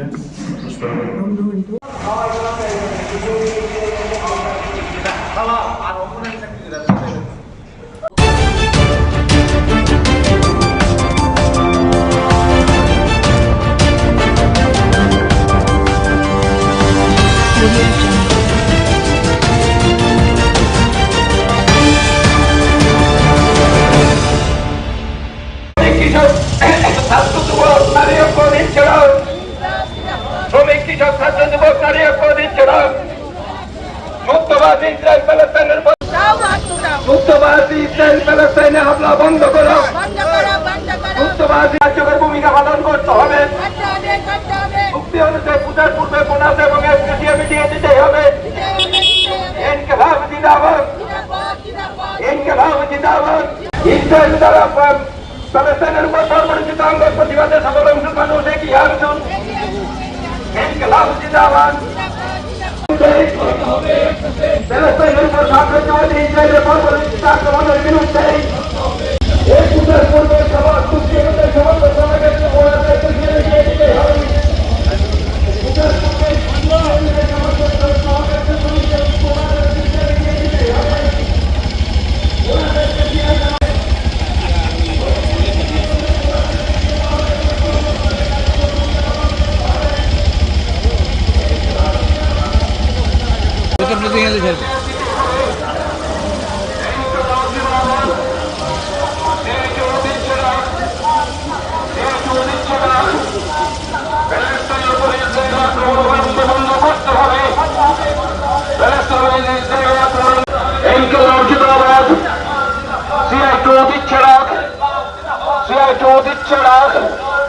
পূজার আগে শ্রমিকদের বলেছে দেশিয়া দিতে হবে।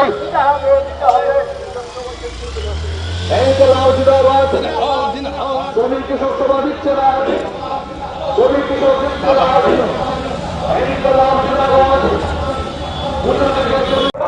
হামলা বন্ধ করো। ইসরায়েল কর্তৃক প্যালেস্টাইনের উপর হামলার প্রতিবাদে সকল অংশের মানুষ এগিয়ে আসুন। এই যুদ্ধ ইসরায়েল ধ্বংস হোক।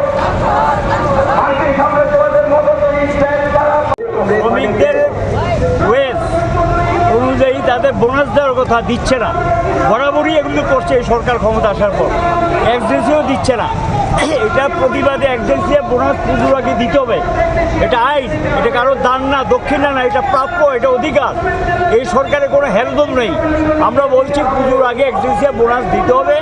আর তার সঙ্গে আমরা লক্ষ্য করছি গত কিছুদিন যাবৎ প্যালেস্টাইনে যেইভাবে গাজা ভূখণ্ডে আক্রমণ সংঘটিত করছে আমেরিকার মদতে ইসরায়েল, তার প্রতিবাদে সারা দেশে কর্মসূচি চলছে। এটাও আমরা একসঙ্গে পালন করেছি। এটার প্রতিবাদী আর র্যাগার টুয়েপের কাজ করিয়েছেন, টাকা দিচ্ছেন না, এটার প্রতিবাদী আজকের এই সমাবেশ সংগঠিত করা হয়েছে।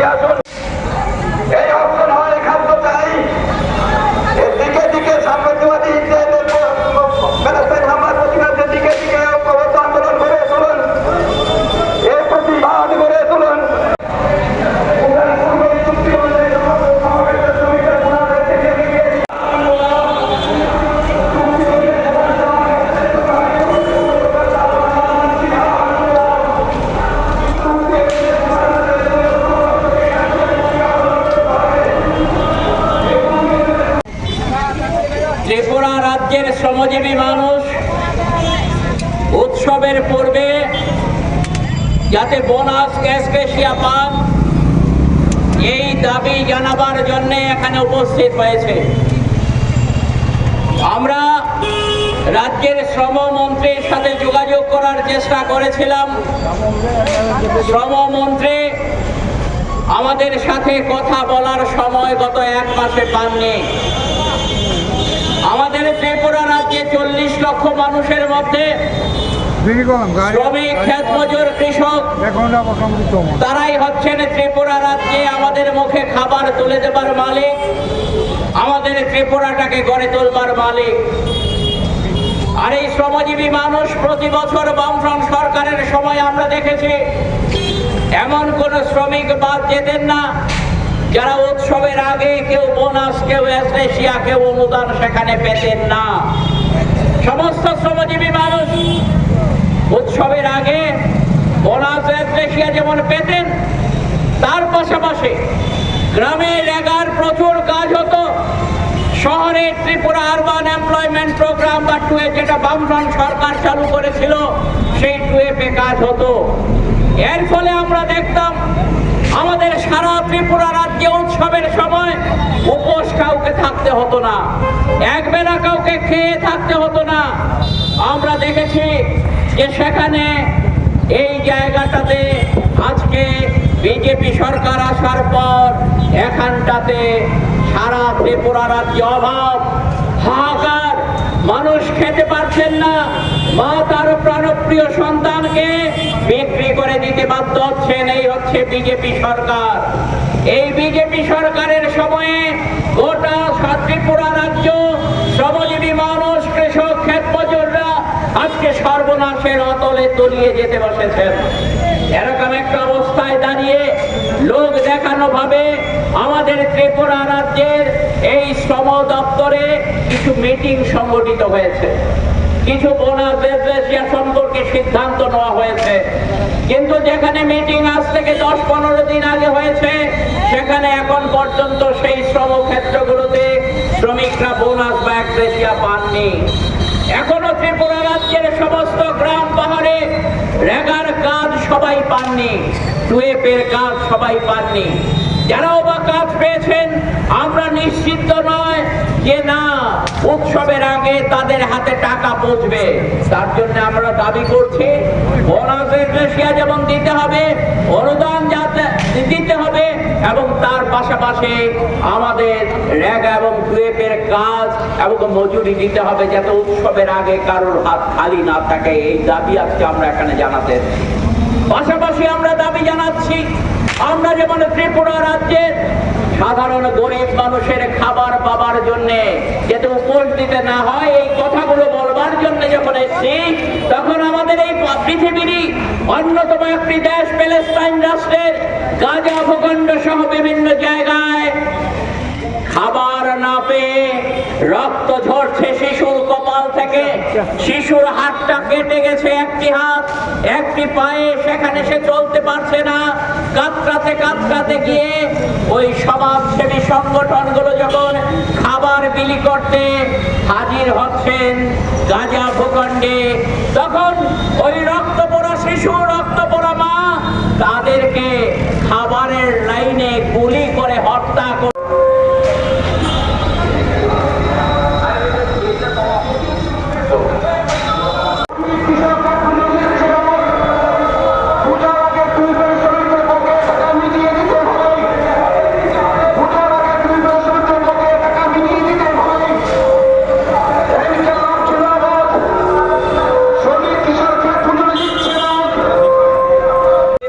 তাদের বিরুদ্ধে কঠোর ব্যবস্থা গ্রহণ করতে কোন প্রকার তালবাহানা মানছি না, মানব না। চুক্তি অমান্যকারী সংস্থাগুলির বিরুদ্ধে শ্রম দপ্তর কর্তৃক কঠোর ব্যবস্থা গ্রহণ করতে হবে। চুক্তি অমান্যকারীদের বিরুদ্ধে শ্রম দপ্তরের পক্ষ থেকে কঠোর ব্যবস্থা গ্রহণ করতে হবে। এবং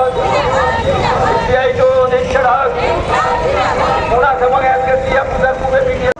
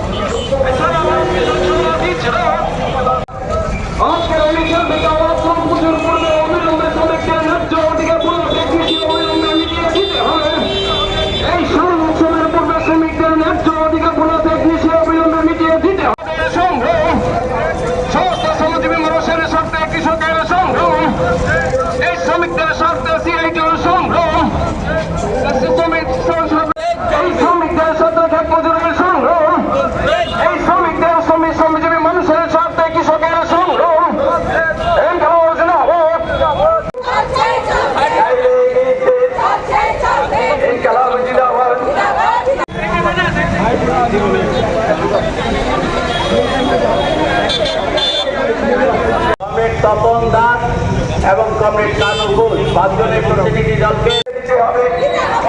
চুক্তি অনুযায়ী সমস্ত সমবেত শ্রমিকদের বোনাস এবং মিলিয়ে দিতে হবে। কোন সমস্যায় রাজ্য কমিটির সভাপতি কমরেড মানিক দে সামনে যাও। চুক্তিকে অমান্য করে বোনাসের চেয়ে ঠিকমতো না দেওয়া তাদের সংস্থাগুলির বিরুদ্ধে আইনগত ব্যবস্থা গ্রহণ করতে হবে।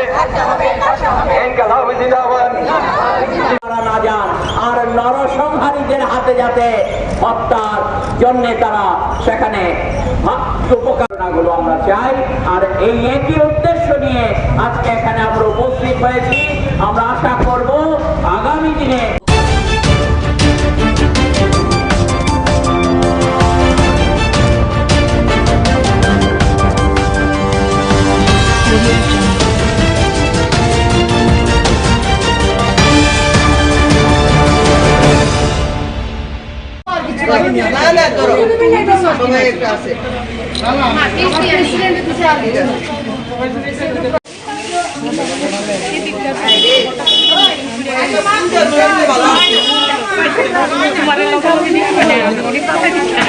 আজকে 18/7/2025 আজকে আমরা নোয়াগাঁও কালী এবং শিব মন্দির যেটাকে বলি কৃষ্ণনগরে, এটা কৃষ্ণনগর 6 আগরতলার মধ্যে অবস্থিত।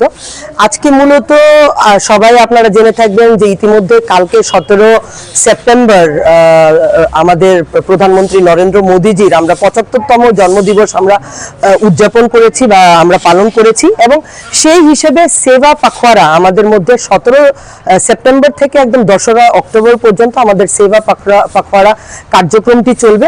তো কালকে আমরা বিশেষভাবে প্রত্যেকটা মণ্ডলে মণ্ডলে এই স্বচ্ছ ভারত অভিযান করেছি, এবং আজকে আমরা দায়িত্ব নিয়ে ভারতীয় জনতা পার্টি প্রদেশ ত্রিপুরা মোর্চার ভারতীয় জনতা পার্টি ত্রিপুরা প্রদেশ মহিলা মোর্চার তরফ থেকে আজকে আমরা এই মন্দিরটিকে বিস্তৃত আকারে আমরা পরিষ্কার করেছি, এবং আমার সাথে এখানে মহিলা মোর্চার প্রদেশের দিদিরা আছেন, এখানে মণ্ডল সভাপতি 6 আগরতলার উপস্থিত আছেন, এবং অন্যান্য যারা আছেন ইএমসিরও আমাদের সাথে ইএমসির ওয়ার্কার্সও আছে। আমরা ওদেরকেও, কেননা আমরা দেখেছি আমাদের প্রধানমন্ত্রী মাননীয় নরেন্দ্র মোদীজি বিভিন্নভাবে যারা এই মিউনিসিপ্যালিটি ওয়ার্কার্স আছে ওদেরকে বিশেষভাবে কিন্তু উনি সম্মান করে থাকেন। তো আজকে ওনার এই জন্মদিবসে আমরা শুধু এই মন্দিরটি পরিষ্কার করিনি, আমরা এই ওয়ার্কার্সদেরকেও কিন্তু ওনার জন্মদিন হিসাবে আমরা কিন্তু ফেলিসিটেট করেছি, এবং এর জন্য আমরা এই মন্দিরটি এর জন্য পরিষ্কার করেছি কেননা আমরা চাই আমাদের প্রধানমন্ত্রী নরেন্দ্র মোদীজি যে ভিশন নিয়ে চলছে, যেভাবে সেই ভারতবর্ষকে একটা আত্মনির্ভর ভারতবর্ষ হিসেবে রূপায়িত করে চলছে, এবং এই 17 থেকে যে 2রা অক্টোবর পুরোটা সমর্পণ করেছে নারীদের প্রতি, মহিলাদের প্রতি। কেননা আমরা ইতিমধ্যে দেখেছি যে কালকে ত্রিপুরা রাজ্যের প্রত্যেকটি জেলার মধ্যে সুস্থ নারী সশক্ত পরিবার অভিযান কিন্তু আমরা প্রত্যেকটি জেলায় জেলায় পালন করেছি। তো যেই জায়গাতে দেখবো আমরা মোটিভেট এবং এনকারেজ করা হচ্ছে যে প্রত্যেকটি নারী যেন নিজেদের হেলথ চেক আপ বিস্তরভাবে, এবং আমরা কালকে লক্ষ্য করতে পেরেছি যে বিস্তর চেক আপ মানে অর্থোপেডিক্স থেকে শুরু করে প্রত্যেকটি ডাক্তার, গাইনোক ডাক্তার থেকে শুরু করে সবাই কিন্তু এই হেলথ ক্যাম্পগুলোতে থাকবে, এবং এটা আয়ুষ্মান আরোগ্য মন্দির এবং প্রাইমারি হেলথ সেন্টার যেগুলো আমাদের পিএইচসি বলি, পিএইচসি সেন্টারে কিন্তু 17 থেকে 2 সেপ্টেম্বর পর্যন্ত কিন্তু প্রত্যেকটা মহিলা কিন্তু বিভিন্ন ধরনের টেস্ট থেকে শুরু করে সব রকমের সুযোগ সুবিধা গ্রহণ করতে পারবে, এবং অল ওভার ইন্ডিয়ার মধ্যে 1 লাখের উপরে, যেটা কোনোদিনও কোনো কেউ করতে পারেনি, মোর দেন 1 লাখ ক্যাম্পস, এই হেলথ ক্যাম্পস কিন্তু করা হবে, অনুষ্ঠিত করা হবে। এবং এই সাপেক্ষে আমি বলতে চাইবো আমাদের এই যে অঙ্গনবাড়ির মধ্যেও যেটা আমরা বলি যে পোষণ মাহ, যেটাকে আমরা 17 সেপ্টেম্বর থেকে 2রা অক্টোবর পর্যন্ত সবসময় আমরা পোষণ মাহও কিন্তু আমরা সেলিব্রেট করি, এবং সেই পোষণ মাহও চলবে, যেখানে আমরা ল্যাকটেটিং প্রেগনেন্ট মাদার্স থেকে শুরু করে আরো যেগুলো কমিউনিটির আরো হেলথ কমিউনিটির আরো যত রকমের সুযোগ সুবিধাগুলো থাকে সেগুলো আমরা অঙ্গনবাড়ি থেকে সরবরাহ করা হবে। তো আমি এই জায়গা থেকে আমাদের ত্রিপুরা প্রদেশ মহিলা মোর্চার তরফ থেকে আমি নরেন্দ্র মোদীজির অনেক সাফল্য, অনেক সুস্বাস্থ্য এবং উনি দীর্ঘায়ু হোক এবং এইভাবেই শুধু ত্রিপুরা রাজ্যের জনগণ নয়, ভারতবর্ষের প্রত্যেকটি জনগণের উনি যেমন নয়নের মণি, উনি যেমন একটা পিতার স্থান অধিকার করেছেন, সেই জায়গাতে আমি বলবো ওনার সাফল্য, ওনার অগ্রগতি আমাদের ভারতবর্ষের প্রত্যেকটি অন্তোদয় ব্যক্তি পর্যন্ত ছড়িয়ে গেছে এবং আগামী দিনে একটা আত্মনির্ভর ভারত, যেটা ওনার প্রথম কথা, যে আত্মনির্ভর ভারত নিয়েও কিন্তু আমাদের এখন এই অভিযান চলছে। তো আত্মনির্ভর ভারত করার যে ওনার উদ্দেশ্য এবং লক্ষ্য, সেই জায়গাটাতে উনি অনেক অনেক যেন সাফল্য হন। আমরা ওনার পাশে আছি এবং ভারতীয় জনতা পার্টি শুধু নয়, পুরো ভারতবর্ষের জনগণ ওনার পাশে আছে এবং ওনার কালকে জন্মদিবসে সবাই আমরা ওনার মঙ্গলার্থ কামনা করেছি এবং সেই সাথেই আমি এখানে আজকের মতো বিরাম নিচ্ছি এবং চাইবো যে এই প্রোগ্রামসগুলো যেগুলো লঞ্চ করা হচ্ছে সেগুলো ত্রিপুরা রাজ্যের প্রত্যেকটা অঙ্গনবাড়ি থেকে শুরু করে প্রত্যেকটা আয়ুষ্মান আরোগ্য মন্দির, পিএইচসির মধ্যে সবখানে যেন এই প্রোগ্রামগুলো সাফল্য মণ্ডিত হয়, মানুষ যেন এনকারেজ হয়, ইন্সপায়ার্ড হয়, যে ওরা গিয়ে এখানে ওদের হেলথ চেক আপ করায়, মহিলারা বেশিরভাগ, সেই আশা রেখে আমি নিশ্চয়ই আমাদের মাননীয় মুখ্যমন্ত্রী প্রফেসর ডক্টর মানিক শাহ মহোদয় এবং আমাদের রাজ্য সভাপতি রাজীব ভট্টাচার্য মহোদয় এবং যিনি রাজ্যসভার সদস্য বটে, অনেক অনেক ওনাদেরকেও শুভেচ্ছা জ্ঞাপন করে আমি এখানেই বিরাম নিচ্ছি।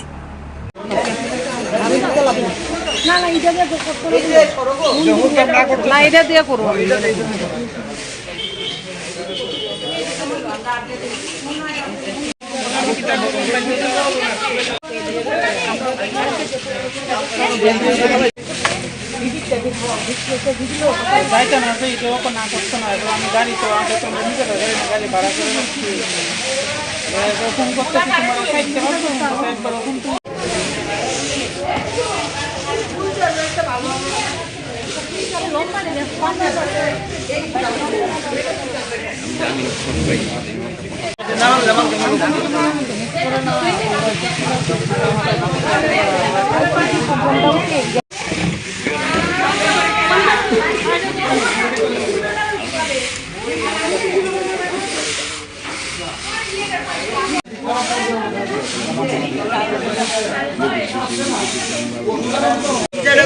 একটা ভিডিও করে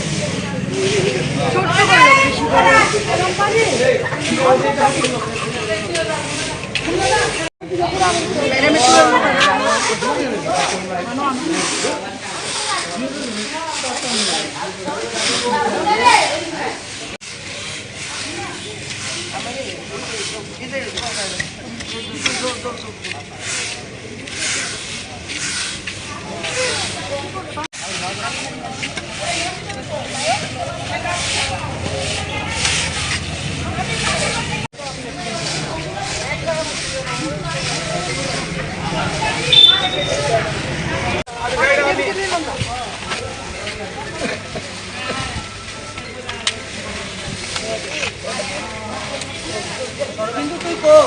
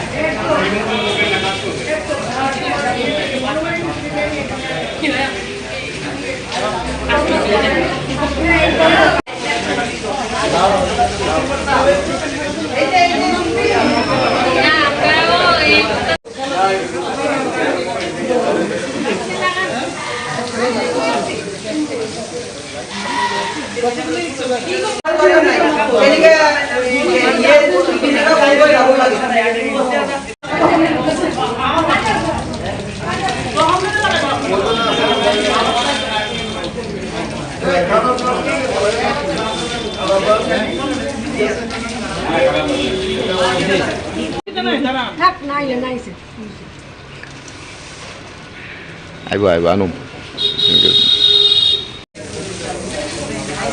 Again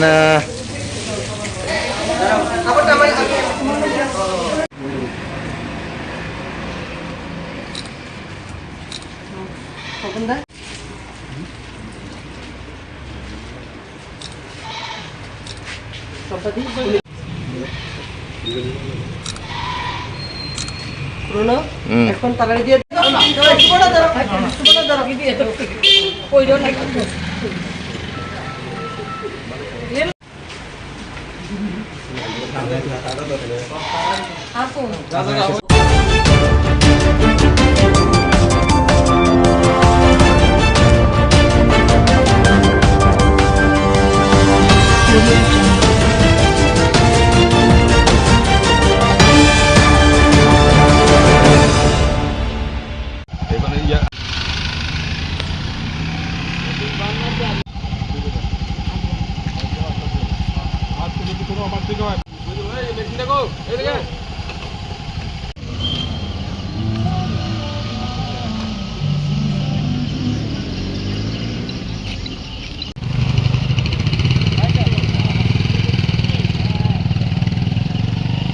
করবেন কিছু নাই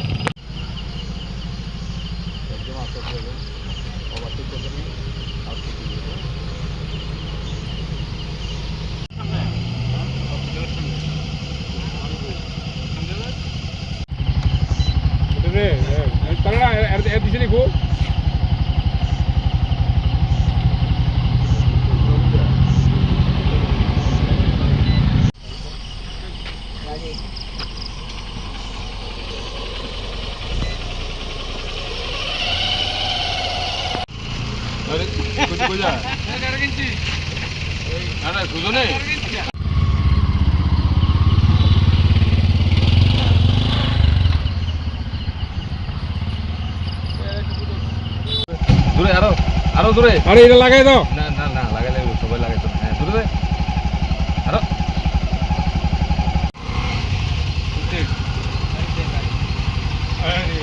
আসলে কিছু না না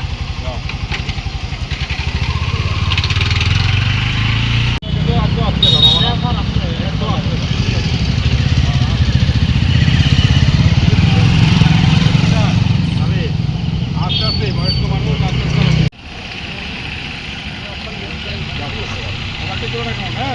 আজকে তো আবার দেখ না হয়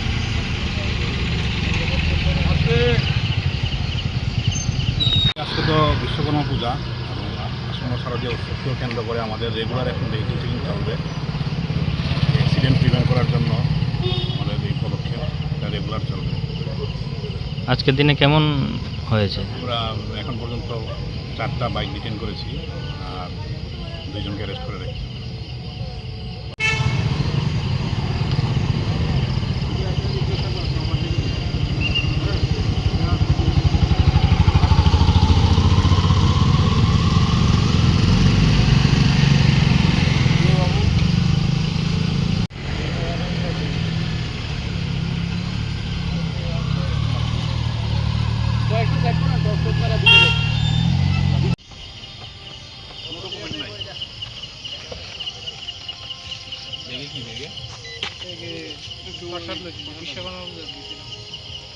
কোনো ডকুমেন্ট নাই তো আই কার্ড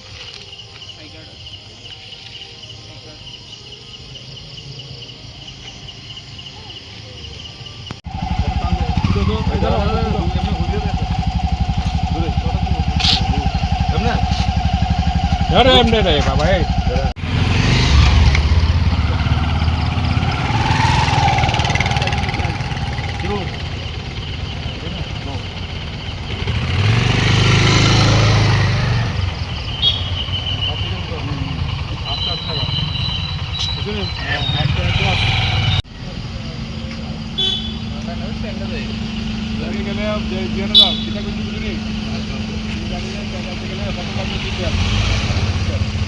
লাগাত না বাবা, লাগায় দেখাত না আপনারে লাগাই জানাও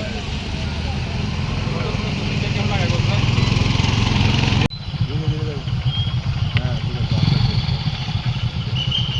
আজকে দিনে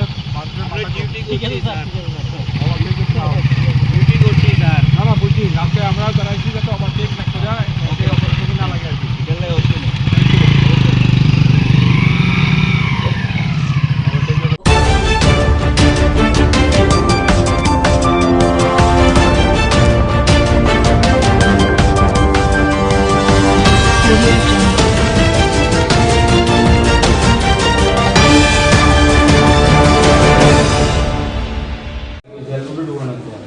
কি হয়েছে? এখন থেকে ঠিক 15 মিনিট আগে রাস্তার মাথা এই সমুদ্রে একটা শব্দ, ওই শব্দ আমরা শব্দ হবে রায় দিকে তার 2 টাকা সঙ্গ চলছে, একটা লোক অটো প্যাসেঞ্জার, একটা লোক মাল গাড়ি ট্রাক। তো আমরা নিয়ে অবশ্যই কোনো হসপিটালে চিকিৎসা করছি। কয়জন আহত? তারা 3 জন। 3 জন আহত? 2 জন পুরুষ, 1 জন মেয়ে। কেমন আহত? কেমন? মোটামুটি ভালো ভালো। এখন কোথায় নিয়েছেন তারা? বিশাল হসপিটালে।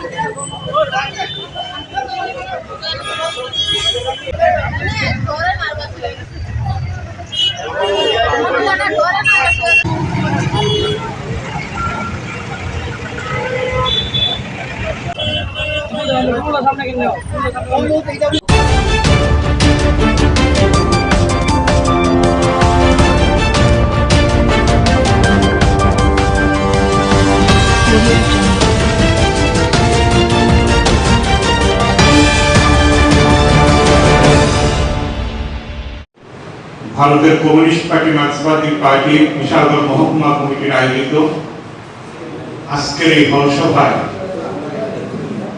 আমাদের মাঝে উপস্থিত পার্টির রাজ্য কমিটির সদস্য কমরেড ভানুলাল সাহা, উপস্থিত আমাদের পার্টির নেতৃত্ব তথা অভিভাবক কমরেড মতিলাল সরকার, পার্টির রাজ্য কমিটির সদস্য কমরেড সিদ্দিকুর রহমান সহ আমাদের সবকটি লোকালে আমাদের সামনের সারির নেতৃত্ব কর্মী বন্ধুরা, মা ও বোনেরা, আপনারা জানেন সকাল থেকে আজকের এই কর্মসূচি চলছে। এর আগে ছাত্র সংগঠন কমরেড গৌতম প্রসাদ দত্তের স্মরণে তারা স্বাস্থ্য শিবির, ভারতের গণতান্ত্রিক যুব ফেডারেশন কমরেড গৌতম দত্তের স্মরণে রক্তদান শিবিরের আয়োজন করেছে। আজকেও সারা মহকুমায় প্রায় সবকটি অঞ্চলে কমরেড গৌতম প্রসাদ দত্তের প্রতি আমরা শহীদান কর্মসূচি পালন করেছি। এমনকি গোলাঘাটি অঞ্চলে এই সরকার পরিবর্তনের পর গত 7.5 বছরে আজকেই প্রথম গোলাঘাটি বাজারে কমরেড গৌতম প্রসাদ দত্তের স্মরণে শহীদান কর্মসূচি পালিত হয়েছে। আমরা যে কর্মসূচি আজকে নিয়েছি, আপনারা ইতিমধ্যে সবাই প্রায় জানেন, আমাদের কর্মী বন্ধুরা যে 45 বছর আগে আজকের এই দিনে 1980 সালে কমরেড গৌতম প্রসাদ দত্তকে বিশাল করে বুড়িমা নদীর পাড়ে নৃশংসভাবে কায়েমি স্বার্থবাদী পীড়নক সন্ত্রাসবাদী দুষ্কৃতকারীরা তাকে নৃশংসভাবে খুন করে এবং নদীর পাড়ে তাকে এই বিভৎস খুনের পর সেদিন সারা রাজ্য জুড়ে একটা আলোড়ন তৈরি হয়ে যায়। কমরেড গৌতম প্রসাদ দত্তের জীবনী সম্পর্কে আপনারা ইতিমধ্যে কমরেড ভানুলাল সাহার এবারকার লেখার মধ্যেও পড়েছেন, বিভিন্ন সময়ে পড়েন। পরিবারের সর্বকনিষ্ঠ সদস্য ছিলেন, ছাত্র আন্দোলন যুব আন্দোলনের মধ্য দিয়ে এগিয়ে এসছেন। কমরেড গৌতম প্রসাদ দত্তের যে অসাধারণ গুণ ছিল তা হচ্ছে মানুষের কল্যাণে নিজেকে নিয়োজিত করা। সেই কাজ উনি মতাদর্শগতভাবে গ্রহণ করেছিলেন এবং মতাদর্শগত বোঝাপড়ার ভিত্তিতে রাজ্যের আপামর মানুষের কল্যাণে সে তার নিজের জীবনকে শেষ পর্যন্ত বিলীন করে দিয়ে গেছে। 1980 সালের দাঙ্গা, তার সেই সময়ের ভূমিকা, এগুলি নিশ্চয়ই আমাদের নেতৃত্বরা এখানে আলোচনা করবে। আমি শুধু আপনাদের কাছে একটা কথা বলবো যে কমরেড গৌতম প্রসাদ দত্ত নিজের জীবনকে বাজি রেখে যে মতাদর্শকে হাতিয়ার করেছিলেন, সেই মতাদর্শ তার শক্তি তাকে অনুপ্রেরণা দিয়েছিল যে জীবন এবং মৃত্যু যে সহাবস্থানের মধ্য দিয়ে আমাদের জীবন চক্র, তার মধ্যে দিয়ে দাঁড়িয়ে একজন কমিউনিস্ট হতে গেলে পরে সে মৃত্যুকে আলিঙ্গন করতে হয়। কমরেড গৌতম প্রসাদ দত্ত জীবন মৃত্যুর উপাখ্যানে সে মৃত্যুকে চুম্বন করেছে। 1980 সালে কমরেড গৌতম প্রসাদ দত্ত তার জন্যই তার নির্ভীক প্রাণ, দেশের মানুষের শ্রমজীবী মেহনতি জনতা, তার শান্তিকামী মানুষের কল্যাণে তাকে বিলীন করে দিয়ে গেছে। এখন পুষ্পার্ঘ্য অর্পণ করবেন পার্টি মহকুমা সম্পাদক মণ্ডলীর সদস্য কমরেড তপন দেবনাথ, সদস্য কমরেড কিরণময় নারায়ণ দেবনাথ।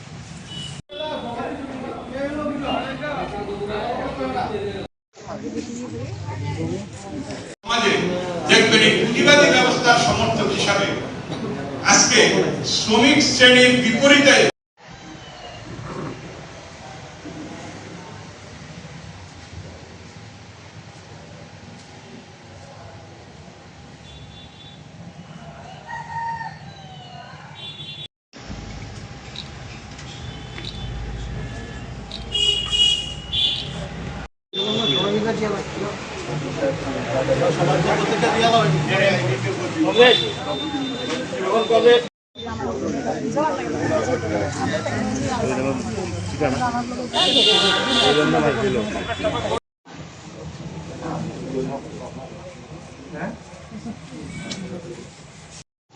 পুষ্পার্ঘ্য অর্পণ করবেন পার্টির জেলা সম্পাদক মণ্ডলীর সদস্য কমরেড রেহানা বেগম।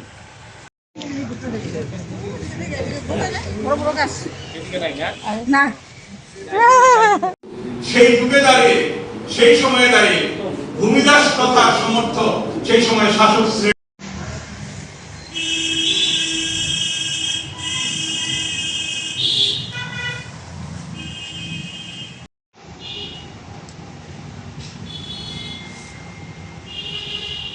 পুষ্পার্ঘ্য অর্পণ করবেন পার্টির জেলা কমিটির সদস্য কমরেড প্রদেশ রায়।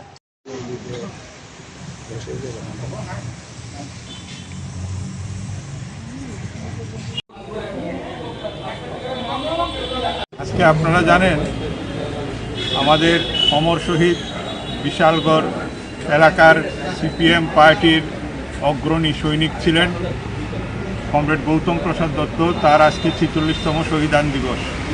আমরা আমাদের মহকুমা শুধু না সারা রাজ্য জুড়ে এই দিনটি একাধারে গণ আন্দোলনের তরফে, একাধারে ভারতের গণতান্ত্রিক যুব ফেডারেশনের উদ্যোগে আজকের এই শহীদান দিবস কর্মসূচি পালিত হচ্ছে। আমাদের মহকুমায়ও বিভিন্ন জায়গায় কমলাসাগর, গোলাঘাটি, চরিলাম সহ সমস্ত জায়গায় আমরা এই শহীদান কর্মসূচি পালন করছি। এখন আমাদের এখানটায় মহকুমা অফিসে আজকের এই শহীদান কর্মসূচি এবং পরবর্তী সময়ে আমাদের হলসভা আছে। নেতৃত্বরা শ্রদ্ধেয় কমরেড ভানুলাল সাহা, কমরেড মতিলাল সরকার, ওনারা এই আলোচনা সভায় তাদের বক্তব্য রাখবেন। আপনারা জানেন যে যেই সময়ে কমরেড গৌতম প্রসাদ দত্ত খুন হয়েছিলেন ত্রিপুরা রাজ্যে, তখন দাঙ্গার যে পরিবেশ তৈরি হয়েছিল 1980 সালে, সেই দাঙ্গায় অকুতভয় যোদ্ধা হিসাবে কমরেড গৌতম প্রসাদ দত্ত রাজ্যের সম্প্রীতি শান্তি রক্ষায় তার বলিষ্ঠ ভূমিকা নিয়ে এগিয়ে গিয়েছিলেন। সেই কারণে কায়েমি স্বার্থবাদীরা আমাদের রাজ্যে তারা মনে করেছে যে কমরেড গৌতম প্রসাদ দত্তকে খুন করে দিতে পারলে এই রাজ্যের সম্প্রীতির পরিবেশ, এই রাজ্যে বামফ্রন্ট সরকারের অস্তিত্ব, এই রাজ্যে বামপন্থী আন্দোলনকে তারা ধূলিসাৎ করে দিতে পারবে। কিন্তু প্রকৃতির আমোঘ নিয়ম হচ্ছে তাই যে কমিউনিস্টদেরকে খুন করে এই দেশে বা পৃথিবীর কোথাও তার রাজনীতি, তার মতাদর্শ এবং মানুষের জন্য যে সমাজ পরিবর্তনের সংগ্রাম তাকে খুন করা যায় না। সেই কারণে আজকে আবার একটা নয়া পেশিবাদী জমানায় আমরা উপস্থিত হয়েছি, যে সময়ে গণতান্ত্রিক মূল্যবোধগুলি আক্রান্ত, গণতান্ত্রিক পরিবেশ আক্রান্ত, আইন শৃঙ্খলা ভেঙে পড়েছে, মানুষের বাক স্বাধীনতা হরণ করছে, রাজনৈতিক দল যারা বিরোধী তাদের উপরে আক্রমণ প্রতিনিয়ত নামিয়ে আনা হচ্ছে, বাড়িঘরে আক্রমণ করছে, লুটতরাজ, বিভিন্ন উপায়ে অসামাজিক কাজকর্ম এগুলি চলছে। সেই মুহূর্তে দাঁড়িয়ে কমরেড গৌতম প্রসাদ দত্তকে এই রাজ্যের মানুষ আজকের দিনও তাকে আগলে রেখেছে তার মতাদর্শের জন্য, এবং তারই ভিত্তি করে আমাদের আজকের এখানটায় প্রোগ্রাম আমরা চলছে এবং আগামী দিনও আমাদের এই কর্মসূচি মানুষের জন্য যা কাজ তা চলতে থাকবে। কিন্তু শেষ পরিণতি কি? এক একটা ব্যবস্থায় তার সমর্থক থাকলে পরও সেই ব্যবস্থা শহীদ স্মরণে আপন মরণে রক্ত ঋণ শোধ করুন, শোধ করুন, শোধ করুন। শহীদ স্মরণে আপন মরণে রক্ত ঋণ শোধ করুন, শোধ করুন, শোধ করুন। শহীদ কমরেড গৌতম প্রসাদ দত্ত অমর রহে, অমর রহে, অমর রহে। অমর শহীদ কমরেড গৌতম প্রসাদ দত্ত অমর রহে, অমর রহে, অমর রহে।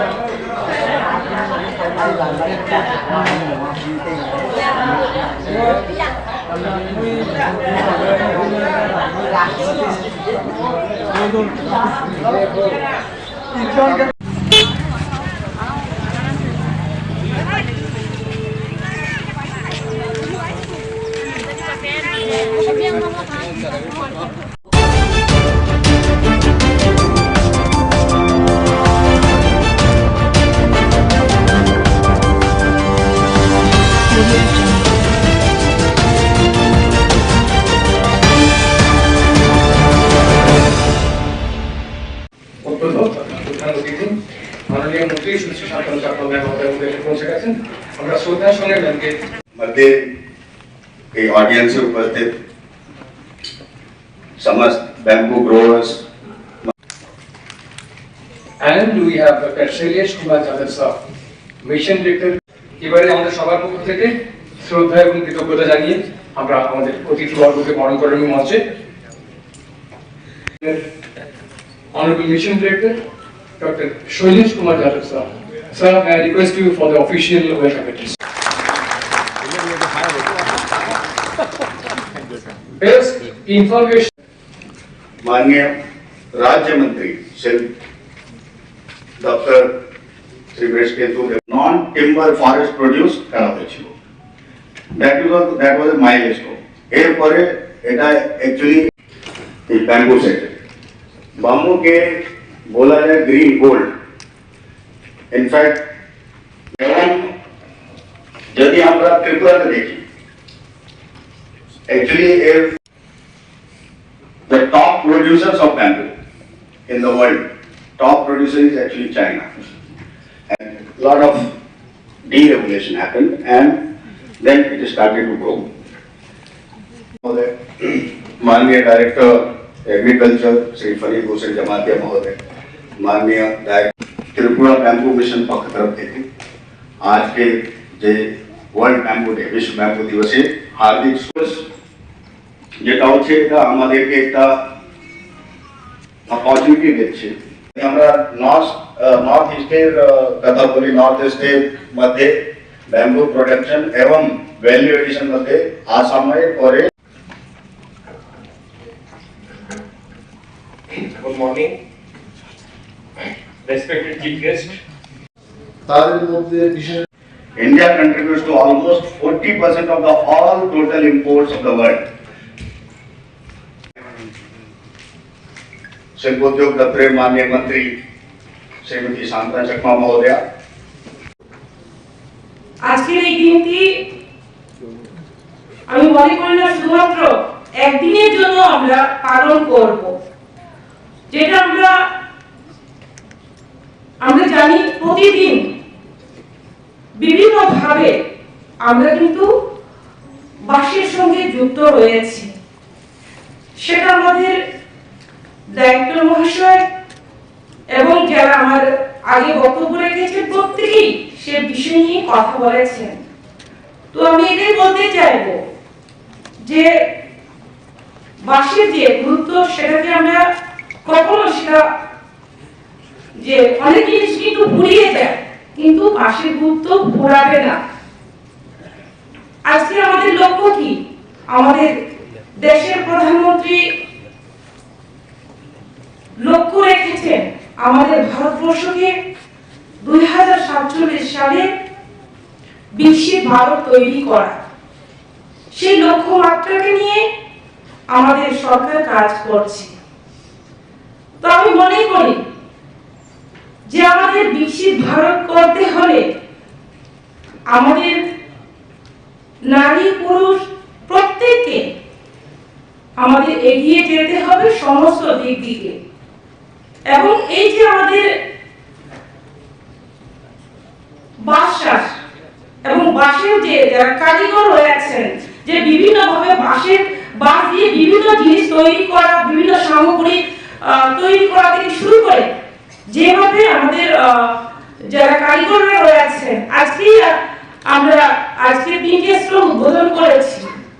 তো সেখানে সুন্দর সুন্দর বাঁশের তৈরি করা জুয়েলারি থেকে শুরু করে বিভিন্ন আসবাবপত্র রয়েছে, লাইট রয়েছে।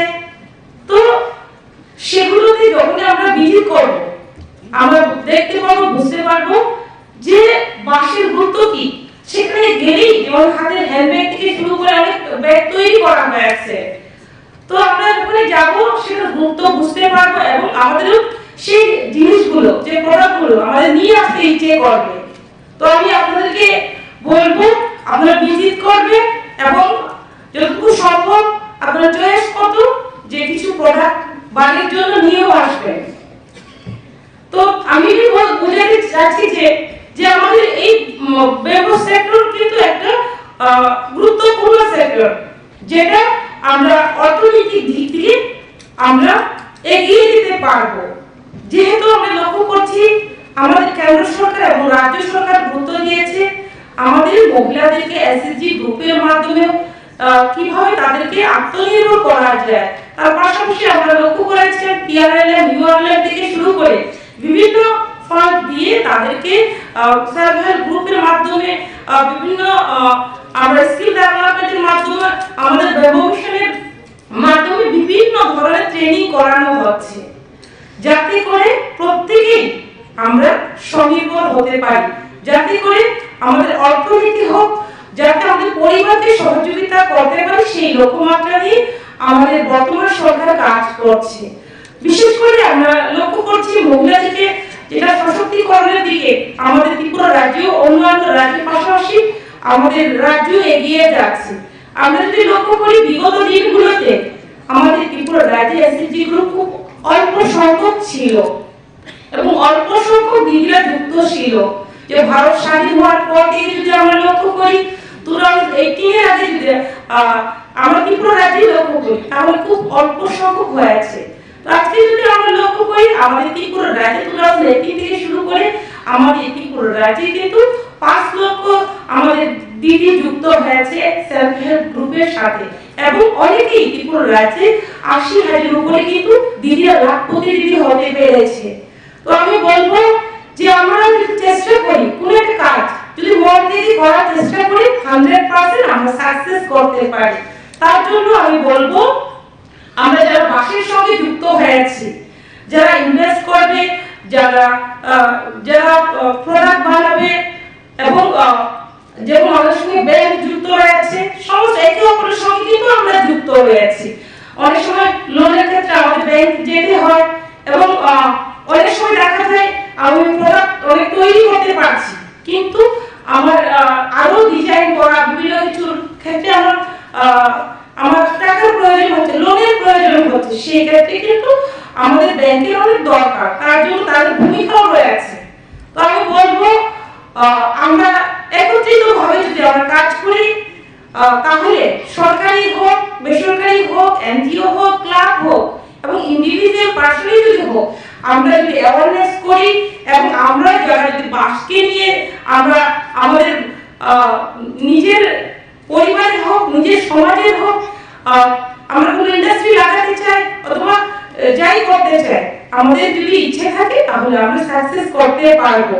তো আমি বলবো আজকে যারা এই প্রোগ্রামে উপস্থিত হয়েছে ত্রিপুরা রাজ্যের বিভিন্ন জায়গা থেকে, প্রত্যেকেই বলবো যে আপনারা অনেকে ট্রেনিং নিচ্ছেন, শুধু ট্রেনিং নেওয়া সেটা শেষ কথা নয়, যারা ট্রেনার রয়েছেন আপনারা যেহেতু আমরা যখন পড়াশোনা করি স্কুলে, যে আমার স্টুডেন্ট থাকবে, টিচার থাকবে, যে আমি অ্যাজ এ স্টুডেন্ট হিসেবে যদি টিচার থেকে আমি জিজ্ঞেস না করি কিভাবে করলে ব্যাচ হবে, আমি যদি কিছু না বলি, সুতাকি কোনো কিছুই না বলি, তাহলে কিন্তু আমার টিচার কিন্তু আমাকে সঠিক জ্ঞান দান করতে অনেক সময় অসুবিধা হয়, যে আমার স্টুডেন্ট কি চাচ্ছে, কি বুঝেছে কি না, কি জানতে চায়।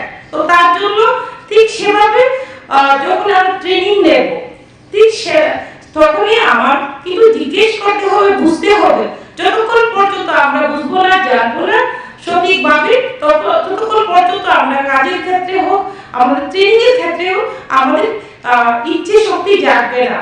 তার জন্য যে কোনো কাজ করতে হলে আমাদের ভালোভাবে জানা দরকার। যেমন আমাদের ফরেস্ট মিনিস্টার বলেছেন যে আমরা কিন্তু বাসের সঙ্গে যুক্ত রয়েছে, বিশেষ করে আমরা ট্রাইবালরা যুক্ত রয়েছি। তো আজকে দেখা যাচ্ছে ধীরে ধীরে শুধুমাত্র ট্রাইবালরা, নন ট্রাইবালরাও যুক্ত হয়ে গেছে। তো সমস্ত আমাদের ত্রিপুরা রাজ্যে কিন্তু ত্রিপুরা রাজ্যে তো আছেই, আজকে বিশ্ব বাসের গুরুত্ব পেয়ে গেছে এবং আমি মনে করি যে আমাদের ত্রিপুরা রাজ্যকে আমরা ভারতবর্ষের মধ্যে আমরা কিন্তু 1 নম্বরে নিয়ে যেতে পারি। বাস উৎপাদনের ক্ষেত্রে হোক, আমাদের বাসের প্রোডাক্ট তৈরির ক্ষেত্রে হোক এবং আমাদের বিজনেসের ক্ষেত্রে হোক, আমাদের ত্রিপুরা রাজ্য এগিয়ে যেতে পারবে। কিন্তু লাগবে আমাদের প্রত্যেকের একে অপরের সহযোগিতায়। যেভাবে আমাদের ব্রাহ্ম মিশন কাজ করছে, যেভাবে আমাদের দপ্তর কাজ করছে, ইন্ডাস্ট্রি কমার্স, পাশাপাশি ফরেস্ট ডিপার্টমেন্ট থেকে শুরু করে, এগ্রিকালচার ডিপার্টমেন্ট থেকে শুরু করে এবং আপনারা যেভাবে কাজ করছেন, আমি মনে করি যদি ক্লাব করে একত্রিতভাবে কাজ করি, তাহলে আগামী দিনে আমরা বাস থেকেও বিভিন্ন ইকোনমি কিন্তু আমাদের গ্রো হবে এবং ত্রিপুরা রাজ্যে এগিয়ে যাওয়ার ক্ষেত্রে, যে আমরা জানি আমাদের ত্রিপুরা শ্রেষ্ঠ ত্রিপুরা করতে চাই, আমরা ভারতকে এক ভারত শ্রেষ্ঠ ভারত করতে চাই। তো সেক্ষেত্রে একটা ওয়ে হবে, রাস্তা হবে। আমি মনে করি যে কালকেও আমাদের ভার্চুয়াল প্রোগ্রামে আমরা মোদিজির ভাষণ আমরা শুনেছি, সেখানেও কিন্তু উনি ভোকাল ফর লোকালের কথা বলেছেন, যে আমাদের অর্থনীতি যদি আমাদের ভারতকে মজবুত করতে হয়, তাহলে কিন্তু আমাদের যে প্রোডাক্টগুলো উৎপন্ন হয় সেগুলো আমাদের কি করতে হবে,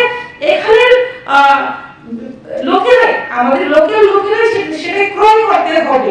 যদি আজকে আমাদের বৈদেশিক জিনিস যদি আমরা ক্রয় করি, তাহলে বৈদেশিক বিদেশে আমাদের অর্থনীতি চলে যাবে। তার জন্য ভারতীয় ব্যক্তির তৈরি করা, ভারতীয় জনগণের তৈরি করা জিনিস আমরা ক্রয় করবো, সেটা যদি আমরা মানসিকতা যদি আমরা রাখি, তাহলে অর্থনীতির দিকে আমাদের দেশ এগিয়ে যাবে, আমাদের রাজ্য এগিয়ে যাবে এবং যারা বিভিন্ন প্রোডাক্ট উৎপন্ন করছেন তারাও খুশি হবে, তারাও আর্থিক দিকে এগিয়ে যাবে। তার জন্য আজকে যে বিশ্ব বাস দিবসে আমি এটাই বলবো, আপনারা আজকে যারা এখানে উপস্থিত হয়েছে, যাতে করে গ্রামে গঞ্জে প্রতিটি পরিবার জানতে পারে যে বাসের গুরুত্ব এবং বাসের মাধ্যমে অনেক উপার্জন করা যায়। এবং আমরা দেখেছি যে জুয়েলারি তৈরির মাধ্যমে একটা বাস থেকেই একজন মহিলা আমার সাথে দেখা করেছিলেন, উনি বলেছেন বিভিন্ন জুয়েলারি তৈরি করে উনি লাখ টাকার উপরে ইনকাম করেছেন। তো সেই ক্ষেত্রে আমরা দেখেছি এখানে আমাদের বড় বড় ইন্ডাস্ট্রি রয়েছে, যেমন মোটর ইন্ডাস্ট্রি, যেমন আমাদের জিকিউ ইন্ডাস্ট্রি রয়েছে, তারাও কিন্তু অনেক লাভবান হয়েছে।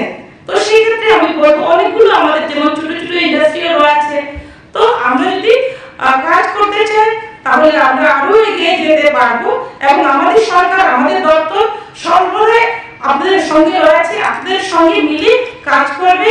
তো আমি এটাই বলবো, তো আপনারা ভালো থাকবেন, সুস্থ থাকবেন, বললে অনেক কিছু বলা যাবে। তো আমি সেদিকে লাগিয়ে আবারও আজকের বিশ্ব বাল দিবসে আপনাকে অনেক অনেক ধন্যবাদ জানিয়ে আমার সংক্ষিপ্ত আলোচনা এখানে শেষ করছি। সবাইকে নমস্কার, নমস্কার বলে মাত্র ভাষা আমরা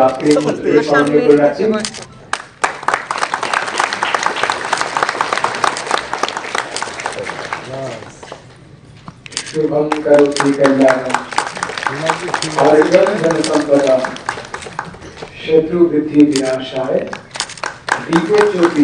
कोई বন্ধু আসুন।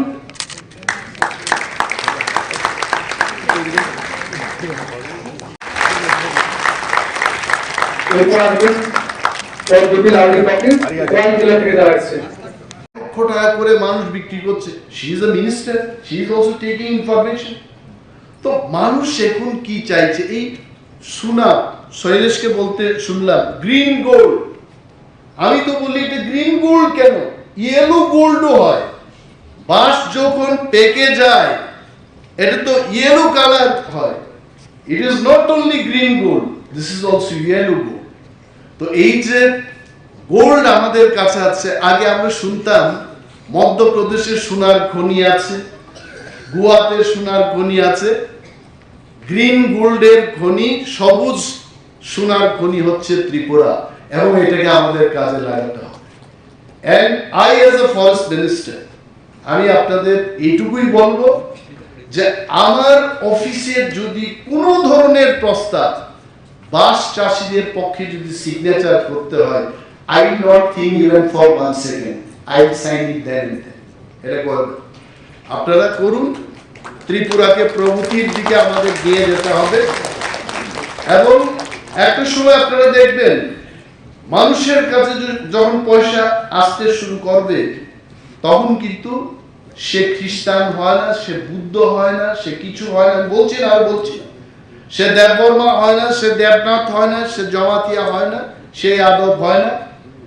পয়সা, রোজগার, আমাদের পারিবারিক যে স্থিতিশীলতা, আমরা যাই বলি, শক্ত পরিবার, সুশক্ত দেশ, পরিবার যাই বলি, পয়সা ছাড়া কিন্তু সেগুলো হয় না।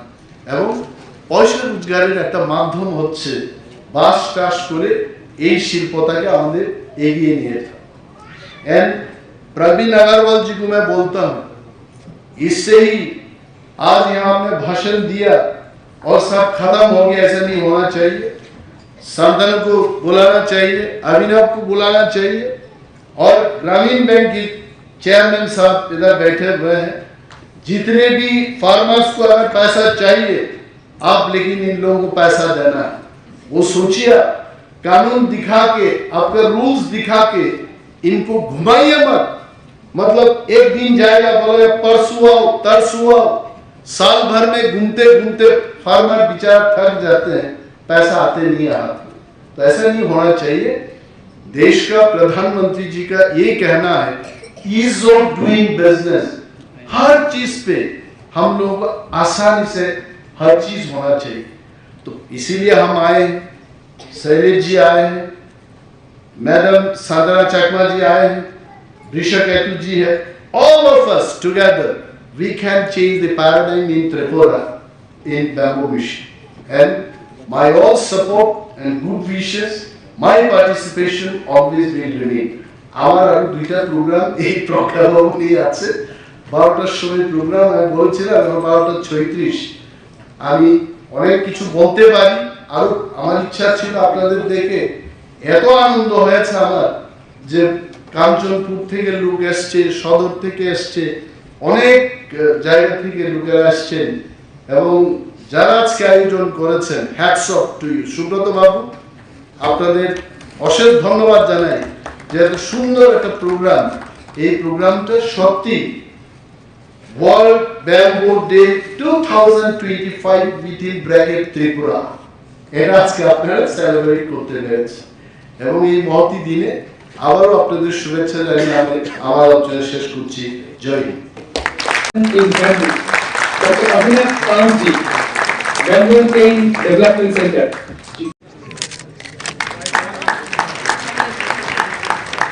পরে পশ্চিম জেলা টুমোরো ফাউন্ডেশন বান্দারি, টুমোরো ফাউন্ডেশনের বন্ধুরা আসবেন মঞ্চে।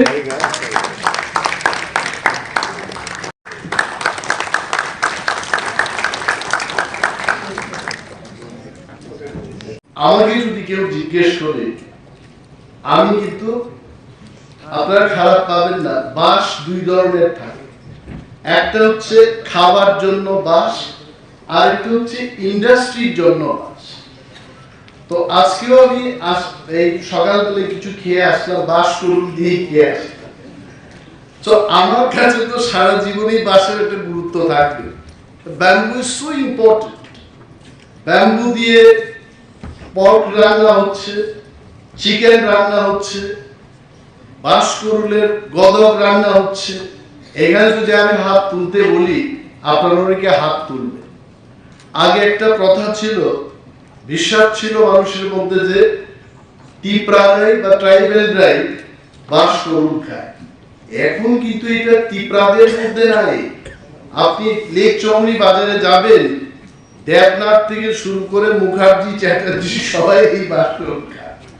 তো বাঁশের একটা গুরুত্ব আছে, বাঁশ লাগাতে হবে। কিন্তু ওয়ার্ল্ড ব্যাম্বু ডে, আমার মনে হয় এটা শুধু বাঁশকুড়ুল খাওয়াকে গুরুত্ব দিয়ে এটা পালিত হচ্ছে না, এটা হচ্ছে এটাকে কিভাবে কমার্শিয়ালি এই বাঁশটাকে কাজে লাগিয়ে আমরা রোজগার করতে পারি। That's the main theme of world bamboo day. আমি আমার একটা ছোট্ট এক্সাম্পল বলবো। এই বছর এপ্রিল মাসে আমি যখন লাক্ষাদ্বীপে গেলাম, একটা স্যুট স্টাইলিশ দেব, Rajiv Gandhi, Sonia Gandhiji, even Honorable Prime Minister Sri Narendra Modi ji stayed in that suit. And when I asked them what is the rent per night of this suit, 75,000. এবং সেখানে আমি I don't have that capacity. আমি ওই 3,500 একটা কটেজে পাখির মতো করে কোনো রকম 3 দিন কাটিয়ে আমি চলে আসি। কিন্তু এই 75,000 একটা স্যুটের দাম, সেখানে এত সুন্দর করে তারা এটাকে সাজিয়েছে এবং সমস্ত কিছু ব্যাম্বুর উপর। আমি তখন জিজ্ঞেস করলাম যে এই বাঁশটা কোথা থেকে আপনারা পেয়েছেন? বলছি যে ত্রিপুরার থেকে। আমার তো লজ্জায় আমি মুখটা এইভাবে রাখলাম যে আমি ত্রিপুরার ফরেস্ট মিনিস্টার, আমি নিজেই জানি না যে এই বাঁশটা ত্রিপুরার থেকে গেছে। তারপর ওই আমার পিএস সাহেব এখানে আছেন কার্তিক, আমি তাকে ডেকে বললাম, তুই বলবে না কিন্তু আমি ত্রিপুরার forest minister, please don't tell that. Tripura minister is different, forest minister এখান থেকে বাস যাচ্ছে লাক্ষাদ্বীপে, আমার কাছে খবর নেই, তার চাইতে বেশি লজ্জার কি আছে? তখন এরা বলছে আমাকে, আমি তখন কায়দা করে জিজ্ঞেস করলাম যে এই ধরনের বাসটাকে আপনাদের এখানে প্রয়োজন? সেখানকার যিনি secretary in charge, he is also an IAS officer, he was telling me, sir, everything in 10 islands of Lakshadweep, we are going to decorate the cottages using bamboos only. আমি তো খুব মানে সেখান থেকে ফিরে এসে এই শান্তনু এখানে বসে আছে, ওকে ডাকলাম যে তুমি আসো, এই বাঁশের উপর আমাদের কিছু করতে হবে। Then I started talking to Abhinav also, and I went there. I told my science and technology people, we should have some program with Bamboo and Cane Institute here in Agartala to explore the commercial opportunity using bamboo. এবং আমি খবর নিয়ে দেখেছি, এখানে আসার আগেও তো খবর নিয়েছি, কারণ মন্ত্রীদের তো একটু বক্তব্য রাখতে হয়। তো কি বক্তব্য রাখবো যদি নিজেই না জানি? কালকে একজনকে জিজ্ঞেস করলাম, একজন এন্টারপ্রেনিয়রকে জিজ্ঞেস করলাম ভারতবর্ষে 25,000 কোটি টাকার বিজনেস অপরচুনিটি রয়েছে শুধু ব্যাম্বুর উপর। আর আপনারা এটা জানবেন যে ত্রিপুরায় নাকি সর্বোত্তম ব্যাম্বু এটা ত্রিপুরাতেই পাওয়া যায়। যদিও শৈলেশ বলেছেন এখানে যে চায়না থেকে আসছে, চায়নার বাঁশ এবং ত্রিপুরার বাঁশের মধ্যে অনেক পার্থক্য। আমাদের এখানে মিষ্টি বাঁশ পাওয়া যায়, তিতা বাঁশ পাওয়া যায়। এই বাঁশ করুল যখন আমরা খাই অনেকটা কিন্তু মিষ্টি বাঁশ করুল আছে আর তিতাও আছে, একদম খেতে পারবেন। তো আমার দুঃখ হচ্ছে, আমি জানি আমি ফরেস্ট মিনিস্টার হওয়ার পর খবর নিলাম যে কত আমাদের এখানে বাঁশ চাষ করতে হবে। I think you all have set the target for 126 hectares. Tripura Bamboo Mission is going to have that plantation. Praveen ji, आप मेरे तरफ क्यों देख रहे हो? मैंने कुछ गलत बोला? ওনার কাছে পিস্তল থাকলে তো শুট করে দিতেন আমাকে। নিশ্চয়ই ইন্টারেস্টে উনি শুনছেন এটা। আমি খবর নিয়ে দেখলাম যে এখানে অনেক বাঁশ লাগানো এখনো আমাদের অপরচুনিটি আছে, এবং এখানে যারা আপনারা আর্টিসান মানে শিল্পী, যারা বাঁশকে নিয়ে কারুকার্য করে থাকেন, আপনারা এসছেন, বাঁশ চাষ করে যারা বিক্রি করছেন তারাও আসছেন। And this meeting is in fact the amalgamation of intellectual brain and the farmers and the artisans to share the knowledge যে আমরা এটা কিভাবে করতে পারি। ত্রিপুরার সবচেয়ে দুঃখ হলো, এককালে আমি প্রবীণ আগারওয়াল জিদের সামনে বলবো, once upon a time Tripura was full of bamboo, বাঁশ আর বাঁশ ত্রিপুরা, এবং ফরেস্ট দপ্তর থেকে এই বাঁশকে কেটে জঙ্গল পরিষ্কার করে শাল সেগুন লাগানো হয়েছে। বিশ্বাস করছেন? এবং আজকে 50-60 বছর বাদে আমাদের মহান ফরেস্ট অফিসার এখন বুঝতে পেরেছেন এইটা আমাদের ঐতিহাসিক ভুল হয়েছে। Definitely Praveen Agarwal ji is the senior most officer here sitting. He'll agree with me. একটা গাছ, এই যে বৃহৎ একটা গাছ, বট গাছের কথা একটা বলুন বা যে কোনো গাছ আমরা লাগাচ্ছি, এটা বলুন, এই গাছ যে পরিমাণ অক্সিজেন রিলিজ করে, একটা বাঁশ কিন্তু তার চাইতে আরো বেশি অক্সিজেন রিলিজ করে। আর অক্সিজেন না থাকলে তো, অক্সিজেন গুরুত্ব তো আপনারা বুঝতেই পারছেন। ভাত না খেয়ে মানুষ 10 দিন বাঁচতে পারে। শৈলেশ যাদব তো আগে নেভি বা ইন্ডিয়ান আর্ম ফোর্সে ছিল। शैलेश के यदि भात ना खाओ हो, रोटी अगर नहीं देते हो, ये 1 साल जिएगा, मतलब 1 महीना तो जिंदा रहे। और मुझे अगर खाना नहीं दिया जाता, हम 15 दिन जी सकते हैं। तो अनेक मानुष ना खेয়ে কিন্তু 15 दिन 1 মাস আপনারা জীবিত থাকতে পারেন উইদাউট অক্সিজেন। 5 মিনিট পারবেন? 5টা মিনিট আমরা কিউই পা মন্ত্রী 5 মিনিটে মরে যাবে, আইএস অফিসার 5 মিনিটে মরে যাবে। তো বাঁশের যে গুরুত্ব, বাঁশ অক্সিজেন রিলিজ করছে, বাঁশকে আমরা খেতে পাচ্ছি, বাঁশকে মাননীয় মন্ত্রী ইন্ডাস্ট্রিজ এন্ড কমার্স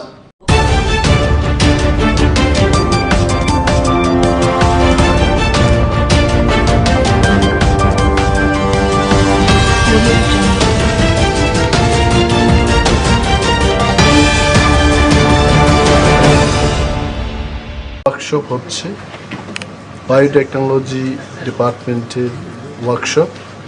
যে ওয়ার্কশপটার বিষয় হচ্ছে ফিশ ফিড, মানে মাছের যে খাবার।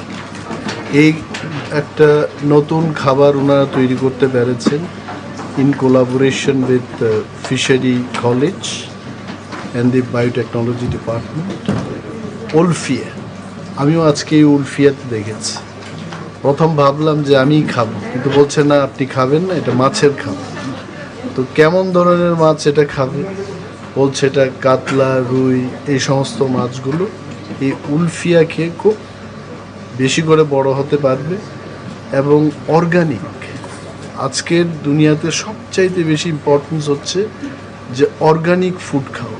সবখানেই কিন্তু অর্গানিকের উপর গুরুত্ব দেওয়া হচ্ছে। তো এই যে অর্গানিক খাওয়াটা সৃষ্টি হলো, এটাকে আজকে আমরা আলোচনা করব এবং কমার্শিয়ালি এটাকে কিভাবে প্রোডাকশন করা যায় এবং সস্তা দামে যেন আমাদের মাছ চাষিরা এটা পেতে পারে তার ব্যবস্থাপনার লক্ষ্যে কিন্তু আজকের এই ওয়ার্কশপে আমি যা জানতে পারলাম হোলি ক্রস কলেজ, রাম ঠাকুর কলেজ, এমবিবি কলেজ থেকে স্টুডেন্টরা এসছেন, এআরডিডি থেকে, এগ্রিকালচার, ফিশারি কলেজ থেকে যারা এক্সপার্টরা রয়েছে, বিশেষজ্ঞরা ওনারা এসছেন। আলোচনাটা আমরা এক্ষুনি শুরু করব। তবে মিডিয়া বন্ধুদের মাধ্যমে আমরা এটাই বলতে চাইব যে উলফিয়া একটা নতুন মাছের অর্গানিক খাবার তৈরি হয়ে গেছে, এটাকে কমার্শিয়ালি প্রোডাকশন করার লক্ষ্যে আজকের এই ওয়ার্কশপ। Thank you. অনুষ্ঠানের শুভ সূচনা করছে workshop on Wolffia globosa as an alternative fish feed. আমরা পরিবেশকে সুন্দর রাখার একটা করতালি আবারও college of fisheries Begusarai Tripura माननीय श्री महेंद्र सिंह IFS महोदय जी को मैं अनुरोध करती हूँ बैठने के लिए। আমাদের সঙ্গে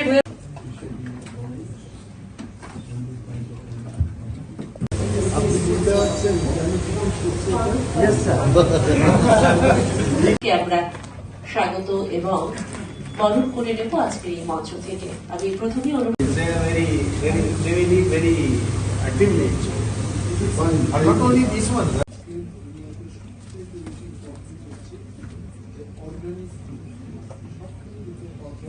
So here looking at that. খাচ্ছে স্যার খাচ্ছে। প্রথম ভাবলাম যে আমি বলছে না কি খাবে মাছের কেমন ধরনের মাছ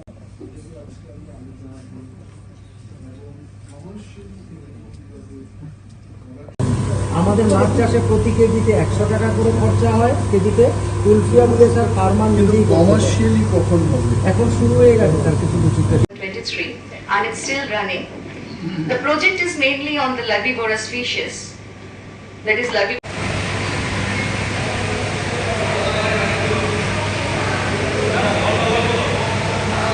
to be with us in today's program.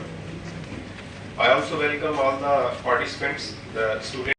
तो ये वुल्फिया ग्लोबोसा के ऊपर रिसर्च करने के बाद कॉलेज ऑफ फिशरीज जो है जिन्होंने टेक्निकल रिसर्च और behalf of the director in biotechnology I extend our heartfelt greetings and gratitude to you sir for sparing your precious time. দেখে বরণ করার জন্য আমাদের ইনোগ্রেটর এন্ড চিফ গেস্ট বিজ্ঞান To welcome our honorable minister, Department of Science, Directorate of Biotechnology, Government of Tripura মহোদয়কে একটা করতালি Wolffia globosa के ऊपर Wolffia globosa as an alternative fish feed. ये जो representatives of line departments, media persons या जो वाटर बॉडीज हैं उसके अंदर पाया जाता है और इसको एज फिश फीड जो फिश ईटिंग जो जैसे मछली यहाँ पे आएगा तो उसमें पौष्टिक तत्व बहुत ज्यादा होंगे। तो कॉलेज ऑफ फिशरीज और डायरेक्ट गवर्नमेंट ऑफ त्रिपुरा और कॉलेज ऑफ फिशरीज लेम्बुचरा इन्होंने एक जॉइंट प्रोजेक्ट डेवलप किया।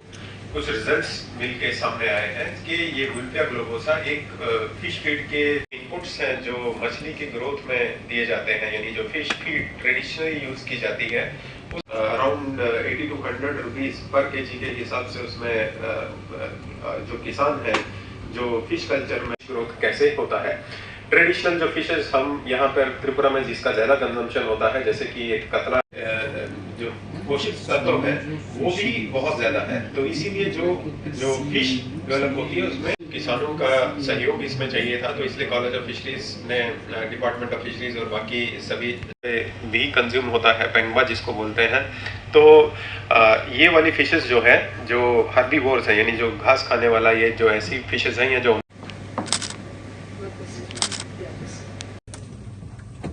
আমরা বরণ করে নেব আমার যুগ্ম অধিকর্তা HOONTV। Next slide. Actually, the project which I am describing here আমাদের মাঝে উপস্থিত রয়েছেন প্রিন্সিপাল RTC আগরতলার মাননীয় ডক্টর পাপড়ি দাস সেনগুপ্তা মহোদয়কে এবং রয়েছেন যুগ্ম অধিকর্তা HOOTBT মাননীয় শ্রী অঞ্জন সেনগুপ্ত মহোদয়। আমি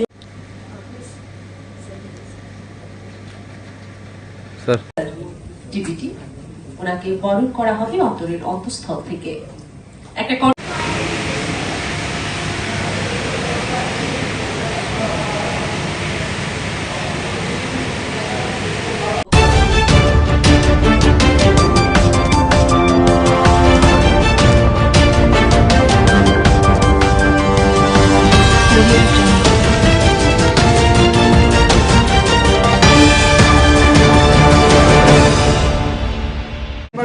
কথা বলা এটা পার্লামেন্টের ব্যাপার হয়েছে। আমি কদিন ধরে গাউরি গেছে গাউরি ভর্তা থানা থেকে ডাকাইছি মামলাটা। হ্যাঁ ডাকাইছে, আমরা ডাকাইছে, তারা যা জানতে চাইছে আমরা খুশি। তথ্য প্রমাণ তো তার কাছে আছে, আমাদের কাছেও আছে। আপনারা তো আপনাদের বিরুদ্ধে মামলা নিয়েছে, আপনারা কইছেন যে ত্রিপুরা আপনার, আপনি তো প্রদ্যুৎ বাবুও কইছে, প্রদ্যুৎ বাবুর বিরুদ্ধে কোনো মামলা নাই, সে বিষয়ে কি আমরা না, আমাদের স্লোগান, আমাদের এই যে এত লোক 1-2 লোক জড়ো হয়েছে, এর মধ্যে একদম সেন্টিমেন্টে তাদের শিখানো স্লোগান। কেউ যে আমরা শিখাই দিচ্ছি, আমি তো কোনো অবস্থাতে এই ধরনের স্লোগানের পক্ষপাতি নেবার দিই না। আমি এই ধরনের স্লোগান স্বতঃস্ফূর্তভাবে স্লোগানটা উঠে এসেছে, তো পরক্ষণে বন্ধ হয়ে গেছে। তো আমরা তো বন্ধ করে দিয়েছি। এর আগে পরে এই ধরনের কোনো কথাবার্তা কোনো দিন হয়নি, আর হবেও না।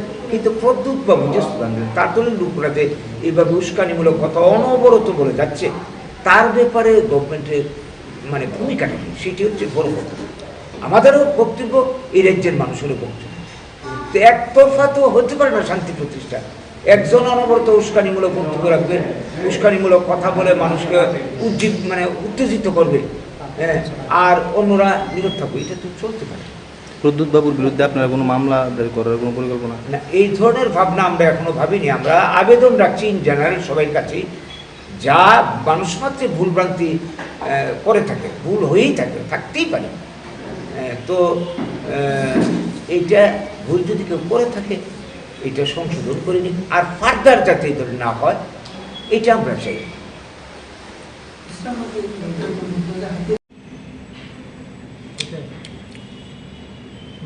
ভাই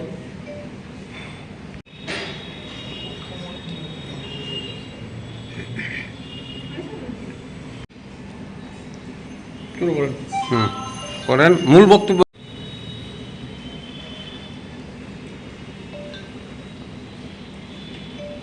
সম্মেলন আপনাদের মাধ্যমে আমরা কিছু বক্তব্য রাজ্যবাসীর উদ্দেশ্যে, সবাই উদ্দেশ্যে তুলে ধরতে চাইছি। সেটা আপনারা লক্ষ্য করছেন, গত কিছুদিন ধরে বিভিন্ন রাজনৈতিক দল, বিশেষ করে আমরা মহিলা আন্দোলনকে যারা সহ্য করতে পারে না, তারা